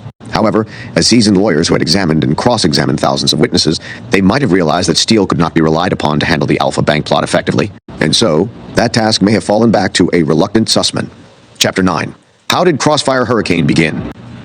One question that has never been fully resolved is exactly how and when the FBI's investigation into the Trump campaign really began. The official starting date given by the FBI for opening the Crossfire Hurricane investigation is July 31st, 2016, which happened to coincide with a high-level meeting of all the principal Swiftboat operatives at the law offices of Perkins-Coie that same week. However, both the timing of the actual opening of the investigation and the purported justification remain shrouded in mystery. While FBI leadership later asserted that the initiation of the investigation was unrelated to Steele, it is firmly established that starting on July 5th, 2016, Steele began transmitting his reports to his FBI contact, Michael Gaeta. In February 2018, Victoria Nuland, an official from the State Department, acknowledged during an appearance on CBS's Face the Nation that she had shared reports from Steele with the FBI in July 2016. She stated, "This needs to go to the FBI if there is any concern here that one candidate or the election as a whole might be influenced by the Russian Federation. That's something for the FBI to investigate." In December 2017, during a transcribed interview with the House Permanent Select Committee on Intelligence, Gaeta confirmed that he had passed Steele's reports to his superiors. To Special Counsel John Durham's report later corroborated that the FBI had indeed been receiving reports from Steele starting in July 2016. Both Durham and Attorney General Barr released statements in December 2019, contending that the FBI's stated rationale for commencing its investigation was, at a minimum, insufficient. Barr stated that the FBI launched an intrusive investigation of a U.S. presidential campaign on the thinnest of suspicions that, in my view, were insufficient to justify the steps taken. Durham went one step further and openly challenged the official narrative for opening the Crossfire Hurricane investigation. Based on the evidence collected to date, and while our investigation is ongoing, last month we advised the Inspector General that we do not agree with some of the report's conclusions as to predication and how the FBI case was opened. In other words, Durham objected to the official narrative both in terms of why and how Crossfire Hurricane was opened. Barr's and Durham's statements were prompted by the publication of Inspector General Michael Horowitz's report on FISA abuse. The report, which was published on December 9, 2019, cataloged a sequence of FBI shortcomings regarding the approval of 4 FISA warrants targeting Trump campaign aide Carter Page. The report marked not only the first formal confirmation that Steele had a primary subsource, but also that the primary subsource had disavowed the dossier during a January 2017 interview with the FBI. The subsource, Danchenko, told the FBI that he had no proof to support the statements from his subsources, and that it was just talk. Danchenko added that the information in the dossier was word of mouth and hearsay that he had exchanged with friends over beers. The allegations about Trump's sexual activities had been made in jest. Danchenko claimed that he never expected Steele to include the bar talk in reports or present them as facts. It is important to note that Danchenko made these admissions within the first few days of Trump becoming president.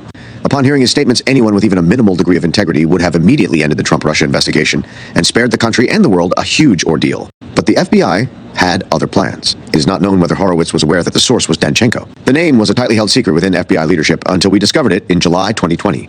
Despite uncovering various instances of misconduct, such as the FBI obtaining further warrants for Carter Page after Danchenko had renounced the Steele dossier, Horowitz seemed to have accepted other narratives presented by the FBI. Crucially, Horowitz assumed that the FBI's official narrative explaining why they initiated their Crossfire Hurricane investigation of Trump was correct. This is what Barr and Durham objected to. The official narrative states that Trump campaign aide George Papadopoulos met the former Australian Foreign Secretary and then Australian Ambassador Alexander Downer in London at the Kensington Wine Rooms on May 10, 2016. During that meeting, Papadopoulos allegedly informed Downer that the Russian government could potentially release damaging information about Hillary Clinton. It was a commonly accepted fact at the time that foreign government actors had obtained Clinton's emails from her unsecured clandestine homebrew server. 7. On the day before Papadopoulos met Downer, Fox News reported that Russia had Clinton's emails. 8. That Papadopoulos might have shared the same story with Downer should not have been noteworthy. Indeed, the information was initially deemed unremarkable by Downer. He chose not to disclose it to anyone other than documenting it in a standard meeting report submitted to his office in Australia's capital, Canberra. The pertinent section of Downer's meeting report was subsequently disclosed in the Horowitz report. Papadopoulos suggested the Trump team had received some kind of suggestion from Russia that it could assist this process with the anonymous release of information during the campaign that would be damaging to Mrs. Clinton. It was unclear whether he or the Russians were referring to material acquired publicly through other means. It was also unclear how Mr. Trump's team reacted to the offer. We note the Trump team's reaction could, in the end, have little bearing of what Russia decides to do with or without Mr. Trump's cooperation. When Downer was interviewed by the FBI about the meeting report on August 2, 2016, he stated that it was written in a purposely vague manner because Papadopoulos left a number of things unexplained and did not say he had direct contact with the Russians. Downer also stated that he did not get the sense Papadopoulos was the middleman to coordinate with the Russians. All of these statements should have made it crystal clear that Papadopoulos may well have been referencing the Fox News report from the night before. Downer's meeting report also mentioned that Papadopoulos' story could have been derived from publicly available information, which aligned perfectly with the Fox News angle. Furthermore, Downer noted that Papadopoulos' musings may have been entirely speculative, which was another indication that Papadopoulos was simply rehashing what he had heard on the news. 11 weeks passed without Downer taking any action. But then, upon learning in July that Clinton campaign manager Robbie Mook had asserted that Russia allegedly hacked the Democratic National Committee's emails to help Trump get elected, Downer reacted. Abruptly, he recalled Papadopoulos' words and naively misunderstood the situation.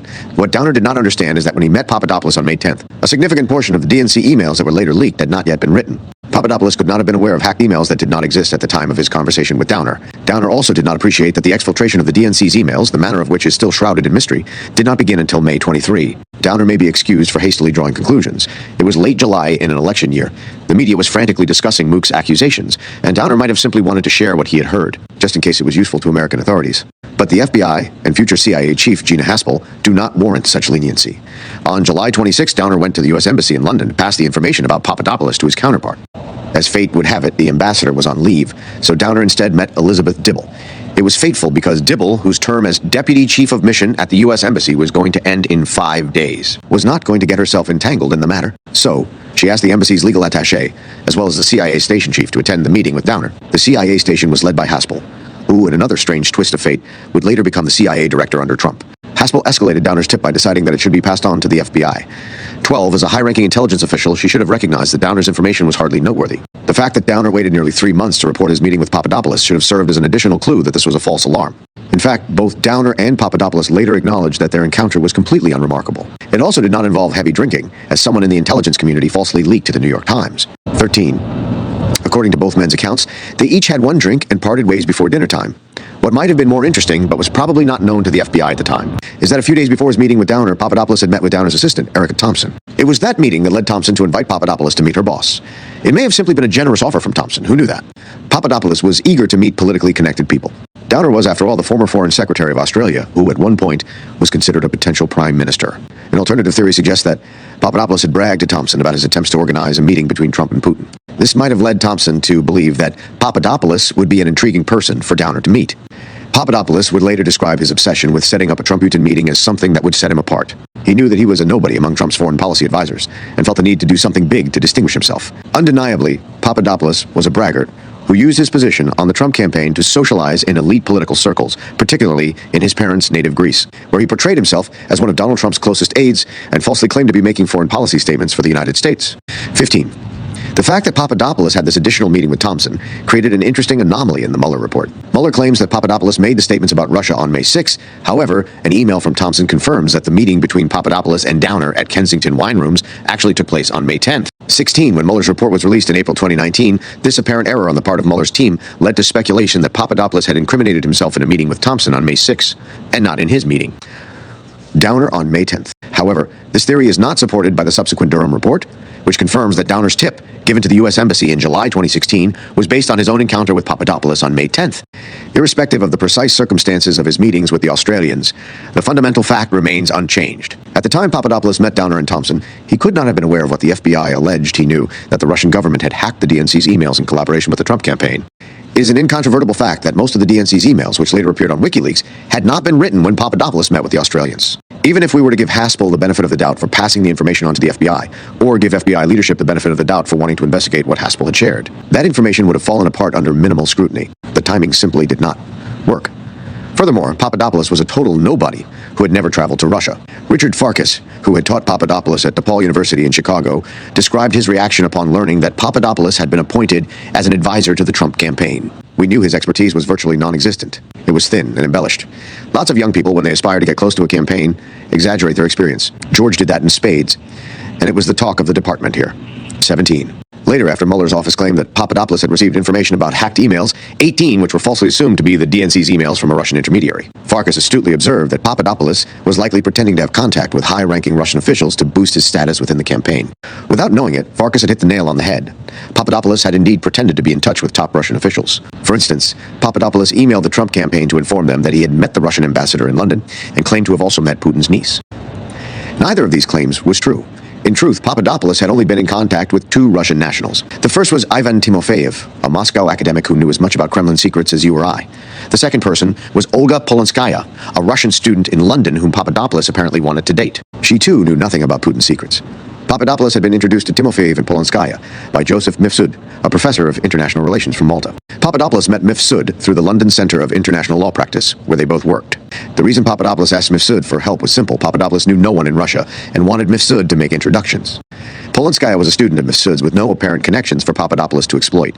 Papadopoulos' interest appears to have been limited to the romantic sphere. However, in 2017, he attempted to distance himself from her after Mueller's team arrested him at Dulles Airport. In a misguided attempt to shift Mueller's focus onto other individuals, Papadopoulos falsely claimed that Polanskaya had connections to Vladimir Putin. To be fair, Papadopoulos also told the agents who arrested him that he had a tendency to over-exaggerate a lot of things. This admission might easily have explained his musings to Downer, in that he had simply repackaged what he had heard on Fox News the night before. But Mueller's team paid no attention to this admission. It was not interested in exculpatory statements, only incriminating ones, and Papadopoulos could not help but make them, not out of a sense of guilt, but due to his foolhardy nature. For instance, regarding Timofeyev, Papadopoulos told Mueller's office that during his second phone call with Timofeyev, there were strange noises. This led him to conclude that Timofeyev was acting under someone's direction, and that their call was being monitored.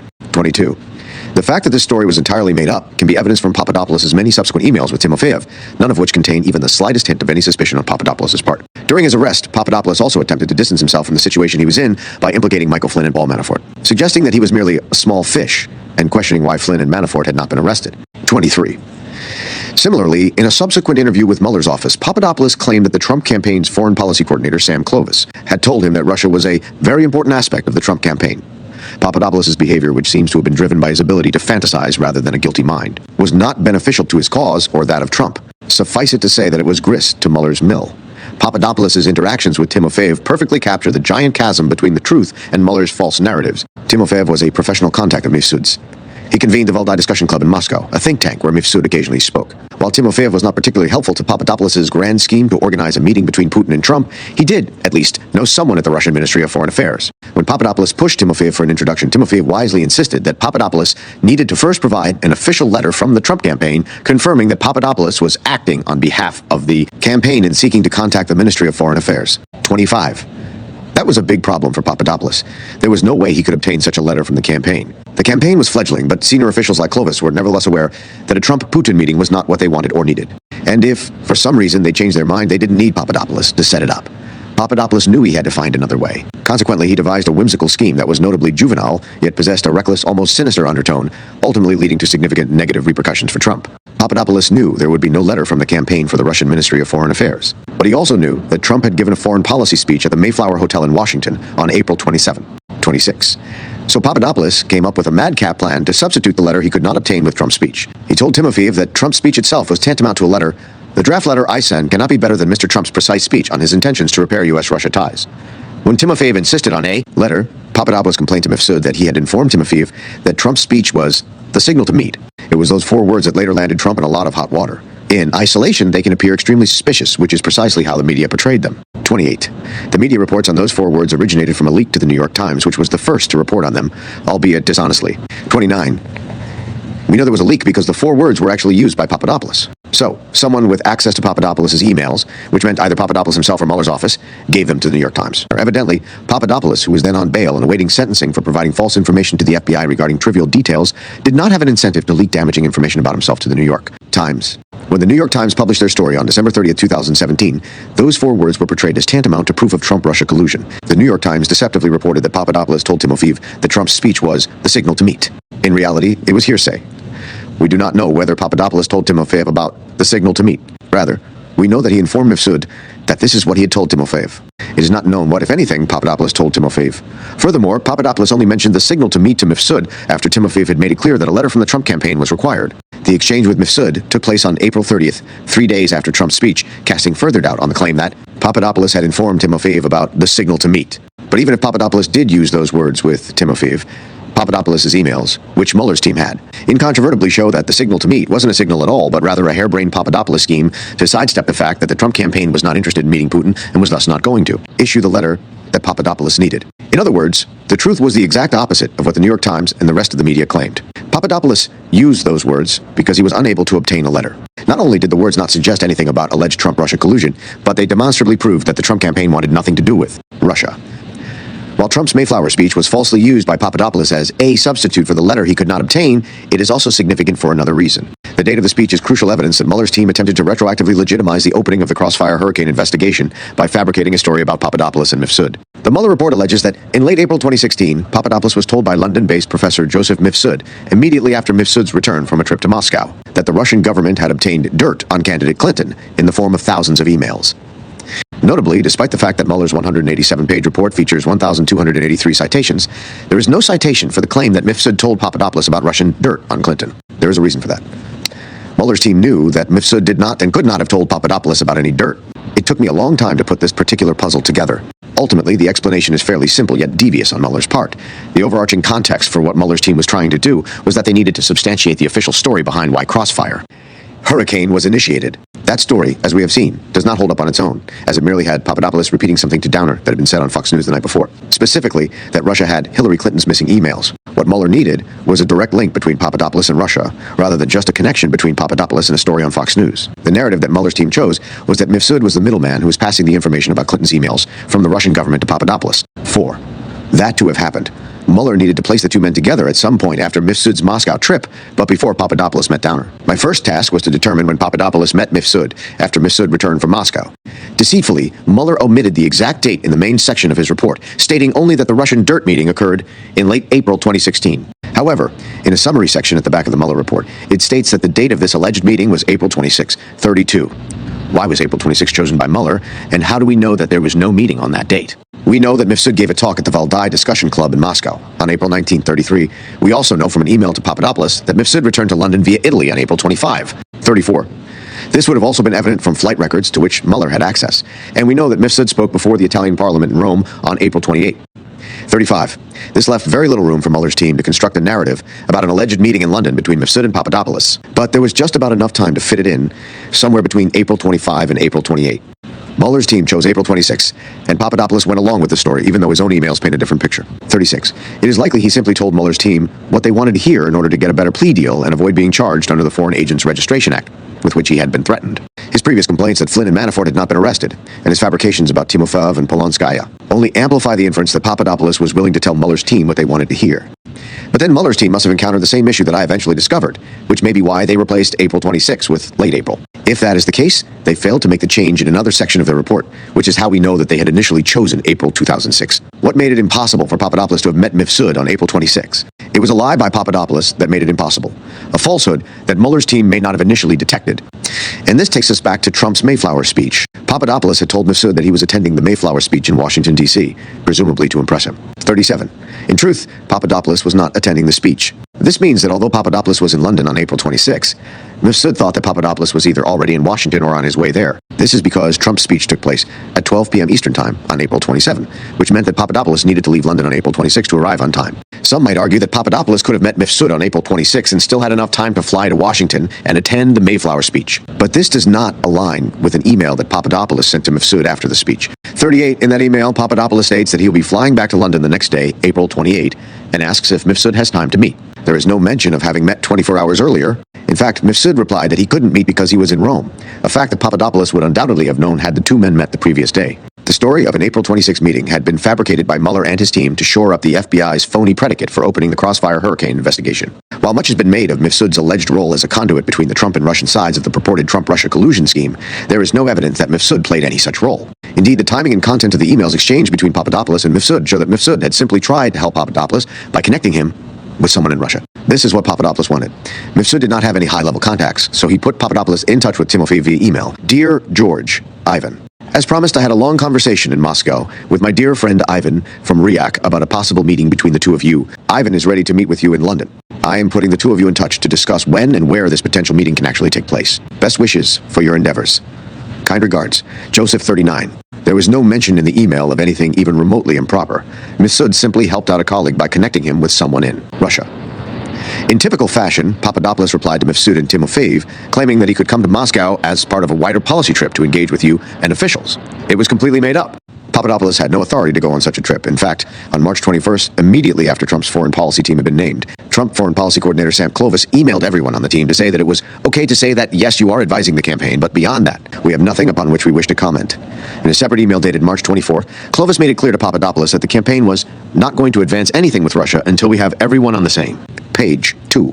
There is no evidence that that ever happened. Instead, Papadopoulos' continued freelancing and unsolicited outreach to foreign officials became an increasing irritation for the Trump campaign. When Papadopoulos did an unauthorized interview with the Times of London, 43, he was immediately admonished by Clovis. No more discussion with any press until you hear otherwise. On May 19th, Papadopoulos was in Athens and asked Clovis if he could convey any messages from the campaign to Greek officials. Clovis replied, no, just keep your counsel and report back. Realizing that Clovis was not going to approve his schemes to arrange unsolicited meetings with foreign officials, especially Russian officials, Papadopoulos tried a different approach. On May 21, he contacted Trump's then convention manager, Paul Manafort, claiming that Russian officials had reached out to Papadopoulos, asking for a meeting with Trump. There was no such invitation, but Papadopoulos thought he might use the ruse to get Manafort's attention. He was right, but not in the way he had planned. Unbeknownst to Papadopoulos, Manafort forwarded Papadopoulos' email to his aide, Trump campaign official Rick Gates, instructing Gates that we need someone to communicate that DT is not doing these trips. It should be someone low level in the campaign so as not to send any signal. After having failed to receive a reply from Manafort, Papadopoulos contacted another individual, campaign manager Corey Lewandowski. 48 again, he falsely claimed that Russia had invited Trump to visit Moscow. Lewandowski, who seemed completely unaware of Papadopoulos' activities, responded, "Can you connect with Sam Clovis? He's running point." Evidently, Lewandowski did not know that Clovis had been Papadopoulos' campaign contact all along. But Papadopoulos did not care. Within a few minutes of receiving Lewandowski's reply, he contacted Clovis, using the same excuse about an invitation from Moscow. 50. It is not known whether Clovis replied. Despite these setbacks, Papadopoulos persisted in his efforts to connect the Trump campaign to foreign officials. Next, he contacted Trump campaign official Rick Dearborn, stating that he was going to meet with an Israeli official. This plan also did not work. Dearborn admonished Papadopoulos, "You are not authorized to meet with him by the campaign, nor can you reflect the views of the campaign." On July 14, Clovis reminded Papadopoulos that he needed to use his civilian title when meeting foreign officials. "You can express that you are a Trump supporter and have been named as an advisor on foreign policy, but that you do not speak for the campaign. Keep your nose clean on this stuff." 2. As for Mifsud, he and Papadopoulos remained in touch via email throughout the campaign. However, it does not appear that they met again in person. In fact, the documentary record reveals that Papadopoulos and Mifsud had only 3 in-person meetings, March 14th, March 24, and April 12. The first meeting took place in Rome, a week before Papadopoulos was announced as a Trump campaign advisor. 53 Papadopoulos was in Rome as part of a delegation from the London Center of International Law Practice. While Mifsud had long-standing ties to this group, which purports to promote peace through international law and dispute resolution, Papadopoulos had only recently joined the center. It has been claimed that this group framed Papadopoulos by falsely tying him, and through him, the Trump campaign, to Russia. But this claim is demonstrably false. Papadopoulos joined the center before he'd even talked to the Trump campaign about the possibility of becoming an advisor. The group's trip to Rome was pre-planned. Papadopoulos' madcap plan to organize a meeting between Trump and Putin was entirely his own scheme. After Trump won the November 8 election, Mifsud sent Papadopoulos a congratulatory message, in which he also reminded him of an upcoming talk at the European Council of Foreign Relations. 54. The council had invited Papadopoulos via Mifsud on October 19. It is not known whether Papadopoulos ended up giving the talk, but it is notable that Mifsud's post-election email focused on such a benign issue. If Russia had used Mifsud and Papadopoulos to help elect Trump, surely the two men would have had more urgent matters to discuss. All of these communications reinforced that Papadopoulos was a young man eager to impress and nothing more. Mueller's office was aware of all of Papadopoulos' emails. In fact, they were compiled for Mueller's case against Papadopoulos. Despite knowing the truth, Mueller's office told the public a very different story, suggesting that Papadopoulos and Mifsud were intermediaries in a supposed scheme that connected the Trump campaign with the Kremlin. In the days after Papadopoulos entered into a plea deal with Mueller's office in October 2017, Mifsud gave 2 interviews. The first was given to the Italian newspaper La Repubblica. 55. When asked whether he had told Papadopoulos about Russian dirt on Hillary Clinton, Mifsud replied, "This is nonsense. Papadopoulos doesn't tell the truth. The only thing I did was to facilitate contacts between official and unofficial sources to resolve a crisis. It is usual business everywhere. I put think tanks in contact, groups of experts, with other groups of experts." Mifsud added, "I strongly deny any discussion of mine about secrets concerning Hillary Clinton. I swear it on my daughter. I don't know anyone belonging to the Russian government. The only Russian I know is Ivan Timofeyev." Mifsud also spoke to the Telegraph newspaper. When he was asked whether he had told Papadopoulos that the Russians had dirt on Hillary Clinton, Mifsud replied, "Absolutely, this is not true."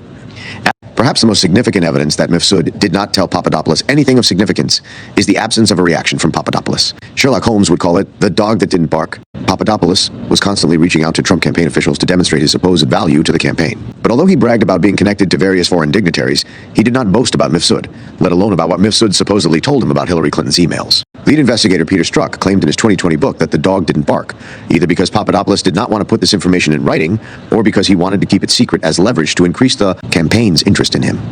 These excuses are laughable, bordering on preposterous. First, there is no evidence that Papadopoulos ever informed the campaign about stolen emails, either orally or in writing. In fact, there isn't even a suggestion that this happened. Or second, Papadopoulos could not have used the stolen email story as leverage if he was the only one who knew about it. In truth, it is simply not believable that a known self-promoter like Papadopoulos would not have told someone on the campaign about such explosive information if he had received it. It is even less believable that Papadopoulos would have bragged about a secret message from Russia to a diplomat in London that he had never met before but not said a word to anyone on the campaign. In contrast, it is very plausible that Papadopoulos informed the foreign diplomat, Downer, about what he had seen on Fox News the night before. If that were the case, he would not have needed to inform the campaign because everyone on the campaign watched Fox News without needing to be reminded by Papadopoulos. In fact, after being sentenced in September 2018, Papadopoulos admitted to CNN's Jake Tapper that Mifsud was simply repeating gossip and rumors. "I never heard something that wasn't already rumored to be." But had been the end of the false narrative that Papadopoulos had been offered Hillary Clinton's emails, but it wasn't. The Mueller report, which was published 8 months after Papadopoulos' CNN interview, maintained that Papadopoulos had indeed been offered secret information. Another aspect of the deception spun by Mueller's office regarding Mifsud that has not received much attention is that the first time Papadopoulos ever mentioned the term dirt, or for that matter, Hillary Clinton's emails, was in an FBI interview in January 2017. 59. The story told by the media and the general perception among the public is that Papadopoulos had said these things during the campaign. In fact, Papadopoulos never mentioned dirt or emails to Downer or to anyone else. Although the full transcript of Papadopoulos' January 2017 FBI interview has never been released, Papadopoulos' sentencing memorandum, this is the document that outlined Mueller's recommendation on what Papadopoulos' penalty should be, reveals that Papadopoulos was pressured by FBI agents to come up with a scapegoat. As Mueller's office acknowledged, Papadopoulos was asked a series of specific questions about when the defendant first learned about Russia's disclosure of information related to the campaign and whether the defendant had ever received any information or anything like that from a Russian government official. 60 at first, and despite intense pressure from the FBI, Papadopoulos insisted that no one had told him about Hillary Clinton's emails. Instead of Papadopoulos trying to hide something, it appears as if he simply did not know what the FBI was talking about. After additional pressure was brought to bear, Papadopoulos eventually mentioned Mifsud, but insisted that he had met Mifsud before joining the Trump campaign. Finally, Papadopoulos, who at this point must have started doubting his own sanity, told the FBI what they wanted to hear, that Mifsud had told him about the emails. Foolishly, Papadopoulos thought that by falsely implicating Mifsud, his problems would go away. Instead, they became a lot worse. Mueller eventually charged Papadopoulos with lying about when he first met Mifsud. Papadopoulos claimed it was before he joined the Trump campaign, but according to Mueller, it was after. The truth is that Papadopoulos had his interview with Clovis about joining the campaign on March 7th, 2016-61, but he was not announced as a campaign advisor until 2 weeks later, on March 21. 62. Furthermore, Papadopoulos did not meet anyone from the campaign until March 31. 63. Papadopoulos met Mifsud for the first time on March 14, right in the middle of the process of joining the campaign. In other words, Papadopoulos' skepticism of the theory that the FBI was trying to implant in his head was well-founded. How could Mifsud have played the role of a Russian intermediary in giving Papadopoulos secret information if they met before it was publicly known that Papadopoulos was going to join the Trump campaign? It was not possible. It was this realization, specifically the fact that Papadopoulos had pleaded guilty to a crime he did not commit, that was my personal gateway into Russiagate. It simply did not make any sense. That is when I started searching the internet to see if anyone else had encountered this anomaly, which is how I first met Stephen McIntyre. Both of us had independently stumbled into the same issue. When we met a few weeks later, we spent several hours brainstorming various theories as to why Papadopoulos would admit to a crime of which he was not guilty. Stephen and I could see how perplexing the situation must have been from Papadopoulos' point of view. He did not know that Downer had misinterpreted something Papadopoulos had said 9 months earlier. To Papadopoulos, it had been a completely innocuous meeting that he had probably long forgotten about. He also did not know that Downer had gone to the FBI. He did not even know that the FBI interview was about Downer. In contrast, he did know that the media had embarked on a massive Russia collusion push. The Steele dossier had just been published. There were smear stories about Michael Flynn. Sergei Milian was being disparaged by the Wall Street Journal as the link between Trump and the Kremlin.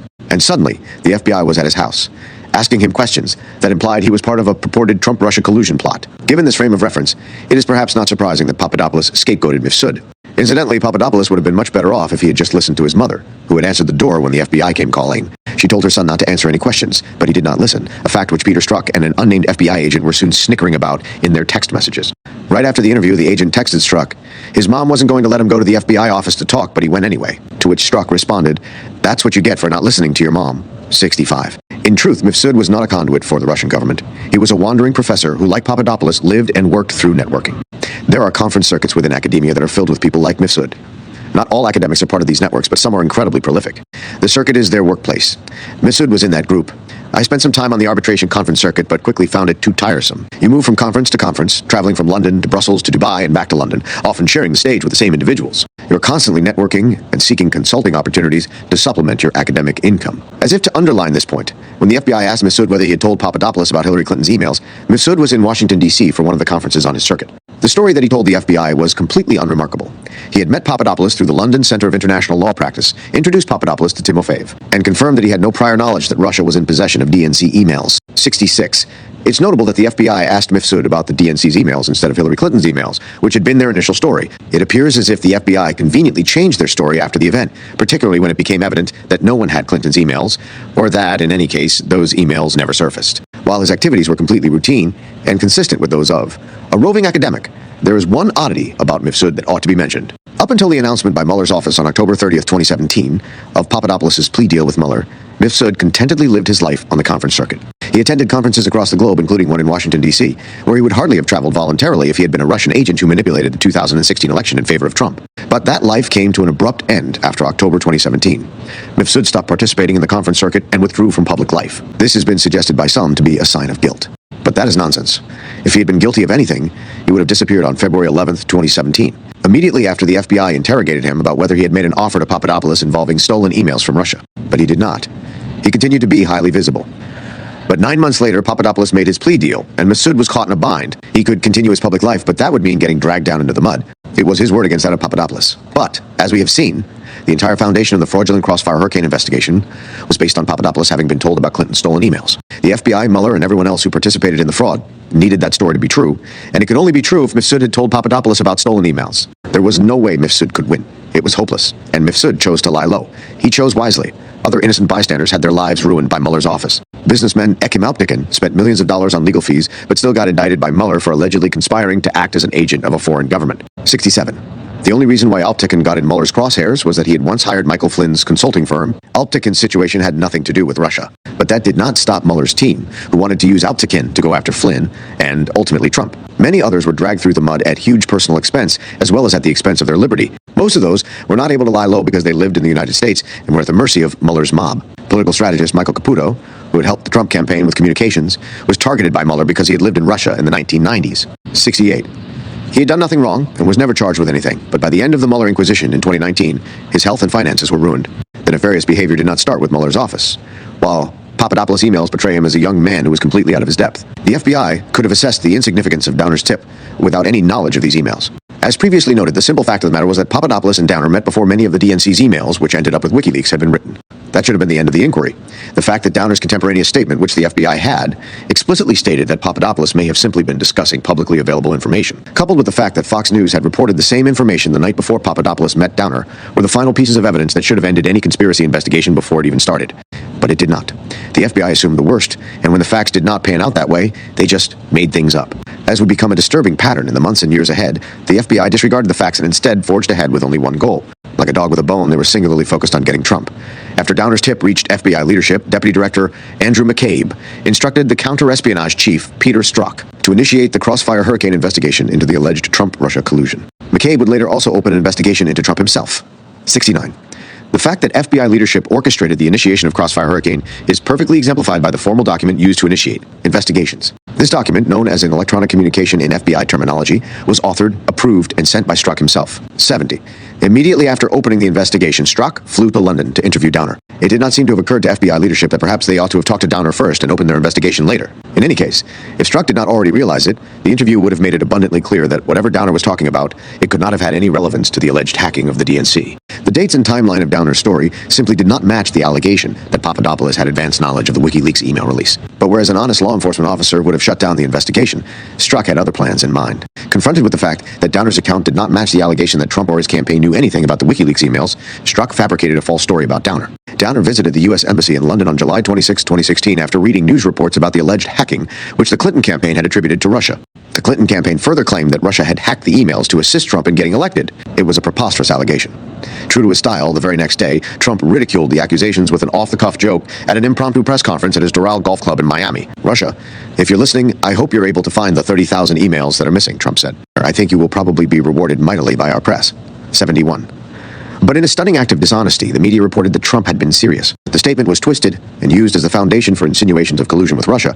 Politico reported, Trump urges Russia to hack Clinton's email. Trump had done no such thing. Instead, he had made a sarcastic remark about the Clinton campaign's smear against him. But by that point, the media stopped caring about the truth. The deceptive reporting provided Strzok with a perfect cover story. The true story, which was that Downer came forward after hearing about the alleged hacking of the DNC, was weak because the timelines didn't match. Additionally, it meant that Downer's report to the U.S. Embassy had not been triggered by anything that Papadopoulos said, but instead had been triggered by the Clinton campaign's smear. Strzok knew that this was not a solid basis for opening an investigation, so he created a new narrative out of thin air. Strzok falsely claimed that Downer came forward after he heard Trump's Russia, if you're listening, remark on July 27th. Strzok's lie did not resolve the problem that Papadopoulos could not have known about emails that hadn't yet been written, but it redirected the attention away from Clinton and toward Trump. Strzok's false narrative also implied that Downer believed Trump was colluding with Russia. In truth, Downer has steadfastly maintained that this was not what he thought, and that Papadopoulos never even suggested any such thing. 74. Strzok injected this lie wherever he could, including during briefings at the Department of Justice. So cocky was Strzok that he memorialized his lie in his 2020 book, where he wrote that, and Downer's recounting. Trump's words jarred his memory of a series of conversations months earlier. Not only had he fabricated the story, but he was also falsely attributing his own lie to Downer. On September 6, 2020, Strzok repeated his lie once again, this time to CBS's national security correspondent, David Martin. 77, as appears to be typical for members of the media. Martin appeared to be clueless about the facts and did not challenge Strzok, but I did. I immediately tweeted at Martin and CBS, pointing out that Downer had provided his tip before Trump spoke. 78. A few days later, Strzok nonchalantly conceded that his story was not true, so I got that wrong. Strzok blamed the purported error on not having his notes when he wrote his book. That, too, was a lie. Strzok was not lying about lying. We know from notes taken during a briefing that Strzok gave to the DOJ on February 16, 2017, that he told the department the exact same falsehood he later included in his book. The lie was repeated in a March 6, 2017 briefing for the then acting Attorney General. 81. Trump associates such as Flynn, Papadopoulos, and Stone were prosecuted for lying. Despite being caught red-handed, Peter Strzok has faced no consequences. Instead of facing justice for a highly significant lie that strikes at the core of the justification for initiating the Crossfire Hurricane investigation, he has been rewarded with a position as a commentator on MSNBC. But the lies did not stop with Trump's quip about WikiLeaks. Strzok further claimed in his 2020 book that, according to Downer's account of his meeting with Papadopoulos, the Russian government had offered to assist the Trump campaign through a coordinated release of material. Once again, the problem is that Downer did not say this. In fact, we know of at least 3 instances where Downer refuted the false narrative that Papadopoulos had mentioned collusion. First, the contemporaneous note that Downer's colleague Erica Thompson had written about their meeting with Papadopoulos stated that Papadopoulos had suggested the Trump team had received some kind of suggestion from Russia that it could assist this process with the anonymous release of information during the campaign that would be damaging to Mrs. Clinton. It is not known why Papadopoulos would have said such a thing, but it may have been part of his usual method of feigning importance and connections, as he did with his false claims about having met the Russian ambassador in the United Kingdom, as well as Putin's niece. However, even if we assume that Papadopoulos was not bragging, a suggestion of a suggestion does not amount to a coordinated release of material. What is more, the contemporaneous note does not include any mention of the hacking of the DNC or even of any emails. It does, however, claim that the information Papadopoulos allegedly provided was damaging to both Hillary Clinton and President Obama. That should have been another red flag, that whatever Papadopoulos was talking about had nothing to do with the alleged hacking of the DNC. Second, Downer told Strzok on August 2, 2016, that he did not get the sense Papadopoulos was the middleman to coordinate with the Russians. Third, Downer confirmed in 2019 that there was no suggestion that there was collusion between Donald Trump or between Donald Trump's campaign and the Russians. Fourth, when Downer spoke to Durham in 2019, he acknowledged that the wording of the original contemporaneous note, which had been drafted by his assistant, was not phrasing he would have chosen. Downer again confirmed that Papadopoulos made no mention of Clinton emails, dirt, or any specific approach by the Russian government to the Trump campaign team with an offer or suggestion of providing assistance. According to Downer, Papadopoulos simply stated, the Russians have information, and that was all. 86. While we only have access to some snippets of what Downer told Strzok during their meeting in London on August 2, 2016, it is unlikely to have been significantly different from what he has consistently stated since then. In any case, Regardless of the exact words Downer might have used, Strzok faced an insurmountable obstacle. Papadopoulos, as a matter of logic, could not have known anything about hacked emails that had not yet been written. However, Strzok was too engrossed in his anti-Trump agenda to heed logic. Instead of accurately portraying Downer's tip, Strzok fabricated a misleading narrative, which led to an escalation in the investigation. Subsequently, the focus shifted from Papadopoulos to include Trump campaign manager Paul Manafort, campaign advisor Michael Flynn, and campaign aide Carter Page. The significant increase in intensity, stemming from a flimsy tip, lacked any justifiable rationale. Moreover, even if the tip had some validity, it pertained solely to Papadopoulos. Strzok's seemingly reckless and irrational actions can only be understood in the context of what was going on at FBI headquarters and between Strzok and his FBI colleague Lisa Page in the weeks before Downer came forward. In truth, the FBI's investigation of Trump began before the opening of Crossfire Hurricane on July 31st, 2016, as we would later learn from a text message exchanged between Strzok and his alleged mistress, Lisa Page, who was counsel to FBI Deputy Director Andrew McCabe. The FBI had an open investigation to Trump before anyone in the FBI had heard of Alexander Downer. On July, Strzok texted Page about our open CI investigations relating to Trump's Russian connections. The official document used to open the Crossfire Hurricane investigation on July states that the investigation was initiated based on information that the FBI received on July 29. That information was Downer's tip. Thus, Strzok's reference to an open counterintelligence investigation before July 29 conflicts with the official opening of the probe. To date, the FBI has not acknowledged the existence of a secret investigation into Trump that occurred before both the official commencement of the investigation and the official predicate, Downer's tip, for initiating the investigation. Soon after Crossfire Hurricane was officially opened, Page texted Strzok, "Trump's not ever going to become president, right? All right?" Strzok replied, No, he's not. We'll stop it." The question remains, what prompted the initial Trump investigation that Strzok and Page discussed in their text messages? There are several possibilities. Steele had been passing his reports to the FBI since early July, while it remains unclear who dealt with those reports and at what level. They present one possible reason why there may have been an unofficial investigation before Crossfire Hurricane was initiated. There is also the fact that the FBI had been investigating Carter Page since April 2016, based on his continued contacts with Russian intelligence officers. Curiously, that investigation opened shortly after Trump identified Carter Page as one of his 5 foreign policy advisors. 90 perhaps in his text message to Lisa Page, Strzok meant the Carter Page investigation. One problem with that interpretation is that the alleged contacts that Page had with Russian intelligence officers predated his involvement with the Trump campaign by several years. Another problem is the fact that the Horowitz report states that there was limited investigative activity in the Page matter.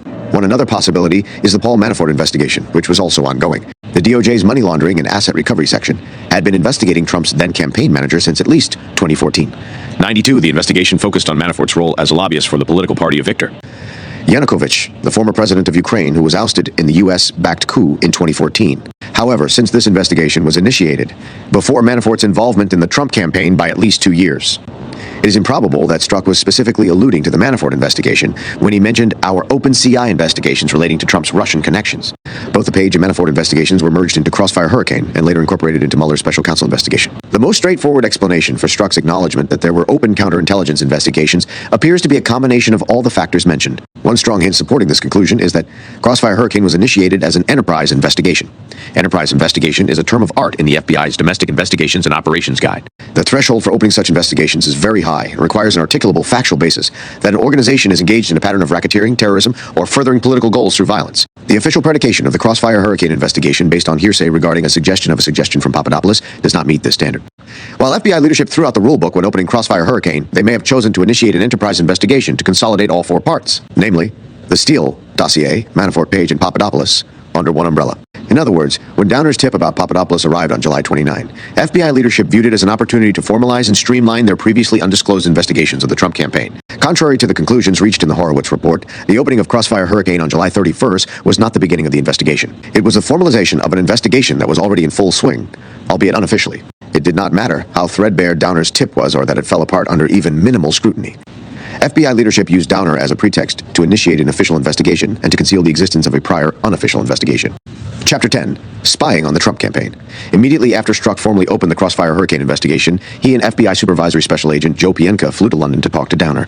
Pienka was Strzok's sidekick, who later accompanied Strzok to the White House ambush interview of Michael Flynn. The London trip was a facade. Whatever Downer had told them would not change the path that Comey, McCabe, and Strzok had embarked on, the path to trip up Trump. If they had a genuine interest in listening to what Downer had to say, they wouldn't have initiated a full enterprise investigation into a presidential campaign without even speaking to him first. At the time Crossfire Hurricane was initiated, FBI leadership had only received a quadruple hearsay account that originated with Papadopoulos and passed from Downer to Dibble and Haspel, then to an FBI agent, and ultimately to FBI leadership. To make matters worse, the original story was completely insignificant. Downer later told an Australian journalist that Papadopoulos had mentioned that he thought the Russians might release information that could be damaging to Hillary Clinton's campaign at some stage before the election. This was merely a watered-down version of what many people were speculating about at the time. Yet, FBI leadership turned an innocuous encounter into a pernicious plot by suggesting that Papadopoulos had learned about stolen emails that Russia and the Trump campaign were planning to release. The narrative was entirely fabricated by FBI leadership. An early indication that the narrative was fabricated and that the FBI was aware of this was that neither Strzok nor anyone else bothered to investigate how Papadopoulos might have obtained such sensitive information, if he had. Indeed been aware that Russia had acquired Hillary Clinton's emails, it would have constituted a pressing national security concern requiring prompt intervention. However, no such action was taken. As discussed in the previous chapter, Mueller's special counsel office was forced to retrospectively do what the FBI had not done, i.e. construct a narrative explaining how Papadopoulos was supposed to have learned about Russia having Clinton's emails. But that was years later when the needs were different. Mueller's task was to retroactively legitimize what the FBI had done. In 2016, the FBI had a very different task, which was to keep the investigation going as long as possible in order to maximize the chances of tripping up Trump. For this reason, the FBI did not bother to interview Papadopoulos in 2016, when he would very likely have told them that he only shared with Downer what he had heard on Fox News the night before. FBI leadership could not afford to have him say that, and risk losing their false investigative predicate just as the investigation was getting started. In fact, they only interviewed Papadopoulos 6 months later, on January 27, 2017, when the investigation was well established. But even then, they never asked him directly about Downer. Instead of treating the Papadopoulos matter as a national security crisis, the FBI instructed an undercover operative to deceive him. The purpose was not to find out what he knew. After all, they knew that he knew nothing, but to make him say things that could be used against Trump. The operative in question was Stefan Halper, a foreign policy scholar who had served in the Nixon and Reagan administrations. Allegedly, Halper has also conducted a questionable opposition research campaign against then-President Jimmy Carter. As discussed in an earlier chapter, the FBI assigned Halper to entice Papadopoulos to London by offering him $3,000 to write a paper. While in London, the plan was to get Papadopoulos drunk with the assistance of a female agent who claimed to be Halper's assistant. The agent introduced herself as Azra Turk, but no such person exists. One of the first things that became apparent when the transcript of Halper's secret recording of Papadopoulos was released in March 2020 was that Halper did not ask Papadopoulos about Downer. Just as with Papadopoulos' FBI interview in 2017, there was no effort to find out what Papadopoulos had allegedly told Downer. Instead, Halper's questions were designed to entrap Papadopoulos by coaxing him into saying things that the FBI could distort. For instance, Halper tried to get Papadopoulos to comment on hypothetical scenarios such as whether it would be advantageous if Russia provided the Trump campaign with information that could be used against Hillary Clinton. Papadopoulos did not take the bait. Instead, he said that it would be illegal, much to the disappointment of FBI agents who were listening in on the conversation. Incredibly, since Papadopoulos had not said anything that could be manipulated and utilized against him or Trump, the FBI chose to conceal the transcript of his exchanges with Halper. But this was not the FBI's choice to make. Every word that Papadopoulos uttered in the 37-page transcript was exculpatory. This meant that the FBI had a duty to inform the Foreign Intelligence Surveillance Court of the transcript when they sought the Carter Page warrant. When Inspector General Horowitz asked why this had not happened, the FBI's excuse was that Papadopoulos' response to the direct question seemed weird to the Crossfire Hurricane team because it seemed rehearsed and almost rote. They also claimed that Papadopoulos gave a canned answer, which he was probably prepped to say when asked, and that he had been coached by a legal team. The FBI was trying to have it both ways. If Papadopoulos had said something that could be twisted and used against Trump, they would have immediately pounced on it. But since he only said exculpatory things, they dismissed it as being rehearsed. It was a lose-lose situation for Papadopoulos and Trump. But even if the FBI truly believed that Papadopoulos had been coached, and there is no indication in the transcript that this was the case, they still had a duty to inform the FISC. The FBI never gave the FISC an opportunity to make its own assessment. What is more, it appears that after Papadopoulos was arrested in July 2017 for an alleged innocuous lie about when he first met Joseph Mifsud, the entire Halper saga was concealed from Papadopoulos and his legal team. Given the exculpatory nature of his statements, Mueller was under a duty to share the transcripts with Papadopoulos' lawyers before Papadopoulos was pressured into pleading guilty. But this did not happen. In fact, when Papadopoulos pleaded guilty to lying about Mifsud in October 2017, he was still blissfully unaware that there had even been an attempt to entrap him. For all he knew, Stefan Halper was a bona fide academic who genuinely wanted to seek his input on international affairs. It wasn't until March 2018 that, with the help of journalist Chuck Ross, Papadopoulos was able to start putting the pieces together. By that point, it had become known that Halper had also targeted Carter Page, which made Papadopoulos recall his own interactions with Halper. The bottom line is that Papadopoulos was pressured into pleading guilty to trivial matters without ever knowing that he had been subjected to an FBI entrapment scheme. But the Halper plot was not the only entrapment scheme to which Papadopoulos was subjected. There was another scheme that not even Papadopoulos knew about until April 2020, when a whopping 173 pages worth of transcripts and surveillance photos were released. 6, the transcripts involved Papadopoulos and an old college friend of his. As soon as the transcripts were released, Walkafire from our research group immediately identified the friend as Jeffrey Wiseman. Walkafire remembered that some of the exchanges described in the transcript aligned with what Papadopoulos had written in his 2019 book, Deep State Target: How I Got Caught in the Crosshairs of the Plot to Bring Down President Trump. In his book, Papadopoulos recalls Wiseman texting him to alert him that the FBI had questioned Wiseman about Papadopoulos. Wiseman also mentioned that the FBI knew that the two of them had been at a casino. The trip to the casino was a giveaway as part of the FBI's secret recording of Papadopoulos took place at a casino. That's how we knew who the FBI's source was. When Wiseman informed Papadopoulos about the FBI's inquiries, Wiseman was attempting to create a decoy. Papadopoulos believed him.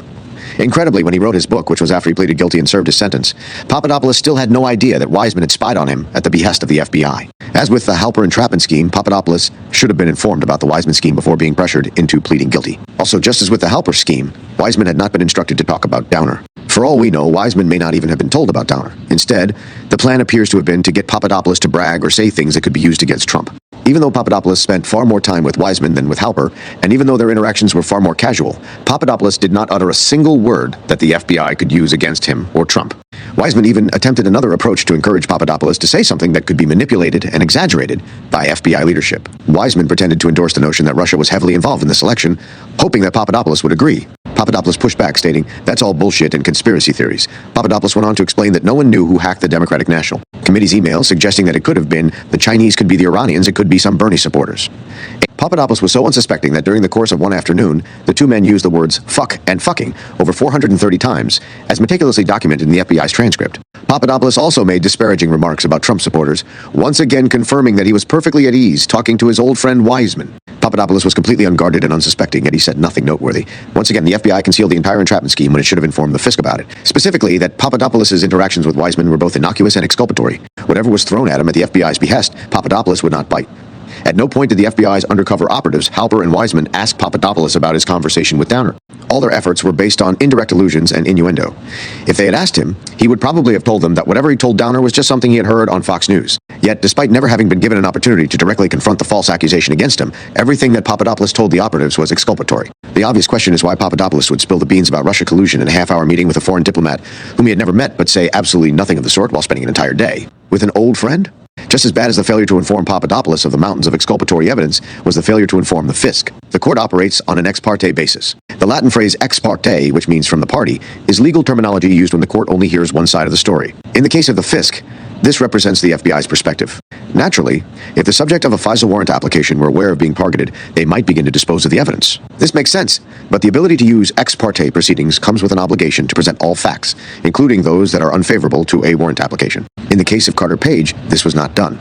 Specifically, the Page FISA warrant application claimed that the investigation had started with Papadopoulos, falsely, as explained in the previous chapter. This very fact meant that the FBI had a duty to tell the court everything about Papadopoulos, including his numerous exculpatory statements. It was not enough to claim to have privately concluded, as the FBI later informed Inspector General Horowitz, that Papadopoulos had been coached. That was for the court to decide. Not only did the FBI keep the court in the dark, but they also escalated their actions by reapplying for 3 additional FISA warrants against Page. Each time they falsely claimed that during his meeting with Downer, Papadopoulos had disclosed the existence of a secret plot, and that Page was the campaign's connection to the Russian side in this alleged scheme. Even if we were to assume, for argument's sake, that Papadopoulos had disclosed the existence of a plot, something that is emphatically denied by Downer, there was never any evidence of any kind that Page had anything to do with such a supposed plot. And yet, that is what FBI leadership secretly told a federal court, knowing that, due to the way FISA warrant applications are administered, only the judge would have access to their fabricated accusations, making it impossible for anyone else to see or contest them. Halper was also assigned to spy on Carter Page. This was not spying authorized by the FISC, but in addition to the FISA warrant, which only became active in late October 2016. Unlike the clumsy plan the FBI had hatched to entrap Papadopoulos, this time they came up with a more cautious approach.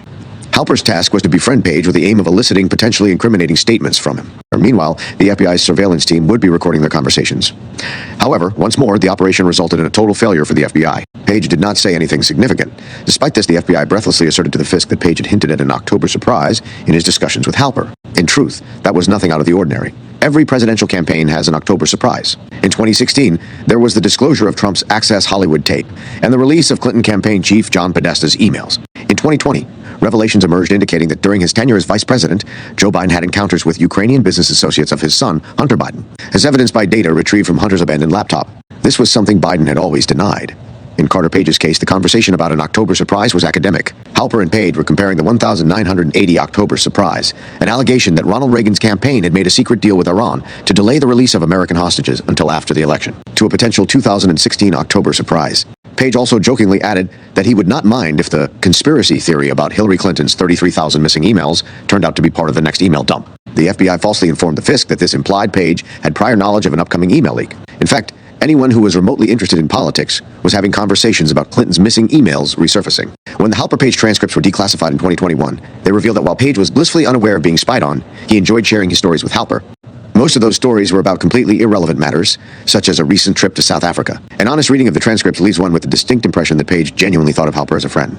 Such was the cruelty of the FBI scheme. Despite Halper's attempts to get Page to say something that could be twisted and used against Trump, Page did not make any such statements. When asked about Trump campaign manager Paul Manafort, Page told Halper that he had literally never met Manafort, that he had never said one word to him, and that Manafort had not responded to any of Page's emails. As with Papadopoulos, the exculpatory evidence of Halper's interactions with Page was not shared with the Fisk. As if 2 failed entrapment operations were not enough, Halper was also tasked with spying on Trump's foreign policy coordinator, Sam Clovis. Clovis was not under formal investigation, but the FBI decided to target him anyway. Their cover story was the most audacious one yet. Halper was supposed to pretend to be interested in joining the Trump campaign. 10-0 came of the operation. Clovis did not divulge any incriminating secrets because there were no such secrets. Years later, when Clovis found out that Halper had been sent by the FBI to spy on him, he angrily exclaimed that the FBI attempted to compromise the Trump campaign. What they tried to do was nothing short of attempting to overturn the results of a duly conducted election, and that is a despicable, shameful set of events. In truth, it was even worse than that. Halper spoke to Clovis on September 1st, 2016, under the pretense of wanting to help the Trump campaign. The timing is notable as the campaign had just entered the final stretch. Despite this, the FBI tasked Halper with asking Clovis about highly sensitive information that would have been very valuable to the Clinton campaign. For instance, mirroring his conversation with Page, Halper asked Clovis whether the Trump campaign was planning an October surprise. 12 Halper also queried Clovis about Trump's immigration strategy, efforts to reach out to minority groups, and the impact of those efforts, and the campaign strategies for responding to questions about Trump's decision not to release his tax returns. Halper even got Clovis to reveal the internal structure, organization, and functioning of the Trump campaign. Imagine the media outcry if the FBI under President Trump had sent an undercover operative to gather information about the Biden campaign's internal strategies, pretending to offer assistance to Biden. It would have been the scandal of the decade, and yet hardly anyone knows that the FBI under Obama did exactly that to Trump. Although all 3 entrapment operations had turned out to be failures, the FBI concealed both their existence and the copious amount of exculpatory information they received. The Fisk never found out about these facts officially. The FBI also concealed that Halper's 4th operation, if it can be called that, proved to be completely bogus. Halper had reported to the FBI that Cambridge historian Svetlana Lokova was purportedly engaged in a romantic relationship with General Michael Flynn. The story was completely false, a fact that the FBI acknowledged when they shut down the investigation into Flynn on January 4th. March 16, 2017, FBI Director Comey later reopened the case against Flynn out of animosity toward Trump, famously boasting that he had dispatched 2 agents, Peter Strzok and Joe Pientka, to the White House to ensnare Flynn. In doing so, Comey had circumvented all protocols and later claimed that this was something he probably wouldn't have done or maybe gotten away with in a more organized administration. However, regardless of Comey's actions, nothing changes the fact that Lokova was an entirely innocent bystander. She, like Sergei Milian, was targeted solely because she had a Russian name, spoke with a Russian accent, and had attended a dinner function in 2014 where Flynn happened to be a guest of honor in his capacity as the director of the Defense Intelligence Agency at that time. Yet, even though, as per its own document closing the Flynn investigation on January 4th, 2017, the FBI knew that Halper's smears against Lokova were baseless, they never informed the Fisk of any of this. This omission was doubly bad because if it had been disclosed that the story about Lokova and Flynn was bogus, it would have destroyed Halper's credibility and, thus, anything else he claimed. Right from the start of the Crossfire Hurricane investigation, the FBI decided to focus on 4 individuals: Papadopoulos, Flynn, Page, and Manafort. In many ways, Manafort was the odd one out because he did have actual skeletons in his closet, which made him vulnerable to being pressured into fabricating stories. He was also by far the most visible and senior individual targeted. Papadopoulos and Page were unpaid volunteers. Flynn was an advisor. Manafort was the campaign manager. Manafort's first foray into politics was as a delegate coordinator for then-President Gerald Ford at the 1976 Republican Convention. He was later given a role on the Reagan campaign in 1979 and managed to secure a White House job as the associate director of the Presidential Personnel Office. He then turned to lobbying, founding the lobbying firm Black, Manafort, and Stone together with Charles Black Jr., and longtime Trump confidant Roger Stone. Even in the early 1980s, Stone was already an established political operator in Republican circles. He would later become a friend and informal counselor to Donald Trump long before Trump ran for president. It was that friendship that attracted the attention of Mueller's special counsel operation. Mueller tightened the screws on Stone in hopes of getting him to provide information about his close friend Donald Trump. And so it was with Manafort as well. He was on the initial FBI Crossfire Hurricane target list, presumably because he was the then campaign manager and was known to have engaged in shady lobbying, or at least lobbying for questionable individuals. But things were about to change quickly. When the New York Times ran a smear piece targeting Manafort, Trump fired him. 18. He was replaced by Kellyanne Conway. This was less than 3 weeks after the official start of Crossfire Hurricane, but it had nothing to do with Crossfire Hurricane, as Trump did not know about the investigation until Comey announced its existence in March 2017, a full 7 months later. 19 Manafort was fired after the New York Times claimed to have received a copy of a black ledger. The ledger allegedly detailed undeclared cash payments that Manafort had allegedly received from the party of Viktor Yanukovych, who had been the president of Ukraine until the U.S.-led coup in February 2014. In 2019, it was revealed that the black ledger was most likely fake. 21. Notably, the ledger was never entered into evidence when Special Counsel Robert Mueller prosecuted Manafort for various financial crimes. Valentin Nalyvaichenko, the former head of the Security Service of Ukraine, expressed doubts about the ledger's authenticity, noting that only one section was leaked and no handwriting analysis had been conducted. He described it as crazy that Manafort was investigated based on the ledger. Manafort has consistently claimed that the ledger is not authentic. 22. In 2020, a tape recording between Petro Poroshenko, Yanukovych's replacement, and Vice President Joe Biden surfaced. It was made in recording, which was made in August 2016. Poroshenko can be heard bragging about his government leaking the black ledger. Both Biden and Poroshenko can then be heard laughing about the demise of Manafort, which was caused by the ledger. Although the revelations about Biden's phone call were only made in 2020, the warnings were already there for everyone to see. That is because, while Manafort was being targeted by the FBI in 2016, Valentin Nalyvaichenko, the head of Ukraine's security service, openly called the ledger suspicious and pointed out that there had been no handwriting analysis. 24. That should have cast a big cloud of doubt over the ledger. But as with all their other targets, the FBI did not care. There's also the fact that Biden, the then-sitting vice president, was intimately involved in the coordinated takedown of Trump's campaign manager. If it had been Trump laughing with a foreign leader who had just taken down Biden's campaign manager, he would have been impeached in a millisecond. The ledger story had been concocted to harm Trump. Indeed, Ukrainian officials were very keen to prevent Trump from becoming president. Ostensibly, this was because he had already indicated that he would seek to improve relations with Russia, a prospect that the Ukrainian government did not desire. How different things would have turned out if Trump had been given a chance to fulfill his promise. But he was never allowed to, as Russiagate effectively criminalized diplomacy with Russia. One intriguing aspect of Ukrainian election interference is the question of whether it was prompted by the CIA. According to revelations made in February 2024, the CIA and its then director, John Brennan, became heavily involved in Ukraine following the February 2014 coup. 25. One of the first things that the aforementioned head of Ukraine's SBU, Nalyvaichenko, did on the night of the coup was to contact a local CIA representative. Brennan arrived in Kyiv a few days later, and the two sides, namely the CIA and SBU, collaborated on constructing 12 secret bases near the Russian border. Leaving aside the issue that this was unlikely to have been viewed kindly by Russia, the CIA's deep involvement in Ukraine raises the question of whether the CIA was engaged in activities beyond constructing secret bases. Ukrainian officials, including President Poroshenko, who bragged about publicizing the Manafort ledger, were highly involved in trying to undermine Trump's 2016 campaign. The Ukrainian ambassador in the United States, Valery Chaly, openly chastised Trump 26, as did the former Ukrainian Prime Minister Arseniy Yatsenyuk, who was appointed by Victoria Nuland as her hand-picked leader of post-coup Ukraine. 27, Ukraine's Interior Minister Arsen Avakov referred to Trump as a dangerous misfit who was dangerous both for Ukraine and for the United States to the same extent. All of these attacks took place in August 2016, just before the release of the Manafort ledger by Ukraine. While it is not known whether the CIA or anyone else in the United States government encouraged Ukraine to criticize Trump, it is certainly highly unusual for high-ranking officials from a foreign country to be so overtly hostile to a presidential nominee. At a minimum, it is very unwise because, as it turned out in 2016, the person being targeted might end up becoming president. As Nalyvaichenko admitted after the 2016 election, Ukraine's government had in fact intervened in the presidential campaign when it leaked the Manafort ledger. 29. The results of Ukraine's interference were immediate.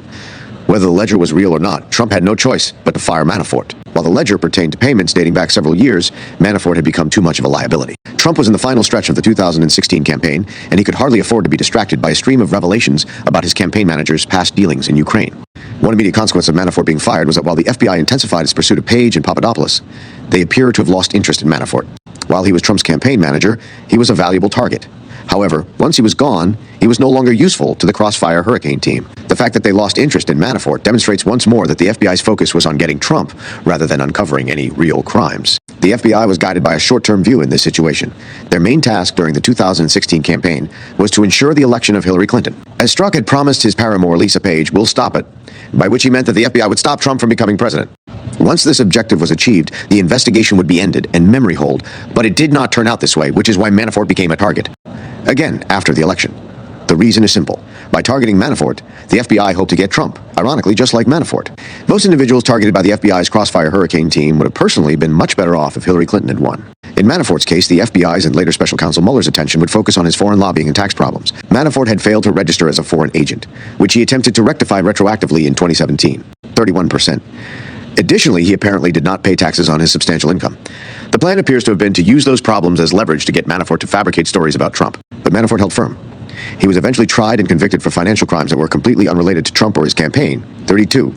The original ledger accusation that led to Manafort's dismissal, alleging that he had received substantial amounts of cash from Ukrainian sources, turned out to be false. There were no cash payments. As for Steele and Danchenko, the originators of the dossier, the FBI showed little interest in them. As noted earlier, Danchenko was not interviewed until after Trump became president. When he disavowed the dossier in that interview, the FBI buried both his admission and Danchenko's existence. A March 2017 memo prepared by top FBI officials for the Gang of Eight, the 8 congressional leaders who were briefed on classified intelligence matters, promoted Steele and his dossier, as if Danchenko had never disavowed it. The FBI also falsely claimed that Danchenko was Russian-based, and that the FBI had no control over him, even though he was on their payroll. 33. Similarly, the FBI made no attempt to seriously question Steele. The only known pre-election meeting between Steele and anyone from the Crossfire Hurricane team took place in Rome, Italy, on October 3, 2016. As we would only find out 6 years later, it was at that meeting that the FBI offered Steele $1 million to corroborate his dossier claims. 34. Instead of seizing the opportunity for a huge payday, Steele became uncooperative. Steele refused to provide the names of his sources and did not offer any useful information. If the accumulation of prior investigative dead ends and red flags was not sufficient, the Rome meeting should have been the final straw. But it wasn't. A mere 18 days after Steele proved, through his recalcitrance and million-dollar rejection, that he could not be trusted, the FBI filed an application with the Fisk to spy on Carter Page. The basis of the application was the Steele dossier. FBI Deputy Director McCabe later admitted that without Steele, there would have been no FISA warrant, no surveillance warrant would have been sought from the Fisk without the Steele dossier information. 5. Despite depending on Steele's information, the FBI did not conduct a purportedly serious interview with him until September 2017, which was well into Trump's presidency. The FBI's Form 302, which memorialized Steele's interview, was completely redacted when it was finally released years later. Every single one of the 26 pages of interview notes had been blacked out. 36. It wasn't until Trump's last day in office on January 20th, 2021, that we got to see a less redacted version of Steele's FBI debriefing. 37. Trump had attempted to release an entire bundle of declassified Russiagate documents, but inexplicably, his White House Chief of Staff, Mark Meadows, decided to send the declassified documents back to the Department of Justice. Apparently, he was told they wanted to make additional redactions, but the notion that Meadows would have expected a Biden DOJ to then re-release the documents is absurd, and so it turned out. The DOJ never re-released the bundle. The only reason we got to see Steele's 302 is that journalist John Solomon obtained a copy of it before Meadows sent the bundle back to the DOJ. In the end, the FBI needn't have tried so hard to conceal Steele's Form 302, as it only reaffirms what we already knew. Steele was recalcitrant, and the FBI failed to press him on his fabrications. For instance, Steele insisted that the primary subsource has subsources with serious access. The FBI knew this to be untrue because 9 months earlier, Danchenko had informed them that those subsources were his drinking buddies who merely shared gossip and jest. Steele also appears to have stuck with his story that Millian was the main source for most of the dossier's accusations. Again, the FBI did not question him about the impossibility of this, as Danchenko had already confessed that he never spoke to Millian. It was the same story over and over. Despite the FBI knowing that the Steele story was fabricated, they continued to rely on it to pursue Trump. Every time additional deceptions were revealed, the FBI escalated the investigation instead of shutting it down. To this day, no one has been held accountable for these acts of fraud on the American people. Chapter 11, the Alpha Bank Hoax. Unbeknownst to almost everyone until 2021, the Steele dossier wasn't the only component of Clinton's project. The campaign's Swiftboat offensive had a second prong, the Alpha Bank Hoax. This part of the plan was executed in parallel to the Steele dossier, but received far less attention, both at the time it was being implemented and after Trump became president. While it was known that accusations had been made during the campaign that Trump had a secret communications channel with the Kremlin through Alpha Bank, those allegations did not gain much traction. One, both the New York Times and Vox, not exactly known as Trump-friendly outlets, reported that the Alpha Bank story did not amount to much. 2 stories of lurid sex tapes tend to capture the imagination more effectively than technical hoaxes related to the Internet's domain name system, also known as DNS. Those who saw through the con game probably assumed that the smears linking Trump to Alpha Bank were an extension of the dossier's allegations and not a separate element of the Swiftboat campaign. After all, Steele himself wrote a dossier report on the Alpha Bank story. The report was dated September 14, 2016, and it was made public along with most of the dossier when BuzzFeed published photos of it on January 10, 2017. The details of the Alpha Bank hoax and its connection to the Swiftboat campaign did not surface until September 19, 2021, when Michael Sussman, a lawyer for the Clinton campaign, was charged with lying to the FBI about his involvement in promoting the Alpha Bank hoax. The Sussman indictment, for the first time, revealed the extent to which Clinton campaign operatives had gone to concoct Trump Alpha Bank links. It also revealed for the first time the existence of previously unknown participants in this scheme, including Tech, Executive Rodney Joffe, and IT researchers at Georgia Tech. An article from 2018 in The New Yorker alluded to the presence of these additional players, but it did not provide specific details. The purpose of the article seems to have been to resurrect the Alpha Bank hoax, possibly in response to Alpha Bank's legal actions aimed at uncovering the truth behind the hoax. The article's author, Dexter Filkins, wrote another piece in 2020 that overtly aimed to undermine Alpha Bank's legal efforts. The legal efforts were initiated with a lawsuit in 2017 against Christopher Steele's employers, Fusion GPS. 2 further lawsuits were subsequently filed against unknown John Does. Ironically, the 2018 article in The New Yorker fueled the John Doe lawsuits. Filkins mentioned that he had spoken to a source who claimed to have been involved in the effort to link Trump to Alpha Bank. The source identified himself as Max, which was later revealed to be a false name. Initially, all that Alpha Bank had to go on was a 2016 article in Slate magazine that cited a pseudonymous individual referring to themselves as Tea Leaves, who claimed to have discovered a bank in Moscow that kept irregularly pinging a server registered to the Trump Organization on Fifth Avenue. It was Filkins who provided Alpha Bank with the lead on Max, prompting the bank's lawyers to initiate legal processes to identify both Tea Leaves and Max. While it is often assumed that the Sussman indictment led to the identification of Tea Leaves as Internet security researcher April Lorenzen and Max as Roddy Joffe, our group had made those identifications earlier using obscure legal filings in the various Alpha Bank cases. 8, but more on that later. The Alpha Bank hoax was far more complex, involving many more moving parts than the dossier hoax. The dossier was a fabricated document that attributed false stories to a former intelligence official from America's closest ally, which were then disseminated to the FBI and the media. It was a devious scheme, but fairly simple in its basic outline. In contrast, the Alpha Bank plan required real-world data that needed to be traceable on the internet, allowing third parties, including the FBI, to access it. The plan was to create the appearance of internet traffic between the servers at Trump Tower and the servers of Alpha Bank. The existence of such alleged traffic could then be reported to the FBI to trigger an investigation of Trump. Once the investigation was triggered, the fact that there was an investigation would be disseminated through the media. The snag was that with this hoax, Steele's say-so wasn't sufficient. There needed to be actual data that anyone could find online. The details of when and how the Alpha Bank plan was hatched remain unknown.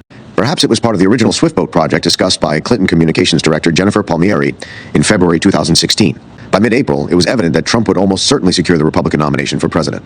Around that time, Sussman and Roddy Joffe, the IT executive identified by Walkerfire and Fool Nelson, through a review of Alpha Bank's legal filings, 9 began implementing the Alpha Bank plan. Coincidentally or not, by late April, the Democratic National Committee suspected that it had been hacked. Amy Dacey, the committee's CEO, called Sussman, who provided legal services for the committee.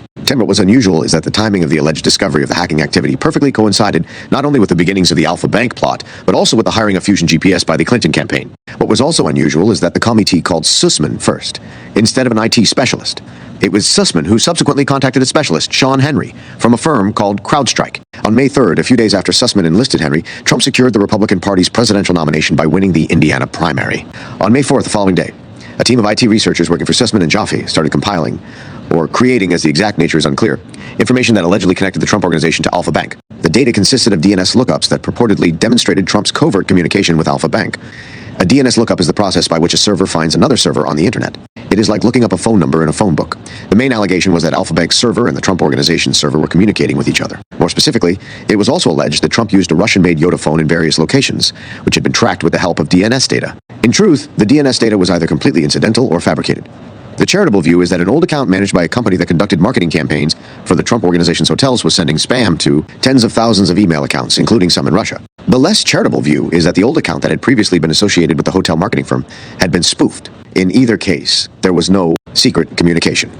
It was all made up, just like the Yoda phone story, which was based on the same absurd assumption that any online interactions or searches must have been malicious. In the case of the Yoda phone, there were millions of searches for Yoda phones originating from US-based internet addresses. That is not surprising, considering that Yoda phones were sold in the United States for a number of years. The fact that one of the millions of Yoda phone lookups might have originated from a Trump Tower internet address means absolutely nothing. For all we know, it could have been a Russian businessman using double Wi-Fi at the Starbucks on the second floor. Despite the lack of robust data, the scheme to tie Trump to Alpha Bank still moved forward. Sussman's and Joffe's data curation was completed on July 29. This happened to be the same day when Steele traveled to Washington, D.C. to meet Sussman. It was the first meeting between the two men in charge of their respective parts of the Swiftboat plan and marked the convergence of the two prongs of the scheme. The meeting took place at the offices of Sussman's law firm, Perkins Coie. Also in attendance were Mark Elias, the attorney of record for the Clinton campaign, and key figures from Fusion GPS, including the company's owner, Glenn Simpson. When Steele was later sued in London by the owners of Alpha Bank, he testified that the meeting at Perkins Coie's office was the first time he had ever heard of the Alpha Bank story. Steele also testified that he was instructed by Fusion Simpson to write a dossier report about Alpha Bank. This is one of the key pieces of evidence that shows that Steele, according to his own testimony, wrote customized reports for the Clinton campaign. The meeting on July 29 involving the key figures in the Swiftboat campaign occurred at a crucial juncture. Clinton's campaign manager, Robbie Mook, publicly initiated the operation a few days earlier when he appeared on CNN and asserted that Russia had hacked the DNC with the specific intention of assisting Trump. 13 early dossier reports, which Steele had shared with the FBI's Michael Gaeta, had by that point also reached the highest levels of the FBI. 14. Most importantly, the FBI was about to open its Crossfire Hurricane investigation into the Trump campaign. While Elias, Sussman, Steele, and the others probably did not know that this was about to happen, they must have expected it. After all, the main objective of the Swiftboat project was to prompt the FBI to investigate Trump. As became known in 2020, when incriminating text messages between lead Trump investigator Peter Strzok and his paramour Lisa Page were released, the FBI had ongoing counterintelligence investigations relating to Trump's Russian connections before a crossfire hurricane was opened. It is possible that the Swiftboat conspirators knew about these early investigations. In the weeks following the July 29 meeting of the Swiftboat campaign's main operatives, the Alpha Bank side of the project appears to have been put on the back burner. Instead, the Clinton campaign prioritized the broader message that Trump was somehow involved with Vladimir Putin. On August 6th, Hillary Clinton sent out a tweet asking, "Seriously, what is going on with Trump and Russia?" The tweet included a video with media clips questioning Trump's conciliatory tone toward Putin. Of course, there was nothing to wonder about. Trump had made it clear from the start of his campaign that he would seek improved relations with Russia. As Trump explained at the time, it is better to have non-belligerent relations with the world's biggest nuclear power than to keep sliding toward war. But those facts were ignored by the media, which started parroting the Clinton campaign's Trump-Russia messaging. On August 7th, Hillary Clinton sent another tweet about Trump's alleged closeness with the Kremlin. 17 this time, she attached a press release. She sent a similar tweet on August 15th. While the Alpha Bank angle was not being emphasized by the campaign at this time, the Manafort angle was. Paul Manafort had become Trump's convention manager in March and his campaign manager in June. This provided new material for the Swiftboat schemers. Manafort had a history of advising dubious politicians worldwide. One of these individuals was the former Ukrainian president, Viktor Yanukovych. Ukraine isn't Russia, but it was close enough for the Clinton campaign. They ran an ad using footage of Michael Isikoff, a journalist with Yahoo News who was willing to promote Clinton talking points, to insinuate that Manafort was connected to Putin. 19. The trigger was pulled on Manafort on August 14, when the New York Times ran a story with the headline, "Secret Ledger in Ukraine lists cash for Donald Trump's campaign chief." The article alleged that Manafort had received $12 million from Yanukovych's political party from 2007 to 2012. What that had to do with Trump remains the Clinton campaign's secret. 4. Its part, the New York Times made sure to mention Putin and Russia repeatedly in an article that had nothing to do with Russia. Perhaps unsurprisingly, one of the co-authors of the New York Times piece was Isikoff's associate Barry Meyer. The New York Times also made sure to mention that Manafort had business dealings with Oleg Deripaska, whom they claimed to be a close ally of Putin. What they did not mention was that Deripaska was a client of dossier author Christopher Steele. As noted earlier, the anti-Manafort ledger proved to be false, evidently fabricated by Ukrainian operatives who were working overtime to prevent a Trump presidency. 21. But it did not matter. The damage was done, and Manafort was fired on August 19th. In the short run, it was a wise move on Trump's part. Regardless of Manafort's guilt or innocence, Trump was aware that the allegations would continue to be used against his campaign as long as Manafort was involved. Cutting him loose helped kill the story, at least for a while. In the long run, it was a bad move as it showed Trump's enemies that he would fire loyal staffers in response to media hit pieces, a weakness that was exploited early in Trump's presidency when he fired General Michael Flynn after a false leak about a conversation Flynn had with the Russian ambassador appeared in the Washington Post. After Manafort's departure, the Clinton campaign intensified its advertising efforts by accusing Trump of being closely associated with the Kremlin. The seed had been so firmly planted that even Senate Minority Leader Harry Reid started demanding an investigation into Trump's alleged ties to Putin. 22. With everyone primed, it was time to unleash the Alpha Bank hoax. Steele's made-to-order report on Alpha Bank was completed on September 14th, 5 days before Sussman pulled the trigger with James Baker, the FBI's general counsel. On September 15th, the lead lawyer for Clinton, Mark Elias, communicated with Clinton's top 3 advisors regarding the Alpha Bank scheme. Among those 3 were Communications Director Palmieri, Campaign Manager Mook, and Foreign Policy Advisor Jake Sullivan. It is not known what they discussed. Steele's Alpha Bank report, titled Report 112, consisted of the usual fabricated fantasies. 2-3. However, unlike Steele's other reports, we know the details of its creation. During his visit to Washington, D.C. on July 29, Steele received an order from Sussman to write a story linking Alpha Bank to the Kremlin and Putin. Without such a link, the alleged communications between Trump and Alpha Bank would be meaningless. Following the July meeting, Steele asked Danchenko to establish connections between Putin and Alpha Bank. Luckily for both, Alpha Bank had long been an interest of Danchenko's dating back to his days at the Brookings Institution. There has been speculation that, given his pre-existing interest, it was Danchenko who injected the Alpha Bank hoax into the dossier. But the facts do not support that claim. The Steele dossier never mentioned Alpha Bank until Sussman commissioned Steele to write Report 112. The story that Steele and Danchenko finally settled on was that a former Alpha Bank employee, Oleg Govaran, was the conduit between Alpha Bank and Putin. This linkage allegedly occurred while Putin was the deputy mayor of St. Petersburg in the 1990s. Steele wrote in Report 112, according to the top-level Russian government official, during the 1990s, Govaran had been head of government relations at Alpha Group, and in reality, the driver and bag carrier used by Friedman and Avon to deliver large amounts of illicit cash to the Russian president, at that time, deputy mayor of St. Petersburg. Steele also claimed that a top-level Russian government official described the Putin-Alpha relationship as both carrot and stick. Alpha held compromat on Putin and his corrupt business activities from the 1990s, whilst although not personally overly bothered by Alpha's failure to reinvest the proceeds of its TNK oil company sale into the Russian economy since the president was able to use pressure on this count from senior Kremlin colleagues as a lever on Friedman and Avon to make them do his political bidding. 25. In essence, Steele's narrative suggests that 20 years ago, the owners of Alpha Bank, Mikhail Friedman, Peter Avon, German Khan, allegedly bribed Putin. This alleged bribery granted Putin influence over them, enabling him to manipulate their actions ever since. Like many of Steele's stories, this one made no sense. It was complete gibberish. Leaving the logical flaws aside and also disregarding Danchenko's admission that Steele had no top-level Russian government official sources, the story also falls apart because Govorun's role at Alfa Bank and Putin's mayorship in St. Petersburg never overlapped. Putin left St. Petersburg in June 1996. Govorun took up his position at Alfa Bank in March 1997. Interestingly, an archive version of Govorun's Wikipedia page contains incorrect dates, giving the impression of an overlap. The false Wikipedia entry was cleaned up in January 2022, after Stephen McIntyre and I pointed out the problem. 26. Despite his previously professed interest in all things Alfa Bank, it appears that Steele and Danchenko constructed their false narrative based on an inaccurate Wikipedia entry. Further evidence of their sloppy work can be seen in the misspelling of alpha as alpha in the dossier. Such elementary errors should have been seen as a significant red flag, but the FBI had other plans.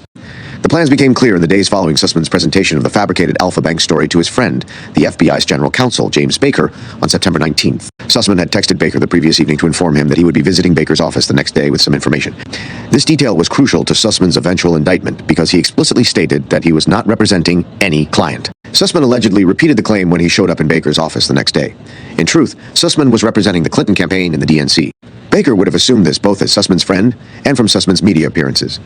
That is why it was so important for Sussman to lie and claim that, in this particular instance, he did not represent any Democrats.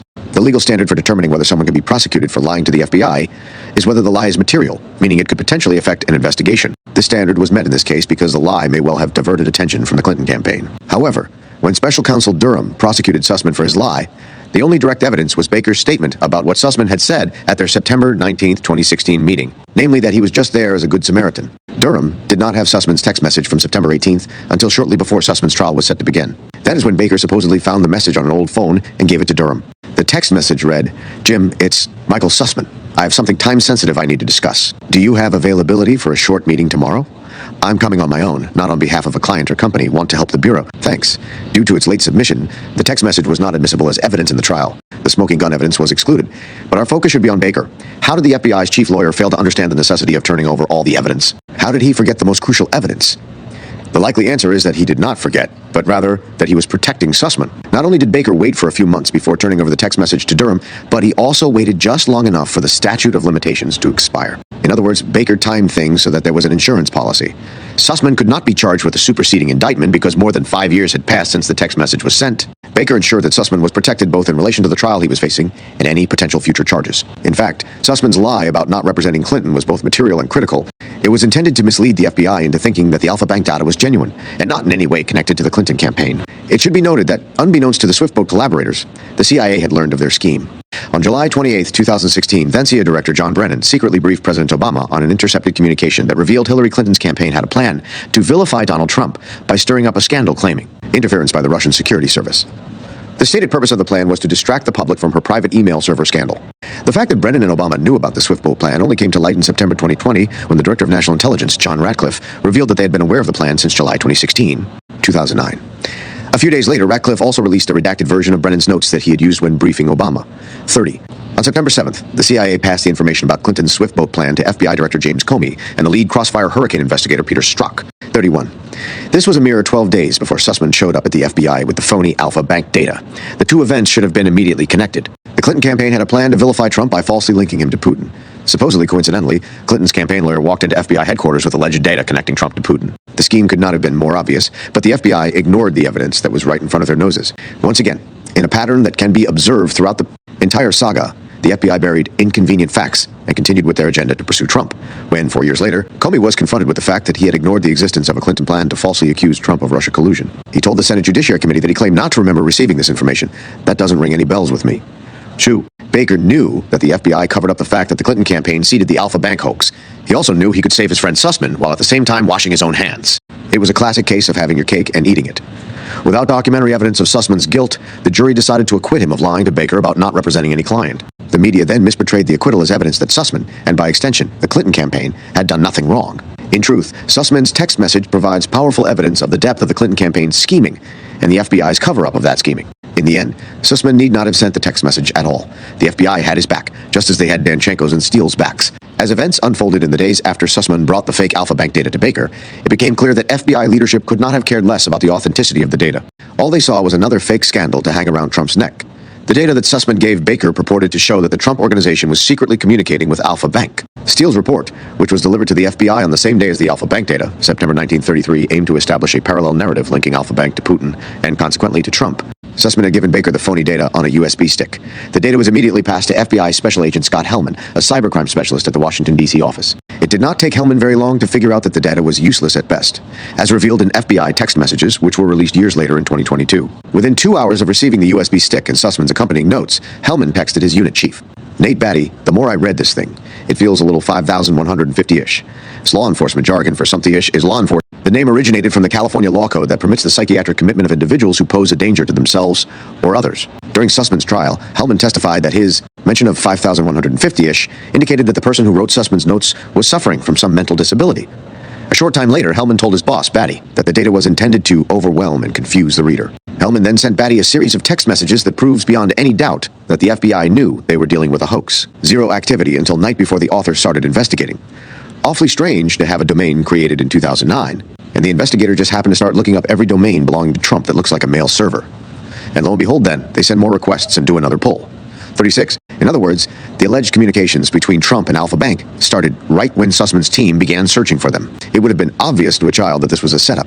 But that wasn't the only problem. The next significant red flag was that Trump allegedly used a domain with his own name to conduct his secret communications with the Kremlin. Hellman texted his superior again, this time using a markedly sarcastic tone. Nate, I need to talk to you. Privately, I want to make sure no one knows I'm contacting you. I will only send you emails from a server. They're set to only communicate with you. Don't worry, this idea is bulletproof. I've registered the domain under mail1.scott.hellmenial.com. No one will find out. 37. It was completely obvious from day one that the Alpha Bank story was a hoax.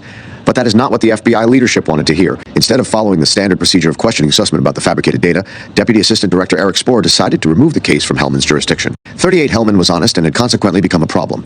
After removing Hellman from the case, FBI leadership sent the data to agents outside of Washington, D.C. and instructed them to open a full investigation. Those agents, who were located in Chicago, were more compliant than Hellman had been. They pretended that the Alpha Bank data might be meaningful. Thus, the issue was kept alive. As if the timing of all of that wasn't bad enough, there was even more evidence that Sussman was part of a scheme to trigger the FBI into investigating Trump. In the 3 months leading up to Sussman taking the USB stick with the phony data to Baker, he exchanged at least 45 emails with his regular cyber contacts at the FBI. FBI leadership knew this, but no one seems to have asked Sussman why he took the Alpha Bank data to Baker, who knew nothing about DNS data, instead of discussing it with the cybersecurity specialists with whom he was already in constant contact.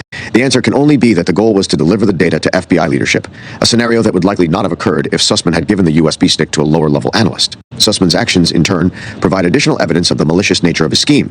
Sussman did not want the data to be debunked by a cyber analyst. He wanted to help FBI leadership strengthen their false narrative that Trump was colluding with Russia, and it worked like a charm.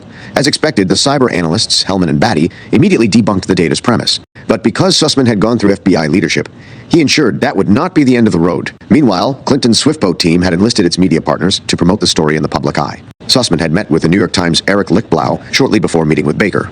39. While Lichtblau was eager to run the Alpha Bank story, his colleague Stephen Lee Myers was less enthusiastic. A few days after Sussman delivered the phony data to Baker, Lichtblau and Myers asked the FBI about the story.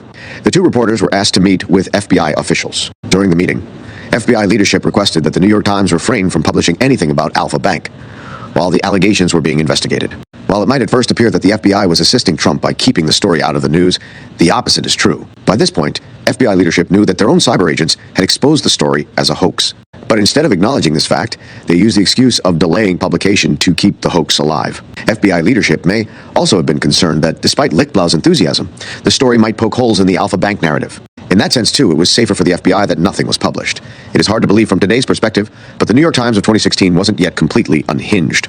When the New York Times finally published its article on Alpha Bank on October 31, 8 days before the 2016 election, the FBI's concerns, if they existed, were confirmed. The article effectively dismissed the Alpha Bank story as insignificant.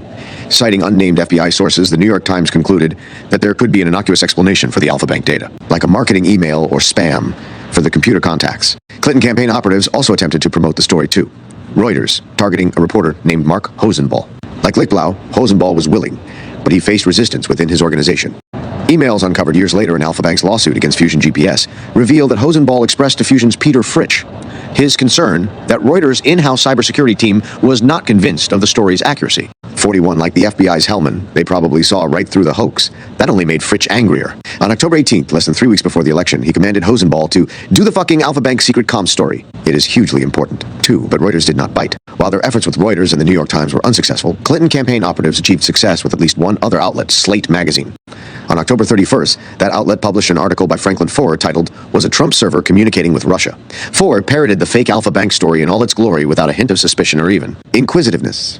The following day, FBI lawyer Lisa Page texted her boss Andrew McCabe saying, "The Alpha Bank story is in Slate," as if this was something they had been anticipating. McCabe sent a one-word reply, "Awesome." Sir, what might have felt awesome to McCabe was, in truth, an incredibly dishonest hit piece. Like the New York Times and Reuters, Slate needed someone to corroborate the Clinton campaign's false accusations. However, unlike the New York Times and Reuters, Slate found that someone in Paul Vixie, an acclaimed computer scientist who pioneered DNS. Slate wrote that in the world of DNS experts, there's no higher authority. Vixie wrote central strands of the DNS code that makes the internet work. With that level of expertise in the exact area at issue, it probably took Vixie no more than a few seconds to figure out that the Alpha Bank data was completely meaningless. It would have been like asking Steven Spielberg whether E.T. was real. But even though he must have quickly realized that the data was, at best, meaningless, Vixie told Slate a very different story. Indeed, he went into full tinfoil hat mode and claimed that parties were communicating in a secretive fashion. The operative word is secretive.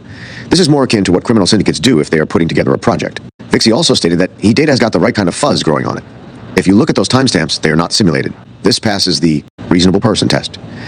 Finally, Vixie exclaimed that, "Oh, reasonable person would come to the conclusion other than the one I've come TTO." This was a remarkable conclusion considering that the FBI's in-house expert reached the exact opposite conclusion, that the data was the work of a lunatic. Fortunately, we know who is right, and we know it straight from the horse's mouth. Unbeknownst to the general public, the highest echelons of the cybersecurity world have a secret chat group called Crimeware. The existence of this chat group came to light during Alpha Bank's defamation case. On the day Foer's Slate article was published, the chat group lit up, with one expert criticizing Foer's piece. "This looks to be absolutely terrible journalism, and there's literally zero reasonable reason to think there's any actual connection to Trump. Much more likely this is some random email marketing shit set up by a hospitality company than something being used to surreptitiously communicate between Trump and the Ruskies." 5 in a follow-up email. The same tech executive sarcastically noted that maybe Vixie's behind it all. Clearly DNS is the link between all of this, so Vixie is directly tied to Russia and China. Both are known users of DNS. 46. Another of Vixie's peers commented that the story was terrible analysis with insane leaps based on statements that could not be validated. It was as if the journalists involved already had their story and just wanted quotes from industry. 7 yet. Another executive tried to help Vixie save face by sharing that all get burned from time to time by enterprising journalists. I think we all understand that everyone's quotes were taken out of context and used for a non-technical purpose. 8. Some others believe that the Slate article must have been a case of Foer having gone rogue. It was only at this point that Vixie chimed in with a one-liner, "You're even more right than you may know." After having seen the Slate piece torn to shreds by his peers, Vixie obviously decided it was best to blame the reporter. But not everyone on the secret chat board bought that explanation. After he was pressed by another participant, Vixie gave his mea culpa. "I should not have spoken with certainty. Other interpretations are possible, and I should have said so. Also, I should not have spoken out on a politics-related matter unless it was a clearly nonpartisan act. For example, only referring to a party or candidate I am known to support. There was no upside from speaking on this story.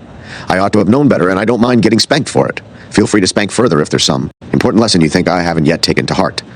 Vixie's professed mea culpa raises the question of why he did not publicly speak up, or at least walk back the extravagant quotes that he had given Slate magazine. The answer appears to be identical to the reason why Vixie deceived Slate readers in the first place. He wanted Hillary Clinton to be president. Luckily for Vixie, most, if not all, participants on the secret Crimeware chat board were Clinton supporters. One member of the chat group offered some conciliatory advice. Moral of the story, even security researchers have partisan biases. When another participant tried to humorously pivot the discussion to Trump, everyone knows his covert channel involves the encoding of his hairpiece. 52. Most of the individuals in the Crimeware group are prominent tech executives, yet not a single participant spoke up in public to debunk the false claims, not even after Clinton lost. This is yet another symptom of an industry heavily occupied by Democrat partisans. Politics over truth. The publication of the Slate hit piece was accompanied by a tweet from candidate Clinton herself. Computer scientists have apparently uncovered a covert server linking the Trump organization to a Russian-based bank. 3. Clinton did not mention that those computer scientists worked for her Swiftboat team, nor did she mention that the brainchild behind the scheme, Jaffe, was allegedly offered a high-ranking position in a Clinton administration. 54. Clinton not only concealed the fact that her designated cyber specialist Jaffe had been front and center of the entire Alpha Bank scheme, but also failed to mention that the IT specialists who had helped Sussman and Jaffe to curate the Alpha Bank data had huge misgivings about what they had been asked to do. In private messages that were unearthed by special counsel John Durham, the IT specialist called the allegation of a secret communications channel a red herring. The group, which had been convened by Jaffe, was well aware of the purpose of their task. One member messaged the group, "Being able to provide evidence of anything that shows an attempt to behave badly in relation to this, the VIPs would be happy. They were looking for a true story that could be used as the basis for closer examination. The goal was to find any kind of real-world data that could be used to create a narrative to prompt the FBI into investigating the matter." Special counsel Durham concluded that the VIPs to be pleased were Sussman, Elias, and the Clinton campaign. 57. At least one member of the group had serious misgivings about the scheme. Let's for a moment think of the best-case scenario, where we are able to show that DNS's communication exists between Trump and R. How do we plan to defend against the criticism that this is not spoofed traffic we are observing? What this person was saying is that anyone could concoct fake DNS lookups involving a server associated with the Trump organization. How could the existence of such a lookup constitute anything meaningful? It could not. The IT researchers acknowledge this. There is no answer to that. He also questioned Jaffe about what would happen if they could trick someone into thinking the data was both real and meaningful. Let's assume again that they are not smart enough to refute our best-case scenario. You do realize that we will have to expose every trick we have in our bag to even make a very weak association? Let's all reflect upon that for a moment. The researchers concluded by saying that we cannot technically make any claims that would fly public scrutiny, and that the only thing that drives us at this point is that we just do not like. This will not fly in eyes of public scrutiny. Folks, I am afraid we have tunnel vision. Time to regroup. 58. It was not just the FBI's Hellman who knew that the data was, at best, meaningless. The Swiftboat team's own researcher knew it too. But the Clinton campaign had no shame and no scruples. This is evident from the fact that on the day the Slate article was published, Clinton's foreign policy advisor, Jake Sullivan, issued the following statement. This could be the most direct link yet between Donald Trump and Moscow. Computer scientists have apparently uncovered a covert server linking the Trump organization to a Russian-based bank. This secret hotline may be the key to unlocking the mystery of Trump's ties to Russia. It certainly seems the Trump organization felt it had something to hide, given that it apparently took steps to conceal the link when it was discovered by journalists. This line of communication may help explain Trump's bizarre adoration of Vladimir Putin and endorsement of so many pro-Kremlin positions throughout this campaign. It raises even more troubling questions in light of Russia's masterminding of hacking efforts that are clearly intended to hurt Hillary Clinton's campaign.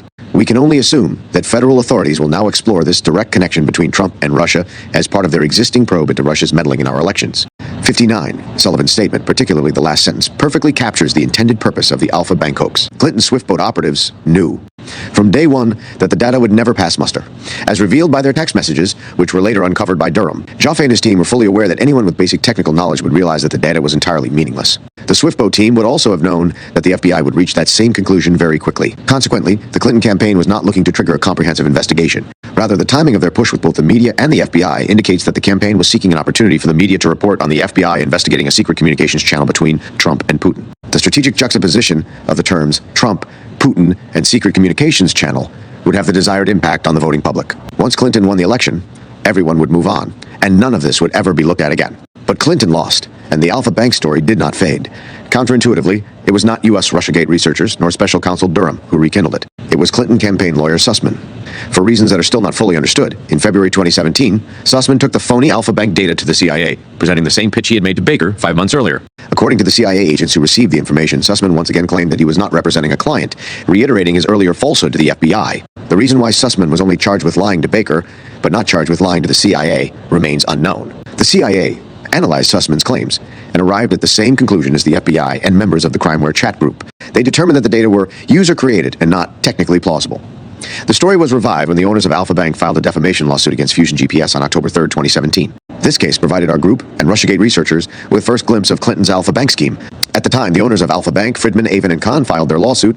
Very little was known about the Swiftboat plot, let alone the Alpha Bank aspect. It was not even known that the Clinton campaign was behind the Steele dossier. The information only became known weeks after Alpha Bank filed its lawsuit. 62, at the time of filing, the owners of Alpha Bank knew they had been defamed by Steele as Putin's bagmen. That is all they knew.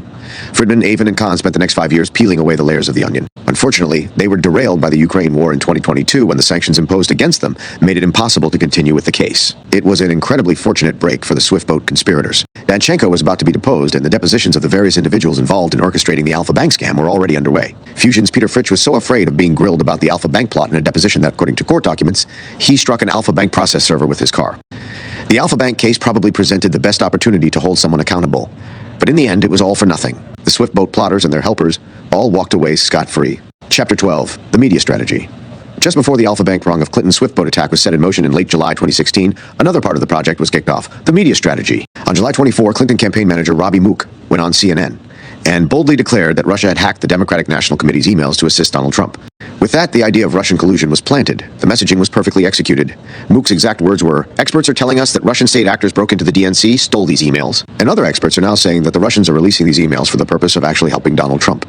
What Mook didn't mention was that those experts were part of his own in-house team, Sussman and Jaffe. One was Clinton's campaign lawyer, and the other had been promised a high-level government job in the event of a Clinton presidency. Mook went on to say that Trump and his allies made changes to the Republican platform to make it more pro-Russian. And we saw him talking about how NATO shouldn't intervene to defend, necessarily should intervene to defend our Eastern European allies if they are attacked by Russia. So I think When you put all this together, it's a disturbing picture, and I think voters need to reflect on that. Mook's statement about Trump and his allies making the Republican platform more pro-Russian referred to a specific incident during the 2016 Republican National Convention in Cleveland. At that time, a delegate for Ted Cruz proposed an amendment to the platform advocating for the provision of lethal defensive weapons to Ukraine.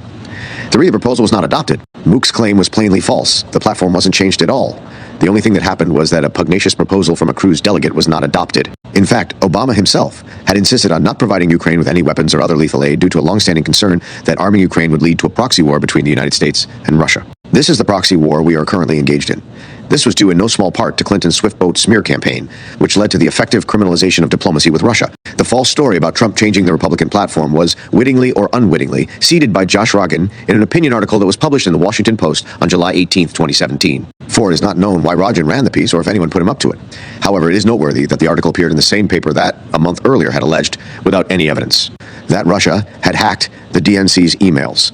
Russian government hackers penetrated the computer network of the Democratic National Committee and gained access to the entire database of opposition research on GOP presidential candidate Donald Trump, claimed Ellen Nakashima of the Washington Post on June 14th. Citing unnamed DNC officials and security experts, Nakashima added that the intruders so thoroughly compromised the DNC system they also were able to read all email and chat traffic. While Nakashima did not disclose the identity of these security experts, her article mentioned Clinton campaign lawyer Michael Sussman as being involved in the response to the alleged hacking. The article also quoted Sean Henry, the CEO of CrowdStrike, the cybersecurity firm that was called in to deal with the situation. Henry was quoted as saying that he thought the alleged hack was so sophisticated that it must have been perpetrated by a state actor. Henry exclaimed, "You're perceived as an adversary of Russia, noting that job when they wake up every day is to gather intelligence against the policies, practices, and strategies of the U.S. government." The fact that Henry felt the need to prop up his technical analysis with geopolitical opinions implies that the hack attribution was not as cut and dried as suggested. A year later, in 2017, Henry was finally called to testify before Congress. During his testimony, all he would say under oath was that, as it relates to the DNC, we have indicators that data was exfiltrated from the DNC, but we have no indicators that it was actually exfiltrated. In other words, despite his boasts to the Washington Post a year earlier that he knew that the Russian government had hacked the DNC, he actually had no idea who, how, or even if anything was exfiltrated from the DNC. Henry then said, "There are times when we can see data exfiltrated, and we can say conclusively, but in this case, it appears it was set up to be exfiltrated, but we just don't have the evidence that says it actually left." Henry emphasized this point repeatedly, stating, "There's no evidence that they were actually exfiltrated. There's circumstantial evidence, but no evidence that they were actually exfiltrated." In a press release issued years later in June 2020, which, unlike Henry's testimony, was not subject to perjury laws, CrowdStrike claimed to have proof of Russian hacking. But CrowdStrike did not provide any evidence for their statement. Instead, CrowdStrike immediately pivoted to claiming that their assessment was supported by the Senate Intelligence Committee, the Intelligence Community Assessment, and Special Counsel Mueller. The problem is that the DNC never handed over its servers to the FBI.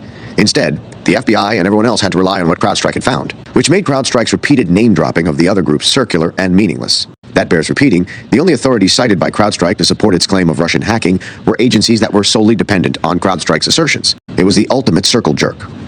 Despite the facts not aligning with the Washington Post headline that Russian government hackers penetrated DNC, Nakashima's article soon became widely regarded as the gospel truth. Russia hacked the DNC. Nakashima's article also laid the foundations for Mook's statement on July 24 that Russia was helping to elect Trump. While it is not known who fed Nakashima a story that perfectly aligned with the Swiftboat project in terms of content and timing, Sussman's appearance in the article is conspicuous. Rogin's July article, on the other hand, appears to have been sourced from the Cruz delegate herself. The delegate, Diana Denman, not only supported Trump's opponent, but had also spent time in Ukraine as an election observer in the 1990s. In 2017, she told congressional investigators that she felt very strongly about the issue of Ukraine. 9, perhaps her attempt to change the Republican platform had more to do with her personal agenda than with Clinton or Trump. If that is indeed the case, and there is no compelling evidence to believe otherwise, then the Rogin article may simply have come as a stroke of good fortune for the Swiftboat conspirators. Whether or not the Swiftboat conspirators seeded the Rogin story, there's no doubt that they immediately seized on it. Not only did Mook bring it up when he unveiled the Russia collusion narrative on July 24, but Steele also promptly included it in his report 95 a few days later. But there is more. Steele did not just cite the Washington Post. Instead, he spun an entire tale out of Rogin's tidbit. Steele claimed that Sergei Milyan had confessed that the Trump team had agreed to sideline Russian intervention in Ukraine as a campaign issue and to raise defense commitments in the Baltics and Eastern Europe to deflect attention away from Ukraine as a favor to Putin, who needed to cauterize the subject. Milyan had allegedly admitted that by doing this, Trump was repaying Putin for leaking the hacked DNC emails to WikiLeaks. Once again, Steele's modus operandi is evident, taking a minor piece of public information, for instance, an opinion piece from the Washington Post, and amplifying it into an elaborate conspiracy theory. What is noteworthy is that on this occasion, Steele wasn't the only one doing it. Soon after, the FBI took a page out of Steele's playbook and used the Rogin article to also spin a wild tale of collusion. Carter Page changed the Republican platform in exchange for the DNC's emails. The FBI later presented this narrative to the Foreign Intelligence Surveillance Court to obtain a surveillance warrant for Carter Page. To make matters worse, Rogin's piece was an opinion piece and was marked as such. It did not even pretend to be a news piece. The FBI, however, disregarded this fact and instead misrepresented the story to the FISC by claiming that a news organization reported that the Trump campaign had covertly ensured that the Republican platform would not call for giving weapons to Ukraine to fight Russian and rebel forces. The FBI proceeded to insert verbatim excerpts from the Steele dossier into their FISA application, asserting to the court that the Trump campaign agreed to sideline Russian intervention in Ukraine as a campaign issue and to raise U.S. NATO defense commitments in the Baltics and Eastern Europe to deflect attention away from Ukraine. While the FBI recognized in its FISA warrant application that the information in question was sourced from Steele, it sought to validate its credibility by asserting that Carter Page participated in the alleged collusion between Trump and the Kremlin. This collusion was purportedly aimed at diminishing the significance of Ukraine as a campaign topic in return for the publication of the WikiLeaks email dump. The FBI lacked any evidence to substantiate its assertions. While it remains unknown whether Clinton campaign operatives seeded the Nakashima or Rajan stories, we know from emails unearthed as part of Alpha Bank's lawsuit against Fusion GPS that, around the same time as the other stories, Fusion corresponded with a Washington Post reporter about promoting another one of their false narratives. The reporter was Tom Hamburger. On July 29, the same day that the main protagonists of the Swiftboat project met at the offices of Perkins Coie, Simpson was attempting to persuade Hamburger to publish a story about Carter Page meeting Igor Sechin and Sergei Ivanov in Moscow. 13 Sechin was and remains the CEO of Rosneft, one of the world's largest oil companies. The Steele dossier falsely alleged that Page was in line to receive a substantial payout from Rosneft. Ivanov was Putin's chief of staff at the time. The idea that Carter Page simply flew into Moscow and met these two men was ludicrous on its face. The Washington Post thought so too. It's bullshit. Impossible, Hamburger wrote to Simpson, citing the Post's own reporters in Moscow. 14. Julia Ioffe, writing in Politico on September 23, was less circumspect. Ioffe cited Yahoo News in claiming that U.S. intelligence believes Page had an audience with top Russian officials, including Rosneft head Igor Sechin, during his summer trip to Moscow. Ioffe added that, what I could find about him, it's hard to imagine he could have secured those meetings without that mention by Trump. Instead of casting doubt on a wild and unsubstantiated claim, Ioffe exacerbated the situation by implicating Trump personally in the scheme. It was reckless reporting. It was also yet another circle jerk. The article Ioffe relied on came from Michael Isikoff, who had in turn received his information from Steele, whom Isikoff described as a well-placed Western intelligence source.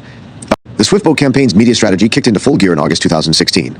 On August 3, 2016, a few days after the Swiftboat campaign principals had met in Washington, D.C., an article appeared in Politico claiming that Trump had changed his stance on Ukraine shortly after Paul Manafort joined the campaign. Apparently, Manafort's hiring caused Trump to adopt a far milder tone toward Russia.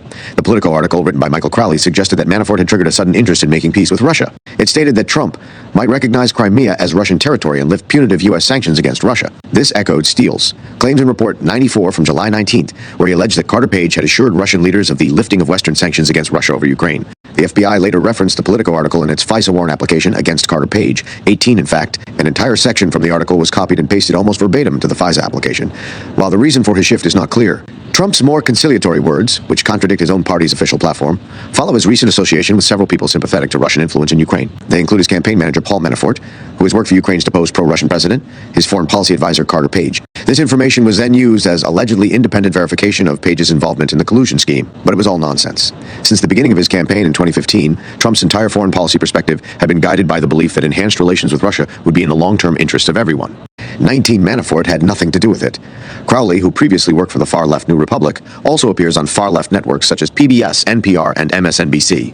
While it is not known whether any Swiftboat operatives planted the story with Crowley, he was not part of the usual group of Fusion GPS's media operatives. He did fit the bill of a Clinton-friendly reporter. It would not be surprising if the article had been seeded by someone in the Clinton camp, similar to how Isikoff's article, which was also used as supposedly independent corroboration by the FBI, originated with Steele. On August 14, the New York Times published its infamous hit piece on Trump campaign manager Paul Manafort. 20, the article alleged that Manafort had received $12 million from the party of then Ukrainian President Viktor Yanukovych between 2007 and 2012. What that had to do with Trump remains the Clinton campaign's secret. The New York Times made sure to mention Putin and Russia repeatedly in the article, even though neither of them had anything to do with Russia. The article discussed Manafort's work for the president of Ukraine. Even though, as discussed more extensively in previous chapters, the article's premise of a ledger supplied by Ukraine turned out to be false. Trump had no choice but to fire Manafort. It was a clear case of Ukraine interfering in the 2016 presidential election. But it wasn't just Ukraine that had a role in the story. The Manafort hit piece was one of the first instances in which we can definitively prove that Clinton operatives were involved. Ironically, the reason we know this is that in 2021, the article's co-author, Barry Meyer, got into an argument with Fusion GPS's owners, Glenn Simpson and Peter Fritsch. Meyer had written a book in which he criticized political operatives, such as Fusion GPS, for promoting the fake Russia collusion scam. 21. Despite being involved in seeding the Russia collusion narrative through the Manafort article, Meyer absolved himself of any wrongdoing. Fusion GPS was not happy about being thrown under the bus by their former ally, so they published email exchanges with Meyer. In one email dated August 2, 12 days before the New York Times article was published, Meyer asked Fusion for help in locating documents for the article. 22. That is how we know that Swiftboat operatives were directly involved in seeding the Manafort hit. In a post on the blogging site Medium, Simpson and Fritsch also claimed that Fusion GPS had provided Meyer with the link connecting Manafort and Russian oligarch Oleg Deripaska. 23. The link was prominently featured in Meyer's New York Times article. While the New York Times highlighted Manafort's alleged business dealings with Oleg Deripaska, whom they claimed to be a close ally of Putin, they failed to mention that Deripaska was an associate of dossier author Christopher Steele. They also failed to mention that they had worked with paid operatives of Clinton when writing the article. After the success of the New York Times story in getting Manafort fired, the Swiftboat team's media strategy became more aggressive. While news stories over the summer had focused on the broader theme of Putin wanting to help Trump, September saw the public emergence of the collusion narrative. At the same time, the FBI was preparing to spy on the Trump campaign through the Carter Page FISA warrant. The official reason was that they suspected Page of being a Russian spy. The real purpose was to find out what opposition research Trump's team had on Clinton. But the FBI was struggling to obtain the warrant. The draft warrant application they submitted to the Foreign Intelligence Surveillance Court remained weak.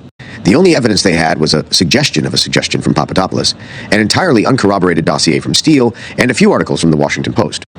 While getting past the FISA warrant hurdle is not particularly onerous, between the inception of the FISC in 1978 and 2012, only 11 out of 33. 900 warrant applications were rejected, 24. There were still boxes that needed to be ticked.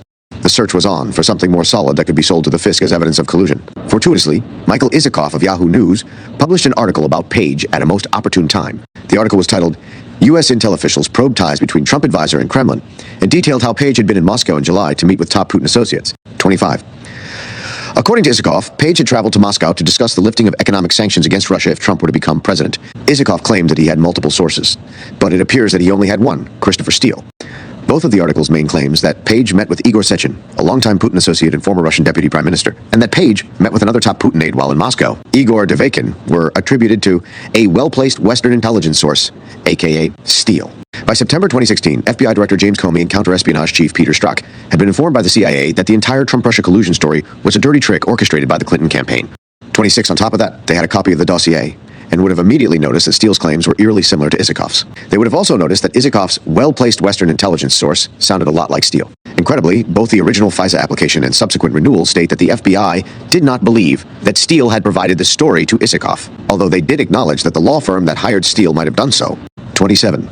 They failed to inform the FISC that the law firm in question was Perkins Coie, the legal representatives for Hillary Clinton. The FBI further informed the FISC that Steele had received $95,000 from the FBI, and that the FBI was unaware of any negative information about Steele. That too was a lie. During an October 3 meeting with Steele, which took place before the FISA warrant application, the FBI proposed offering Steele up to $1 million for any evidence supporting his dossier claims. 28. Steele failed to provide such evidence. This was at least the fourth time that the investigation into Trump should have been halted. The other occasions were when the FBI discovered Clinton's Swiftboat plan on September 7th, when Papadopoulos denied any insinuation of Russia collusion on September 15th, and when Carter Page personally wrote to Comey on September 25-29 to disavow the allegations in the Isikoff article. Instead, the FBI forged ahead. As far as the Trump campaign was concerned, they were spooked by Isikoff's article and issued this statement, was announced as an informal advisor in March. Since then, he has had no role or official contact with the campaign. We have no knowledge of activities past or present, and he now officially has been removed from all lists, etc. It was exactly what the Clinton campaign and the FBI had hoped for. By throwing Carter Page under the bus, the Trump campaign made itself look guilty. After Manafort, this was the second time in a month that a news article planted by Swiftboat operatives resulted in significant repercussions for the Trump campaign. In truth, the Trump campaign probably knew very little about Carter Page and was just playing it safe. Like Papadopoulos, Page was an unpaid volunteer, hired because no one else was available. By the time Super Tuesday arrived on March 1, Trump was the odds-on favorite to become the Republican nominee. But he lacked the campaign infrastructure that traditional campaigns typically possess. After Trump's success on Super Tuesday, the campaign's foreign policy coordinator, Sam Clovis, quickly organized a small group to demonstrate that the campaign did have a foreign policy team. The team included novices and unknown individuals such as Page and Papadopoulos. Page was essentially a warm body when the campaign needed more people. Even then, when a photo opportunity was arranged in late March, Page could not make it. In the following months, Page was careful to separate his work-related activities from his campaign activities, which, in any case, were almost non-existent. When Page traveled to Moscow for the commencement address at the New Economic School in July, he made sure to note that he was not there representing the campaign. But it didn't matter. For the FBI and the media, everything that Page did was for the campaign. The Trump campaign's panic played right into Special Counsel Mueller's hands. In his report, Mueller highlighted that Manafort was asked to resign amid media coverage scrutinizing his ties to a pro-Russian political party in Ukraine and links to Russian business, adding that when the media published stories about Page's connections to Russia in September 2016, Trump campaign officials terminated Page's association with the campaign and told the press that he had played no role in the campaign. 31. Mueller failed to mention that both media stories had been seeded by Clinton operatives, while Meyer, the co-author of the Manafort article, is less well known. Isikoff is no stranger to controversy. In 1998, while working for Newsweek, Isikoff was about to break the story that President Clinton had an affair with an intern, Monica Lewinsky. At the last second, Isikoff was scooped by the Drudge Report. The incident marked the launch of Matt Drudge, whose website had been largely unknown up to that point. Isikoff's role in the Lewinsky scandal was memorialized in the TV miniseries American Crime Story. In 2005, Isikoff reported in Newsweek that interrogators at Guantanamo Bay had flushed a Koran down a toilet. The article caused massive anti-U.S. protests and riots in Afghanistan and elsewhere. Isikoff's name was later removed from the byline. More recently, Isikoff became one of the very few journalists to disavow the dossier. In 2018, he acknowledged that Steele's claims were likely false. 33 in 2021, he admitted that he was never able to verify the contents of the dossier. 34, he now claims that he published his September 2016 story because the FBI was investigating Page. According to Isikoff, being informed that the FBI was investigating Page implied that there must have been some substance to the investigation. In reality, the FBI was investigating Page for the same reason that Isikoff was writing about him, Steele. While Isikoff now claims to have thought that the FBI obtained its information from independent sources, they actually received it from the same person Isikoff did. In 2021, Isikoff also belatedly admitted that Fusion GPS's Simpson was a very good friend of his, whom he'd frequently hang out and party with. 35. But Isikoff's mea culpa came far too late. The damage was done. The FBI copied and pasted sections of Isikoff's article into the Page FISA application, creating the impression that Isikoff had acquired the information about Page independently. It was more like circular reporting, a pattern that was often replayed during the Russiagate saga. This approach was a central tenet, not only of the FBI's strategy, but also of the Swiftboat strategy, leveraging the FBI's investigations to generate media coverage, which in turn fueled further investigations. In fact, this was one of the foundations upon which the entire Swiftboat project was built. The fact that it was all a house of cards was irrelevant to the functioning of the plan, the sole purpose of which was to get Clinton elected. Once that was achieved, all the smear stories about Trump would be forgotten. The day before Isikoff's article was published was also significant for the Swiftboat plotters' media strategy. On the morning of September 22, ABC aired a clip from its unaired interview with Sergey Millian. As mentioned previously, the interview was organized by Matthew Mosk, an individual associated with Fusion GPS, who was employed by ABC at the time. Mosk is now the director of CBS News' investigative unit. The segment aired on ABC's Good Morning America and featured Millian discussing how Trump had received hundreds of millions of dollars from Russian businessmen. There was nothing inherently wrong about those transactions, nor about Millian mentioning that fact. Trump has sold thousands of properties throughout his career, including to Russians, but it was presented in the most nefarious way possible. Within a few hours, the Clinton campaign, which potentially had received a heads up from Mosk that the clip was going to be aired, featured the clip as the centerpiece of a new attack ad against Trump. Clinton herself tweeted the ad that same afternoon asking, "The man who could be your next president may be deeply indebted to another country. Do you trust him to run ours?" It is not known whether Good Morning America host George Stephanopoulos had a role in the scheme to provide the Clinton campaign with dirt on Trump through his show. In the 1990s, Stephanopoulos served as the White House communications director and senior advisor to President Clinton. Millian immediately realized that he had been set up. It had been 2 months since Mosk and his ABC colleague Brian Ross interviewed him. Initially, he had wondered why the interview never aired, but he had almost forgotten about it by the time Good Morning America ran the clip. It had been planned this way all along, and Millian knew it. His reaction was swift. He messaged Mosk, "You know, you fabricated my original story, twisted and changed my words, cut and pasted questions and answers, and now you feel proud of your work? I told you I was a broker of Trump Hollywood. Why in the world did you switch it to the Trump Organization? You totally managed to destroy my reputation nationwide. Shame on you for working like this. You maliciously lied to me." Millian continued, "You did not do the interview you told me you will do. Neither Mosk nor Ross has ever been held accountable for their involvement in colluding with the Clinton campaign to set up Millian, an American citizen." Ross was fired by ABC in 2017 for another Russiagate smear. Ross had falsely claimed that candidate Trump had instructed Michael Flynn to establish contacts with Russia. 38. The story was entirely made up, but that didn't stop it from causing a brief stock market crash. ABC later informed viewers that Trump's instructions to Flynn occurred after he was elected president, not before, as Ross had claimed. It was a perfectly normal instruction to give an incoming national security advisor. Ross's producer at ABC, Rhonda Schwartz, left ABC at the same time that Ross did. In one of the stranger anecdotes of Russiagate, Ross and Schwartz befriended George Papadopoulos. When Papadopoulos married Simona Mangiante on March 2, 2018, Ross and Schwartz were the only people in attendance. Whether that was by coincidence or design has never been resolved. One of the least well-known aspects of the Swiftboat campaign's media strategy was that it included personal briefings by Steele. While it has been well understood for many years that Steele provided Isikoff with his story on Page, the extent to which Steele was also briefing reporters from other outlets only became known when emails between those. Reporters in Fusion GPS were uncovered as part of Alpha Bank's lawsuit. 39 Steele had last been in Washington, D.C. at the end of July for a meeting of Swiftboat operatives at the offices of Perkins Coie. He then returned to Washington, D.C. on September 21st, just 2 days after Sussman had initiated the Alpha Bank aspect of the Swiftboat campaign, and 2 days before Isikoff published the article that the FBI required for their FISA warrant on Carter Page. For the morning of September 22, Fusion had arranged for Steele to give a talk at the Tabard Inn to a group of friendly reporters, which included Mosk, Isikoff, Jane Mayer of The New Yorker, and Eric Lichtblau and David Sanger of The New York Times. Located only a few blocks from the White House, the Tabard Inn is one of Washington's oldest hotels. It was bought in 1974 by a former Washington Post reporter, Edward Cohen, and his wife, Fritzie. Perhaps that is the reason why it is popular with the Capitol's press corps. It should have been big news in and of itself that Clinton campaign operatives had invited a group of media allies to meet Steele, but the public was kept in the dark until Mayer finally admitted in 2018 that such a meeting had taken place. Significantly, Mayer added that she knew her hosts were working for the Clinton campaign. The fact that Mayer and her fellow Clinton-friendly reporters knew that the Clinton campaign was behind the meeting only reinforces the significance of the absence of any disclosures at the time. Hillary Clinton's Swiftboat operatives were parading a washed-out British spy to her favorite reporters, and everyone remained silent about this fact, even after Trump became president. Even worse, it took Devin Nunes and his investigators more than a year to uncover the connection between Steele and Clinton. During this time, Trump was relentlessly pursued with false accusations and subjected to a special counsel investigation. Yet, while the presidency was being destroyed over a litany of lies, not one of the so-called journalists who had been at the Tabard Inn in 2016 had the honesty or integrity to speak up and tell the world that Steele was working for Clinton. The same must be said with respect to the Washington Post. Although they did not attend the Tabard Inn meeting, they received something even better. To emphasize the unique role that Fusion assigned to the Washington Post, on the day of the Tabard Inn meeting, Steele gave the Post Tom Hamburger and Dana Priest their own personal briefing. 41. While the Washington Post's Nakashima had kicked things off with her article on June 14 blaming the DNC hack on Russia, it was Hamburger who followed up on June 17 with an article titled Inside Trump's Financial Ties to Russia and His Unusual Flattery of Vladimir Putin. Priest then managed to secure an interview with Michael Flynn, which led to the publication of two very unflattering articles in August. The first article was titled Trump advisor Michael T. Flynn on his dinner with Putin and why Russia today is just like CNN. The second ridiculed Flynn for his alleged fall from grace. It was titled, he was one of the most respected intelligence officers of his generation. Now he's leading lock-her-up chants. But they weren't done yet. On September 5, Nakashima, Hamburger, and Priest teamed up to produce yet another article that promoted the Russia collusion narrative. Intelligence community investigating covert Russian influence operations in the United States. 5, but apparently the spin wasn't quite good enough. By the evening of September 5th, the Washington Post had, without acknowledgement, rewritten their headline to say something altogether more nefarious. Us. Investigating potential covert Russian plan to disrupt November elections. The article itself reinforced the narrative that Putin was trying to undermine Clinton. In October, Priest and Hamburger collaborated on yet another article, this time with an even more ominous heading. Trump refusal to accept government assessments on Russian hacks dismays former officials.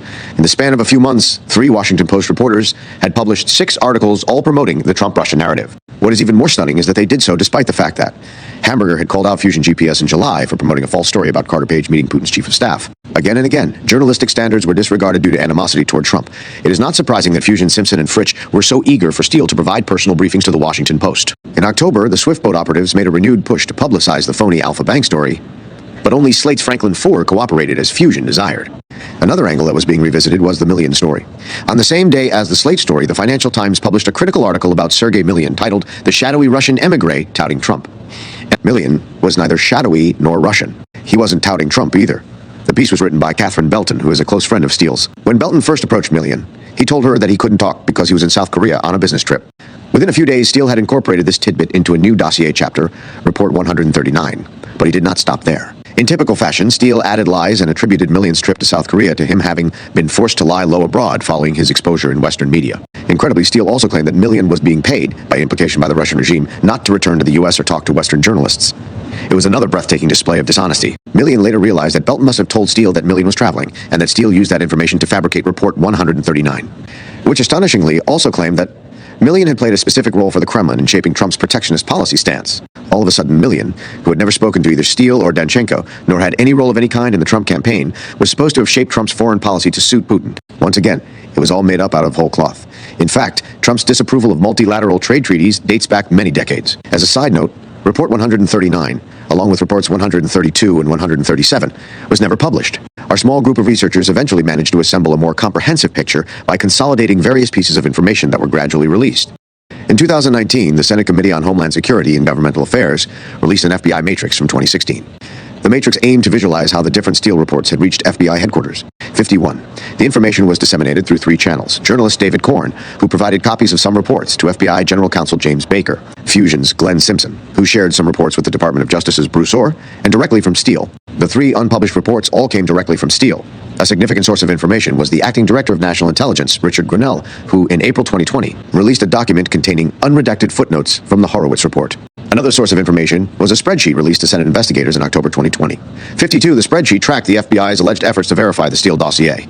While nothing other than publicly known facts were ever validated, the spreadsheet did at least provide some insight into Steele's unpublished reports, which were selectively quoted. When Belton again confronted Millian with Steele's false accusations, he responded, "Hi, Catherine. I can recommend a good psychologist in NYC or London to anyone who came to these conclusions." 3 Millian did not hear from Belton again. The Millian smears by the Clinton camp once more exposed the Trump campaign's tendency to distance itself from its own supporters. They had done so with Manafort and Page, and now it was Millian's turn. This was understandable. Trump's team knew even less about Millian than it did about Page. Trump campaign spokeswoman Hope Hicks informed Belton that Trump had met and spoken with Millian only on one occasion almost a decade ago at a hotel opening. Trump's then personal lawyer and self-styled campaign surrogate, Michael Cohen, told Belton that Millian's claim of once selling Trump condominiums, which was accurate, was nothing more than a weak attempt to align himself with Mr. Trump's overwhelmingly successful brand. While these various attempts to distance the campaign from potential problems are readily understandable, the media spun the denials into evidence of nefarious acts. While Trump was able to overcome this issue during the campaign, the firing of Michael Flynn in response to media pressure was a significant mistake that haunted Trump's entire presidency. Belton was later sued by the owners of Alpha Bank after she wrote a book claiming that they were connected to the KGB. Belton and her publisher, HarperCollins, lost the case in London's High Court. The judgment was handed down in November 2021. 56 HarperCollins issued an apology and was forced to rewrite portions of Belton's book. If the case had been delayed, Belton might have gotten away with it, just like Fusion GPS did when Alpha Bank had to abandon their case against them in March 2022 due to Western sanctions against Russia. The Slate and Financial Times pieces marked both the high point and the end point of the Swiftboat campaign's media strategy. A few days later, Clinton lost the election. This, however, did not mean the end of the media campaign. It simply meant that it would be carried out by a broader range of individuals, all sharing one goal: to ruin Trump's presidency. Chapter 13, The Intelligence Community, Assessment. The transition from the Clinton campaign's Swiftboat strategy to a broader anti-Trump strategy was seamless. But instead of the Clinton campaign being the driving force, it was the federal government under Obama that took the reins. The groundwork for the takeover of the Swiftboat project by a vehemently anti-Trump federal bureaucracy had been established even before Trump's unexpected victory on November 8th. On October 7th, the Department of Homeland Security and the Office of the Director of National Intelligence on Election Security released a joint statement asserting that the United States intelligence community was confident that the Russian government directed the recent compromises of emails from U.S. persons and institutions, including from U.S. political organizations. The recent disclosures of alleged hacked emails on sites like dtleaks.com and WikiLeaks and by the Gussifer 2.0 online persona are consistent with the methods and motivations of Russian-directed efforts. These thefts and disclosures are intended to interfere with the U.S. election process. Such activity is not new to Moscow. The Russians have used similar tactics and techniques across Europe and Eurasia, for example, to influence public opinion there. We believe, based on the scope and sensitivity of these efforts, that only Russia's senior-most officials could have authorized these activities. The Department of Homeland Security and the Director of National Intelligence had no basis for making their statement. As their own words betray, they had no evidence. All they had was a vague belief that Russia might have hacked the DNC because that is something Russia would, in their opinion, do. It was a ludicrous statement on its face. Its sole purpose seemed to be to reinforce Clinton campaign talking points. In other words, the Obama administration was using the machinery of the federal government to promote Clinton campaign rhetoric. There was an additional advantage to releasing this statement during the campaign. If Clinton were to lose the election, this statement could be repurposed as an early reference point for the narrative that Trump was elected solely due to Russian interference. And that is exactly how the statement would be used in the months and years ahead. When Trump won on November 8th, panic ensued in the FBI, the wider intelligence community, and all of Washington, D.C. for that matter. Clinton wasn't supposed to lose. At first, various factors, ranging from disgruntled Bernie Sanders voters to FBI Director James Comey, were blamed. 10 days before the election, Comey briefly reopened the Clinton email investigation. What is often overlooked is that Comey had no intention of reopening the investigation or ever discussing the subject again. A few months earlier, on July 5th, Comey had committed insubordination by giving a nationally televised speech in which he absolved Clinton of her email cover-up. Too, like many, I remember precisely where I was and what I was doing that morning. In my case, it was having breakfast at a hotel in Houston with everyone glued to the TV. Comey started by listing all of Clinton's misdeeds, only to conclude that no reasonable prosecutor would bring a case against her. There was a stunned silence in the room. The entire speech was about Clinton's guilt, however. At the last minute, Comey absolved her. Comey's speech provided insights into his deceptive thought process. It wasn't just that the speech did not match the conclusion. There was also the issue of Comey changing the legal standards surreptitiously. Comey stated that Clinton's behavior had been extremely careless. However, the legal standard for mishandling classified documents is gross negligence. 3, under any reasonable definition, there is no difference whatsoever between being extremely careless and being grossly negligent. By avoiding the use of the appropriate legal term and replacing it with a term that is functionally identical, Comey had attempted to mislead the public. In 2017, it was revealed that the first draft of Comey's speech had included the term grossly negligent, implying that she had violated federal law. Comey later changed the wording to extremely careless, leaving no doubt that he had corruptly let Clinton off the hook. Furthermore, it was not Comey's responsibility to make any decisions regarding prosecution. That was a matter for the Attorney General, Loretta Lynch. Comey faced criticism for his actions, and he would have been the last person on earth to want to reopen the entire affair. However, Anthony Weiner, the sex offender and husband of Clinton's top aide Huma Abedin, threw a monkey wrench into the works. A field agent in the FBI's New York office discovered a cache of Clinton's State Department emails, the ones she kept on her unauthorized server on Weiner's laptop. 5 at the time, Weiner was being investigated for sexting with a 15-year-old girl from North Carolina, and his devices had been seized. But rather than reopening the case, FBI leadership buried it. This prompted an FBI field agent to inform his superior that no action was being taken regarding Clinton's emails on Weiner's laptop. The superiors later informed the inspector general that the field agent believed that somebody was trying to bury this. Comey had to get ahead of the story. This is why he announced the reopening of the investigation. Of course, he had made plans to ensure that things would not go in an unwelcome direction. In just a few days, the FBI reportedly reviewed 650,000 emails, a task that Trump described as impossible. Subsequently, Comey announced that all was well and that he would not change his conclusions from his July 5 speech. While Comey's actions may have helped Trump in the final days of the election, they were not voluntary. Blaming Comey, or Bernie Sanders supporters for that matter, for Clinton's election loss would have been a bad strategy for the expanding anti-Trump coalition. Those excuses would have simply highlighted that Clinton was a poor candidate with lots of baggage. What was needed was a strategy that shifted the blame to external forces beyond the control of Clinton or the Democratic Party. It soon became obvious who the bogeyman would be: Russia. Clinton's Swiftboat campaign had pioneered the path. All that needed to be done was for the federal government to weaponize that strategy. On November 9th, the day after the election, Strzok and Lisa Page resumed scheming through text messages. Page suggested convening a meeting of what she referred to as the secret society. Strzok replied, "Too hard to explain here, election-related," which is also god-awful bad. The next day, November 10th, Strzok, Page, and the FBI's head of counterintelligence, Bill Priestap, met to strategize about election-related matters. The details of what they plotted remain unknown. But from what followed in the weeks ahead, it appears that the overarching goal was to establish a narrative that Russia had helped Trump win. Up to that point, most of the investigative activity was limited to the FBI. But in early December, the CIA joined the investigation. A December 9 Washington Post article co-authored by Ellen Nakashima, the same reporter who had been wittingly or unwittingly influencing the Swiftboat campaign's media messaging, claimed that the CIA had concluded in a secret assessment that Russia intervened in the 2016 election to help Donald Trump win the presidency, rather than just to undermine confidence in the U.S. electoral system. Nakashima also reported that the CIA had briefed key senators on its conclusions, just as the Nakashima article in June was used to establish the narrative that the Russian government hacked the DNC to the exclusion of anyone else. Her December article was used to establish the narrative that Trump owed his presidency to Putin. At the same time that Lisa Monaco, the White House Homeland Security and Counterterrorism advisor, stated that the president has directed the intelligence community to conduct a full review of what happened during the 2016 election process, Nakashima, citing anonymous officials, claimed to already know the outcome, that Putin had helped Trump. Nakashima would later also be instrumental, wittingly or unwittingly, in seeding false narratives about Flynn and Carter Page.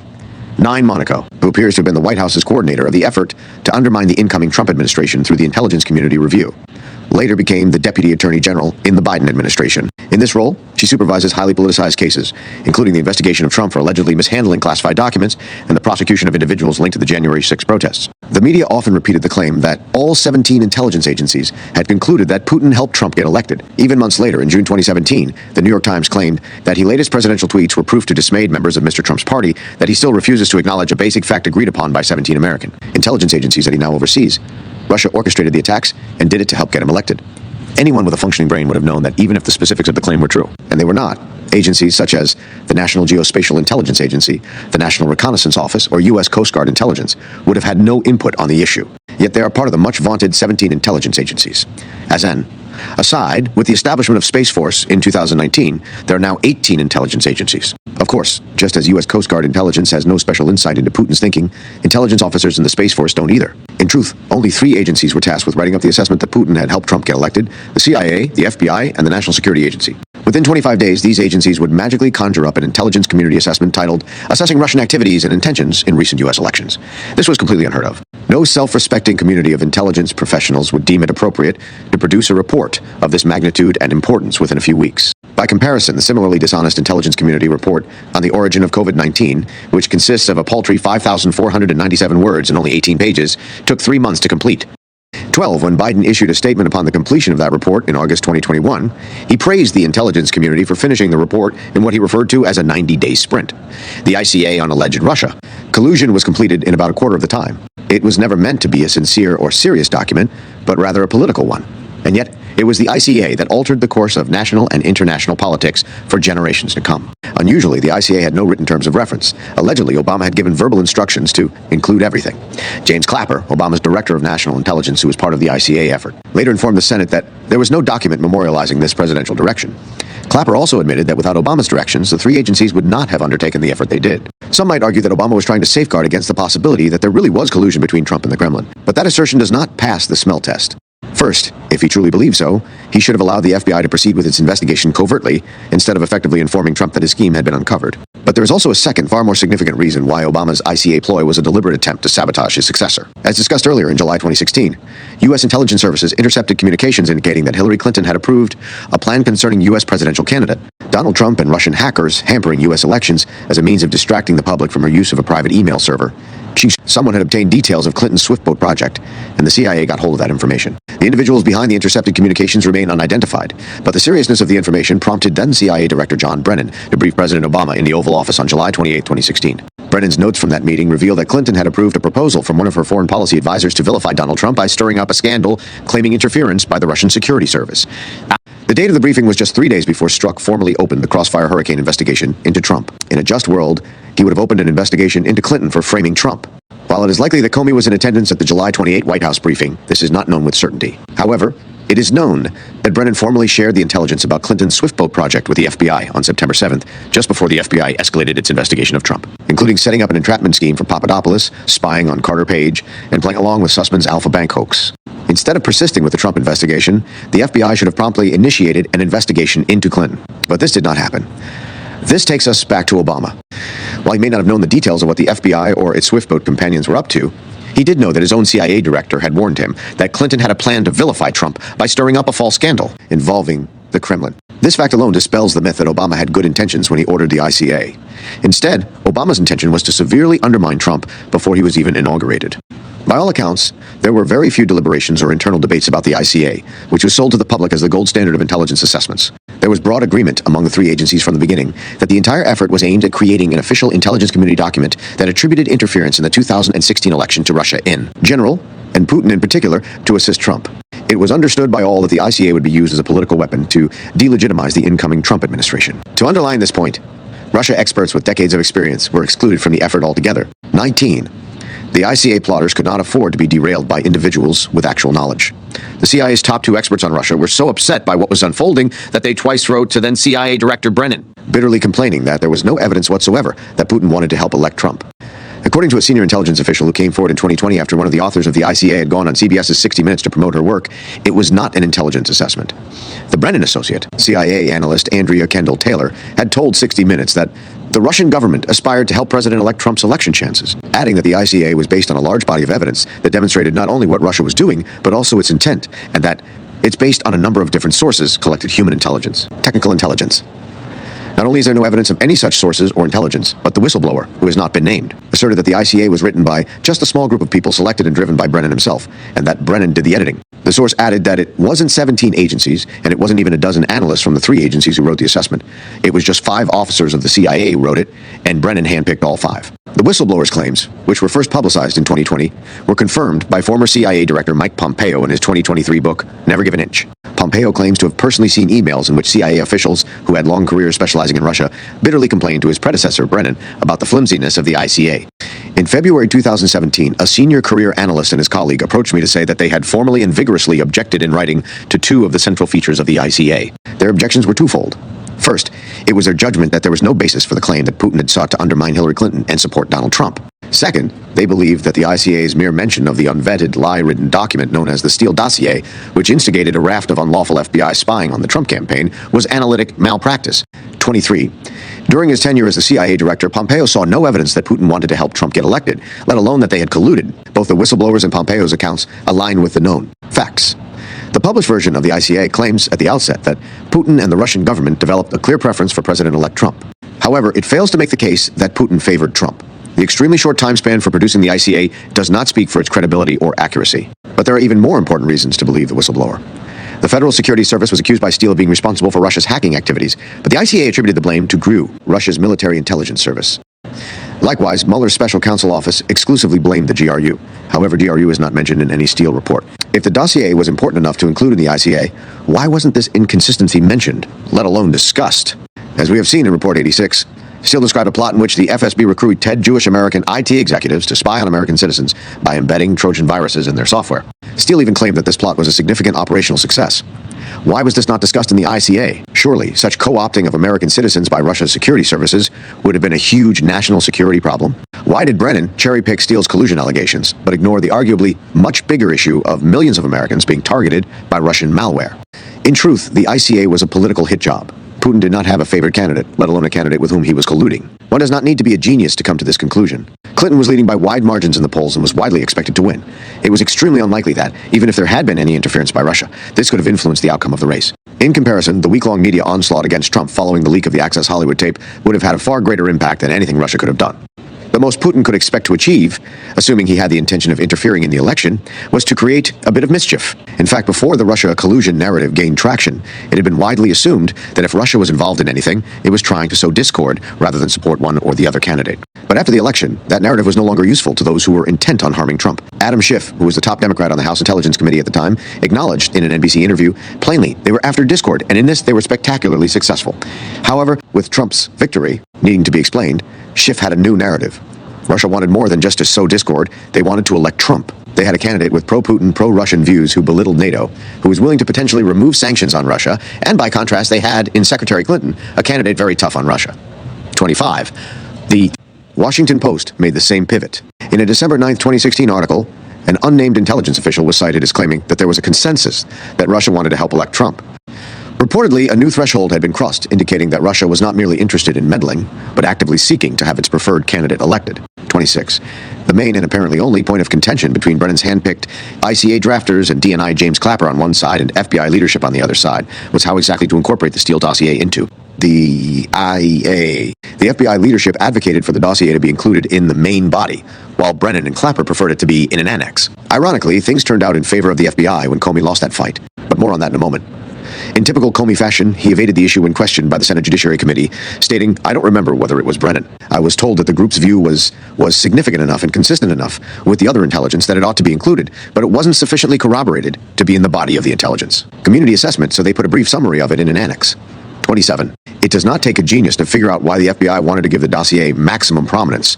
The FBI had spied on a presidential campaign, attempted to entrap presidential campaign advisors, and disregarded an intercepted communication that showed the opposing presidential campaign had orchestrated the entire scheme. Furthermore, nearly all of the FBI's actions were based on the Steele report. At the time, and to this day, Steele was the only person who had explicitly alleged collusion between Trump and Russia. Everyone else had merely raised the specter of collusion. But Steele said it was a fact. It was crucially important for FBI leadership to keep Steele's lies alive. If Steele was exposed as a liar, everything the FBI had done would collapse like a house of cards. Anyone who had touched the dossier would have had to resign or be fired. For this reason, the dossier needed to be made credible. The FBI leadership intended to achieve this by incorporating Steele's falsehoods in the ICA. It helped that Brennan wanted the same thing. 2008. It was a solid plan. If a formal intelligence community report cited Steele, the assumption among the media and the public would be that Steele's claims had been corroborated. And this is exactly how it played out. On December 19th, Strzok sent the following text message to an unnamed person. "Hey, need to talk. Hit me here when you can. Bluff, I need to talk to the about using his SHT in the report POTUS has asked for." It is not known who the unnamed person was, but it is very clear that Strzok was talking about the ICA. It might have been Page's boss, McCabe, who was himself a big proponent of incorporating the dossier in the ICA. The following day, the FBI finally identified Steele's primary subsource, Igor Danchenko. This created many new problems. Danchenko was not a well-connected Kremlin mole. He had no connections to the Kremlin and did not even live in Russia. In fact, he lived just a few miles from the FBI's headquarters. It was a catastrophe that the FBI leadership covered up by designating Danchenko as a confidential human source, thereby removing him from scrutiny and providing complete protection from any investigations, including congressional inquiries. Incredibly, the fact that corrupt FBI leaders hid Danchenko from view isn't even the worst part of the story. What is even worse is when they decided to do so.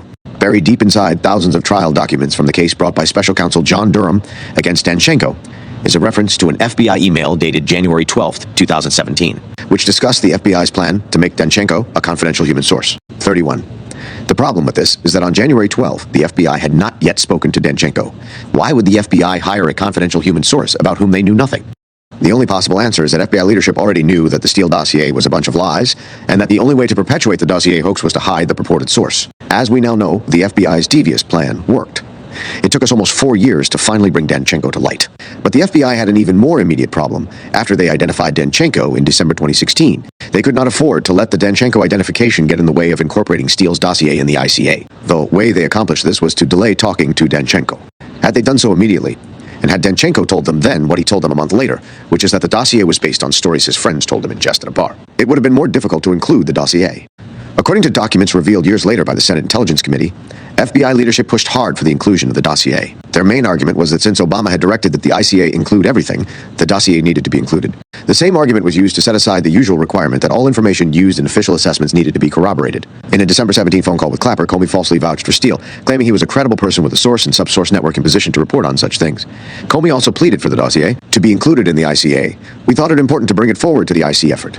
Comey did not mention that 3 months earlier, Steele had been offered $1 million for any information that would corroborate his dossier claims, but he did not do so. The FBI also concealed this information from Congress, congressional inquiries, Trump officials, and the courts. Comey also failed to update the ICA group when, 3 days later, Danchenko was identified, and it became evident that he was a former Washington, D.C. think tank staffer who did not have any access to Kremlin insiders. The CIA's representatives on the ICA group were not convinced. They maintained that the Steele dossier should not be in the main part of the report and recommended that it be moved to an appendix. Brennan later informed the Senate Intelligence Committee that, so as long as it was separated from the ICA's substance and judgments, and as long as it was not going to be part of the formal briefing we gave on the ICA, we felt, okay, Jim, you want to do it, okay? We're not going to object. 5. FBI Deputy Director Andrew McCabe disagreed. In a December 28 email to Clapper, McCabe wrote, "I would also like to speak with you tomorrow about my concerns about where the references will appear in the joint report, notwithstanding the fact that it is officially part of the assessment. We oppose CIA's current plan to include it as an appendix. There are a number of reasons why I feel strongly that it needs to appear in some fashion in the main body of the reporting, and I would welcome the chance to talk to you about it tomorrow." 6. When questioned about his push to promote the dossier to the main section of the ICA, McCabe informed Inspector General Horowitz that he had 3 reasons for doing so. First, Obama had asked for everything you have relevant to this topic of Russian influence. Second, he stated that the FBI had confidence in Steele. Third, McCabe asserted that he felt strongly that the Steele election reporting belonged in the body of the ICA because he feared that placing it in an appendix was tacking it on in a way that would minimize the information and prevent it from being properly considered. 37. Comey's and McCabe's efforts failed. When the ICA was presented to Obama on January 5, the Steele dossier, or a summary of it, was featured in an annex and not the main body. What Comey and McCabe did not know at the time was that demoting the Steele dossier to an annex turned out to be a significant victory for the FBI. The reason for this was because of how the media interpreted the fact that the dossier was in an annex. In retrospect, it was probably predictable that things would turn out this way. The inclusion of the dossier in an annex meant that it was not part of the publicly released version of the ICA. 38. That version was published on January 6. In the following days, one or more people leaked the fact that a synopsis of the dossier was included in an annex. The media's angle in reporting this was that Trump had been briefed on the dossier. CNN's headline on January 10 read, "Intel chiefs presented Trump with claims of Russian efforts to compromise him." The article, which featured Evan Perez, Jim Sciutto, Jake Tapper, and Carl Bernstein of Watergate fame in the byline, claimed that the synopsis was considered so sensitive it was not included in the classified report about Russian hacking that was more widely distributed, but rather in an annex only shared at the most senior levels of the government, President Obama, the president-elect, and the 8 congressional leaders. Thus, the prevailing media narrative quickly became that the dossier had been placed in an annex, not because of its inherent flaws, but because it contained extremely sensitive intelligence. Placing the dossier in the annex greatly enhanced its power, rather than downgrading it.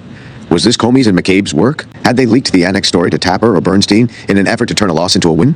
We never found out who leaked the information, but things could not have turned out better for the FBI or the others in the ICA group for that matter. From the moment the CNN story was published, the entire focus of the Trump-Russia collusion narrative centered on the phony dossier. To this day, the classified version of the ICA remains under lock and key. But this probably does not matter much. If the classified sections contain damning evidence of Trump-Russia collusion, or even just of Putin meddling to help Trump, we would most likely have found out by now. After all, Mueller, the media, Democrats, and other anti-Trump forces would have liked nothing more than such evidence. But there is no evidence of collusion or meddling. The public version of the ICA comprises 15 pages, most of which are either blank or insignificant. The main section comprises only 5 pages of text with very generous spacing. This section broadly asserts that, by their nature, Russian influence campaigns are multifaceted and designed to be deniable because they use a mix of agents of influence, cutouts, front organizations, and false flag operations. The sole piece of evidence provided for this sweeping assertion is that Moscow demonstrated this during the Ukraine crisis in 2014, when Russia deployed forces and advisors to eastern Ukraine and denied it publicly. Even if, for the sake of argument, we were to accept that Russia did what the ICA accuses it of in 2014, how does that prove that Putin helped elect Trump? It doesn't. Another point highlighted by the ICA as proof of a malign influence campaign is that the international Russian news broadcaster RT aired negative stories about Hillary Clinton. Even if, for argument's sake, we were to accept this claim, how much influence would that amount to? A study from the United Kingdom revealed that 76% of the public gets its news from the BBC, whereas only 2% watched RT. 41. The figure is now at 0% after the United Kingdom and other European countries banned RT in 2022, following the Ukraine war. The BBC, of course, was highly influential in promoting Russiagate. 43. It does not appear as if Brennan's ICA group even attempted to assess negative reporting about Trump on RT, or to compare the ratio of negative RT reporting on Clinton to negative reporting on Trump overall. The ICA also states that a journalist claimed that Russian trolls who opposed the 2014 coup in Ukraine were assisting Trump on social media. Leaving aside the folly of attributing an intelligence community assessment to a single journalist, who was likely biased from the start, we now know from Elon Musk's Twitter files revelations that Twitter, under its previous Democrat-friendly leadership, investigated these claims of Russian trolls but was unable to substantiate them. 44. As ridiculous as these assertions are, they do not even come close to the ICA's coup de grace, which is its focus on RT's coverage of the 2012 presidential election. The ICA claims that RT's reporting in 2012 was designed to fuel discontent in the United States. Aside from the fact that the 2012 election does not tell us anything about how Putin feels about Trump, there had been a broad consensus, at least before the hype surrounding Russia collusion started in late 2016, that if Russia was doing anything at all, it was trying to sow discontent. Further evidence that undermines the ICA can be found in the fact that the House Intelligence Committee was briefed in early December 2016, before the ICA was commissioned, indicating that there was no consensus on Putin's motivations. In terms of favoring one candidate over another, the evidence is a little bit unclear. The briefing was conducted by Julia Gerganis, a national intelligence officer on Russia working in Clapper's DNI office. An FBI official, whose identity remains unknown, was similarly uncertain about the Kremlin's intentions. Perhaps that person, who might have worked for Peter Strzok, had not received the memo about the new narrative. Brennan's ICA group had received the memo, and miraculously, within a few weeks, ICA drafters claimed to know precisely what Putin had been doing all along. Clapper later told the House Intelligence Committee that Gerganis did not have access to very, very sensitive information when she gave her briefing. No such information has emerged in the past 8 years. This suggests that Clapper was referring to the Steele dossier, or that he fabricated his story about very, very sensitive information. The ICA was completed on or just before January 5th, 2017, when it was presented to Obama. Brennan, Clapper, Comey, and NSA Director Michael Rogers personally briefed Obama at the White House that day. During this briefing, then Vice President Joe Biden, who was also present, advised Comey to pursue General Michael Flynn on Logan Act charges. 48. The Logan Act is a law from 1799 that makes it illegal for private citizens to discuss official government business with foreign officials. It has never been used in any prosecution. Biden's suggestion came in light of information that Flynn had talked on the phone to Sergei Kislyak, the then Russian ambassador in Washington, D.C. Even though it was Flynn's job as the incoming national security advisor to talk to foreign officials, Flynn's conversation was later used as a pretext by Comey to have Flynn fired. Using the conversation with Kislyak as a pretext, Comey sent Strzok to the White House to conduct an ambush interview with Flynn. Despite Flynn accurately stating that he had not discussed sanctions with Kislyak, he was still accused of having done so. Consequently, Flynn was fired. The truth only came to light 4 years later when the transcripts of his conversations with Kislyak were made public. 50. On January 6, the same briefers met President-elect Trump and his national security team at Trump Tower to present them with the ICA. After the meeting, Comey stayed behind to tell Trump about the dossier in private, 51 as he would later claim. The purpose of briefing Trump in this manner was that Comey could gauge Trump's reaction when told about the salacious dossier stories about Trump's alleged sexual exploits. In fact, by that point, the FBI had identified Igor Danchenko and knew that he was not in a position to know what Steele claimed he knew. Comey did not tell Trump about this, nor about the fact that nothing in the dossier had been corroborated.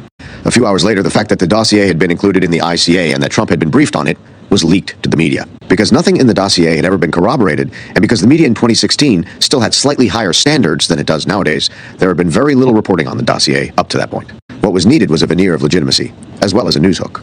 Inclusion of the dossier in the ICA provided legitimacy, and Trump being briefed provided the news hook. On January 10th, CNN's Tapper and his colleagues ran the aforementioned article that seeded the notion that the dossier was included in an annex because it was extremely sensitive, rather than because it was completely unverified. The dossier of lies had been officially legitimized. From that day on, hardly a day passed during the next 4 years without the media whining about Trump-Russia collusion. Not even a last-minute snag could stop the floodgates.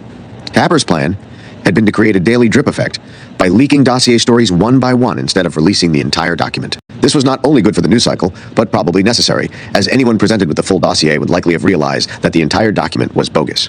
Panic ensued when, a day after Tapper's CNN story was released, Ken Bensinger of BuzzFeed News published the entire dossier. 52 Tapper was extremely angry and lashed out at Bensinger, stating, "I think your move makes the story less serious and credible," and adding that Bensinger had damaged impact.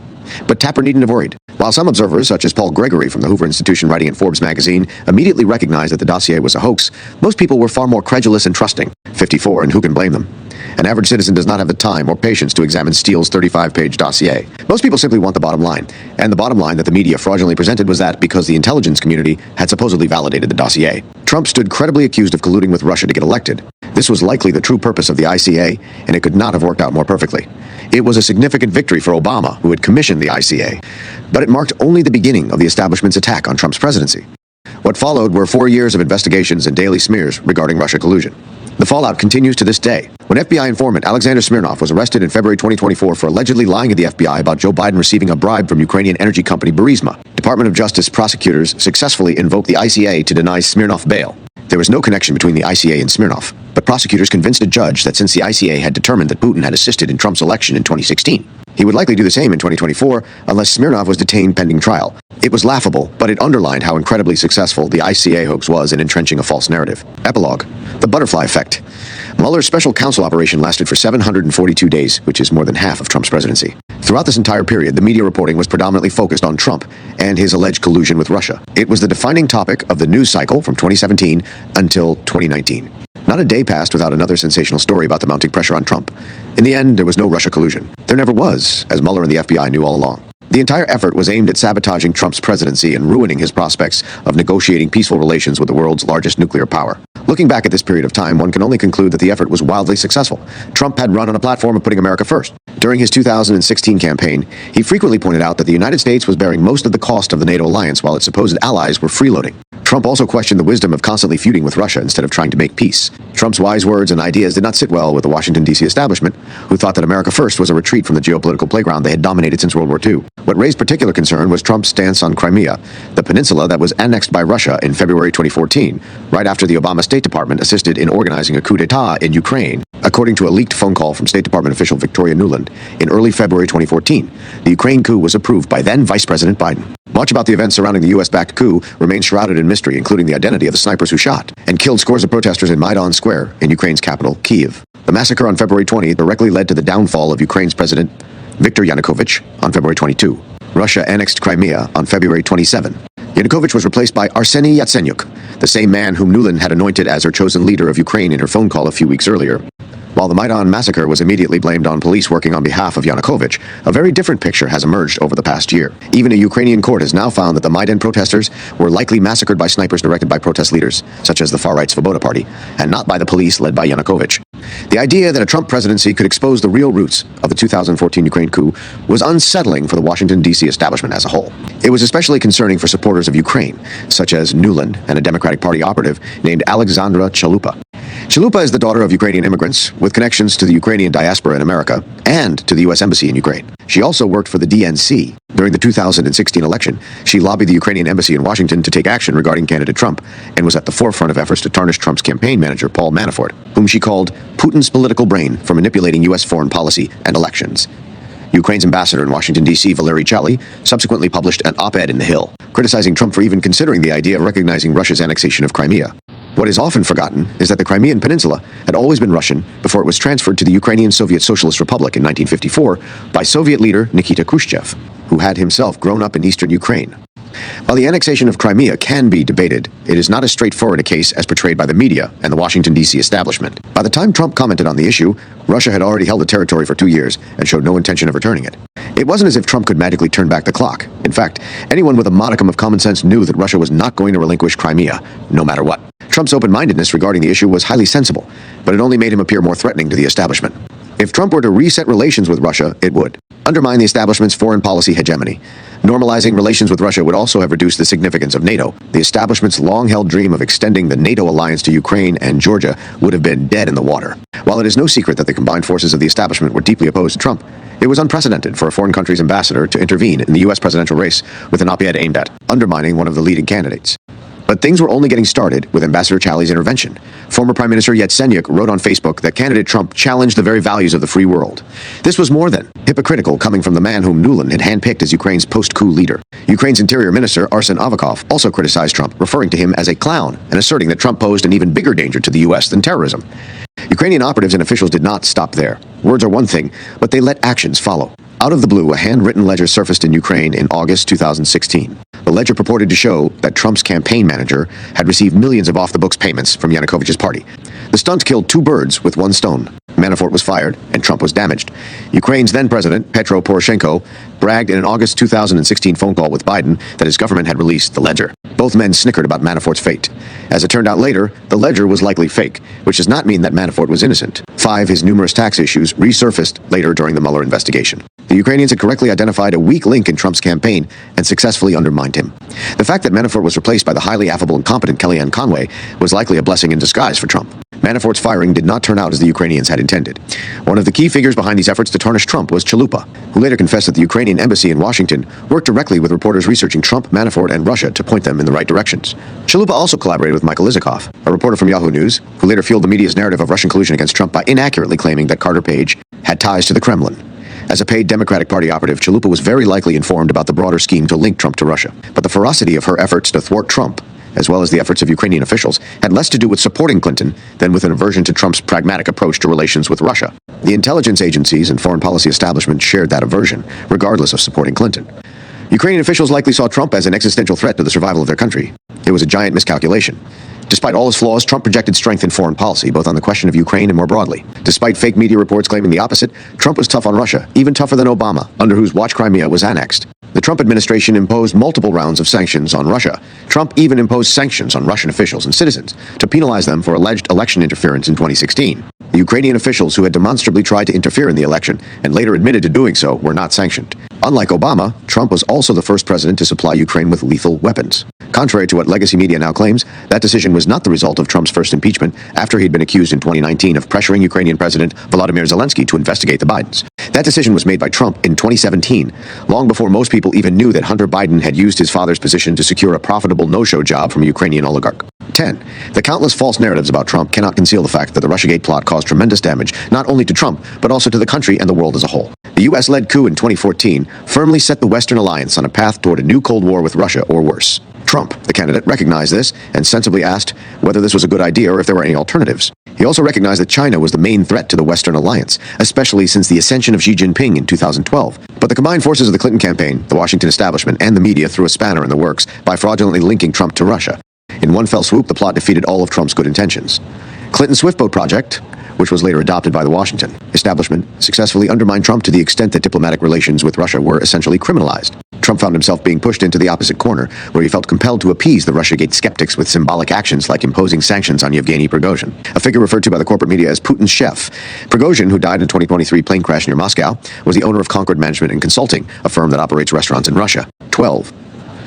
Mueller's special counsel operation accused Concord of financially supporting a group known as the Internet Research Agency.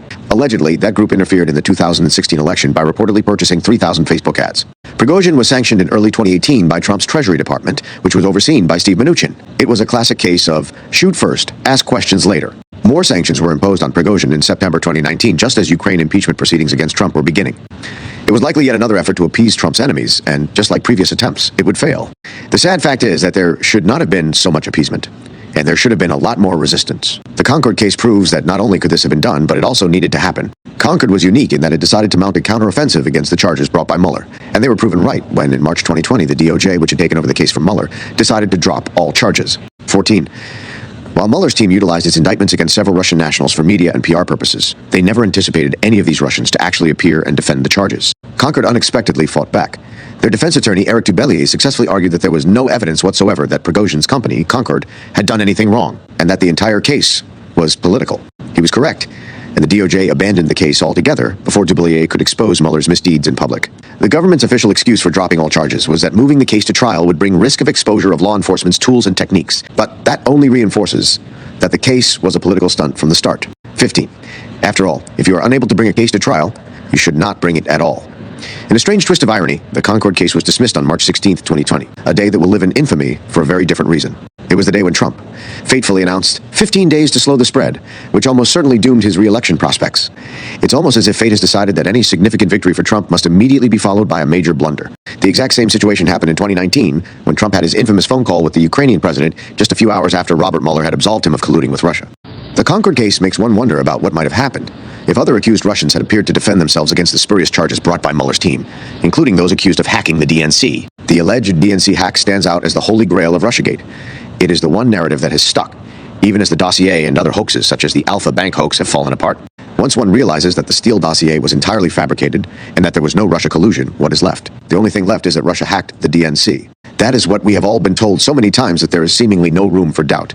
And yet, no one has ever presented a shred of evidence that that actually happened. The FBI never even got to examine the DNC's servers.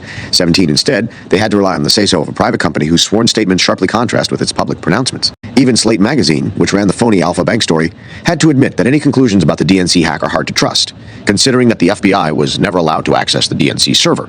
18. While the false Russiagate accusations prevented Trump from pursuing diplomacy with Russia, he compounded the problem by attempting to appease his detractors, thereby exacerbating the situation. There can be little doubt that without the Clinton Swiftboat project, the public perception of Russia as a mortal enemy would never have become so deeply entrenched. The Democratic Party itself underwent a significant shift from seeking potential diplomatic solutions with Russia to viewing Russia as the world's greatest pariah. A few years before the Swiftboat smear, Obama was caught on an open microphone telling the then Russian president, Dmitry Medvedev, that he would have more flexibility to negotiate with Russia after the 2012 presidential election. 19.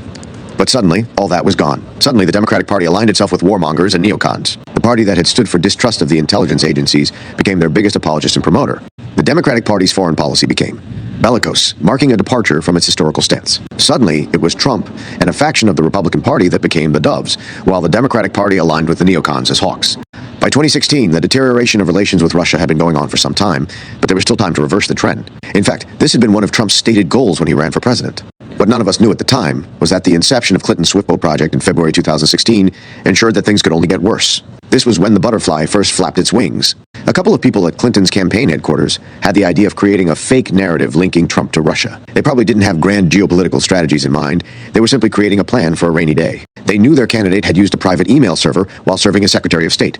They further knew that 30,000 of the emails on the private server were missing, and that they were probably not all about yoga and Chelsea's wedding, as the candidate had claimed. They were unsure if someone had hacked or otherwise obtained those emails and needed an action plan in case the emails were leaked in the lead-up to the election.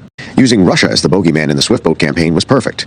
By blaming Russia for any potential leaks of Clinton's emails, the campaign aimed to shift focus away from the content of those emails. In the end, Clinton's emails were never leaked. But the fact that the strategy was nevertheless effective was proven 4 years later when it was used by the Biden campaign. When the contents of Hunter Biden's laptop were disclosed 3 weeks ahead of the 2020 election, Biden blamed Russia. 20, it worked. And Joe Biden was inaugurated as president despite the laptop demonstrably proving that he had lied when he claimed he didn't know anything about his son's overseas business dealings. 21. We will never know what would have happened if Clinton's 30,000 emails had been leaked. But we did find out, to our collective detriment, what would happen if her Swiftboat plan went into action, as it did in late July 2016 in response to DNC emails being released by WikiLeaks. The process took some time to unfold. The emails in question were not particularly revealing, and the notion that Russia posed an existential threat to life on Earth was not as deeply ingrained as it is today. Most importantly, Clinton's campaign did not push the issue as hard as it might have if Clinton had not been far ahead in the polls. Additionally, if the subject matter had been Clinton's emails, instead of random DNC emails, the campaign's approach might have been different. And so it came to be that the idea of Trump as a Manchurian candidate controlled by Russia only gained momentum after Trump's unexpected victory. If Trump had not won, we probably would never have heard of Russia collusion again.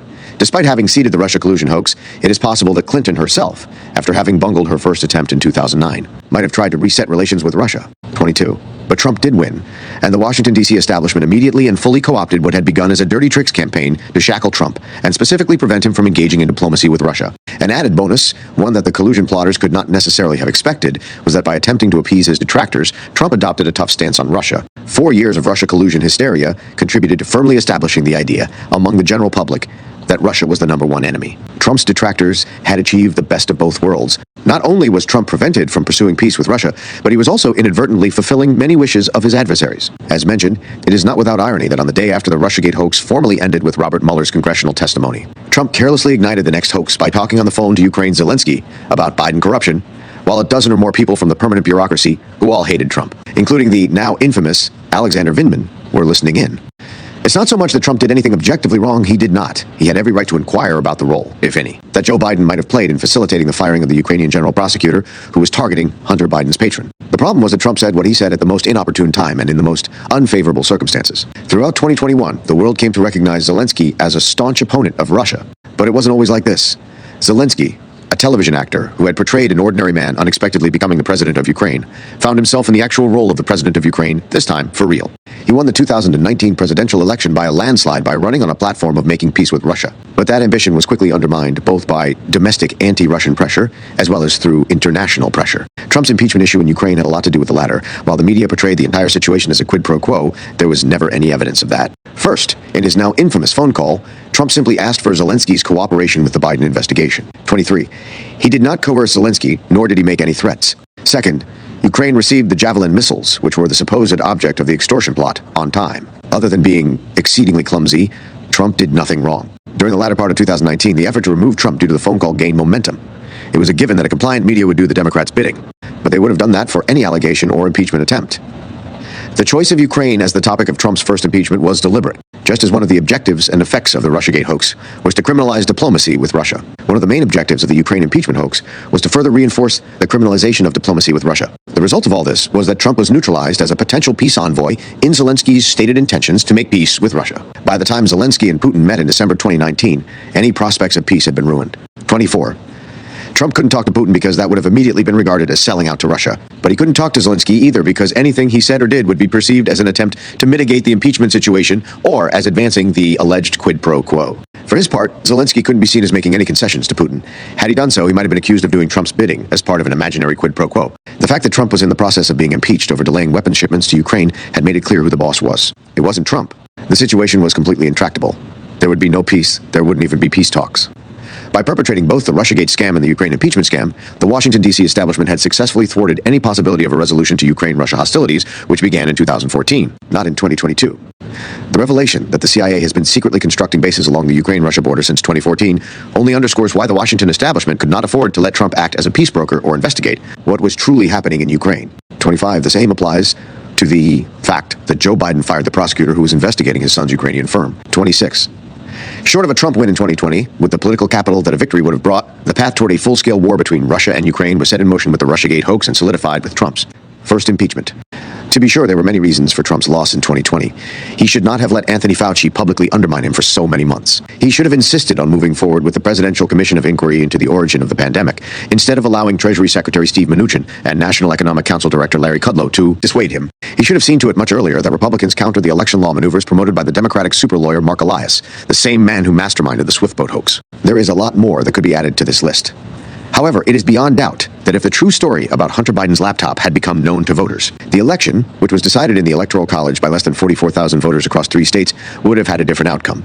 The laptop proved that Joe Biden had been involved in his son's shady business dealings and that he had repeatedly lied about his involvement. The reason the story was successfully suppressed is due to the original Russiagate hoax.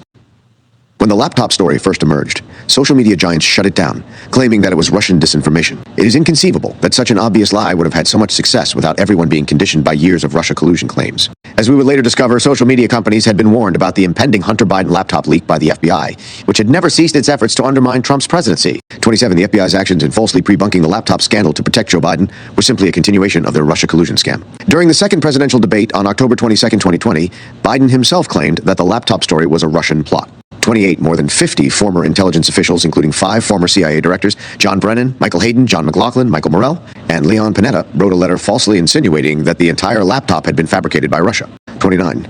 However, anyone with an internet connection could have easily verified the contents of the laptop by matching emails with other parties on email chains. This was one of the first things that Stephen McIntyre and I did, and the emails matched.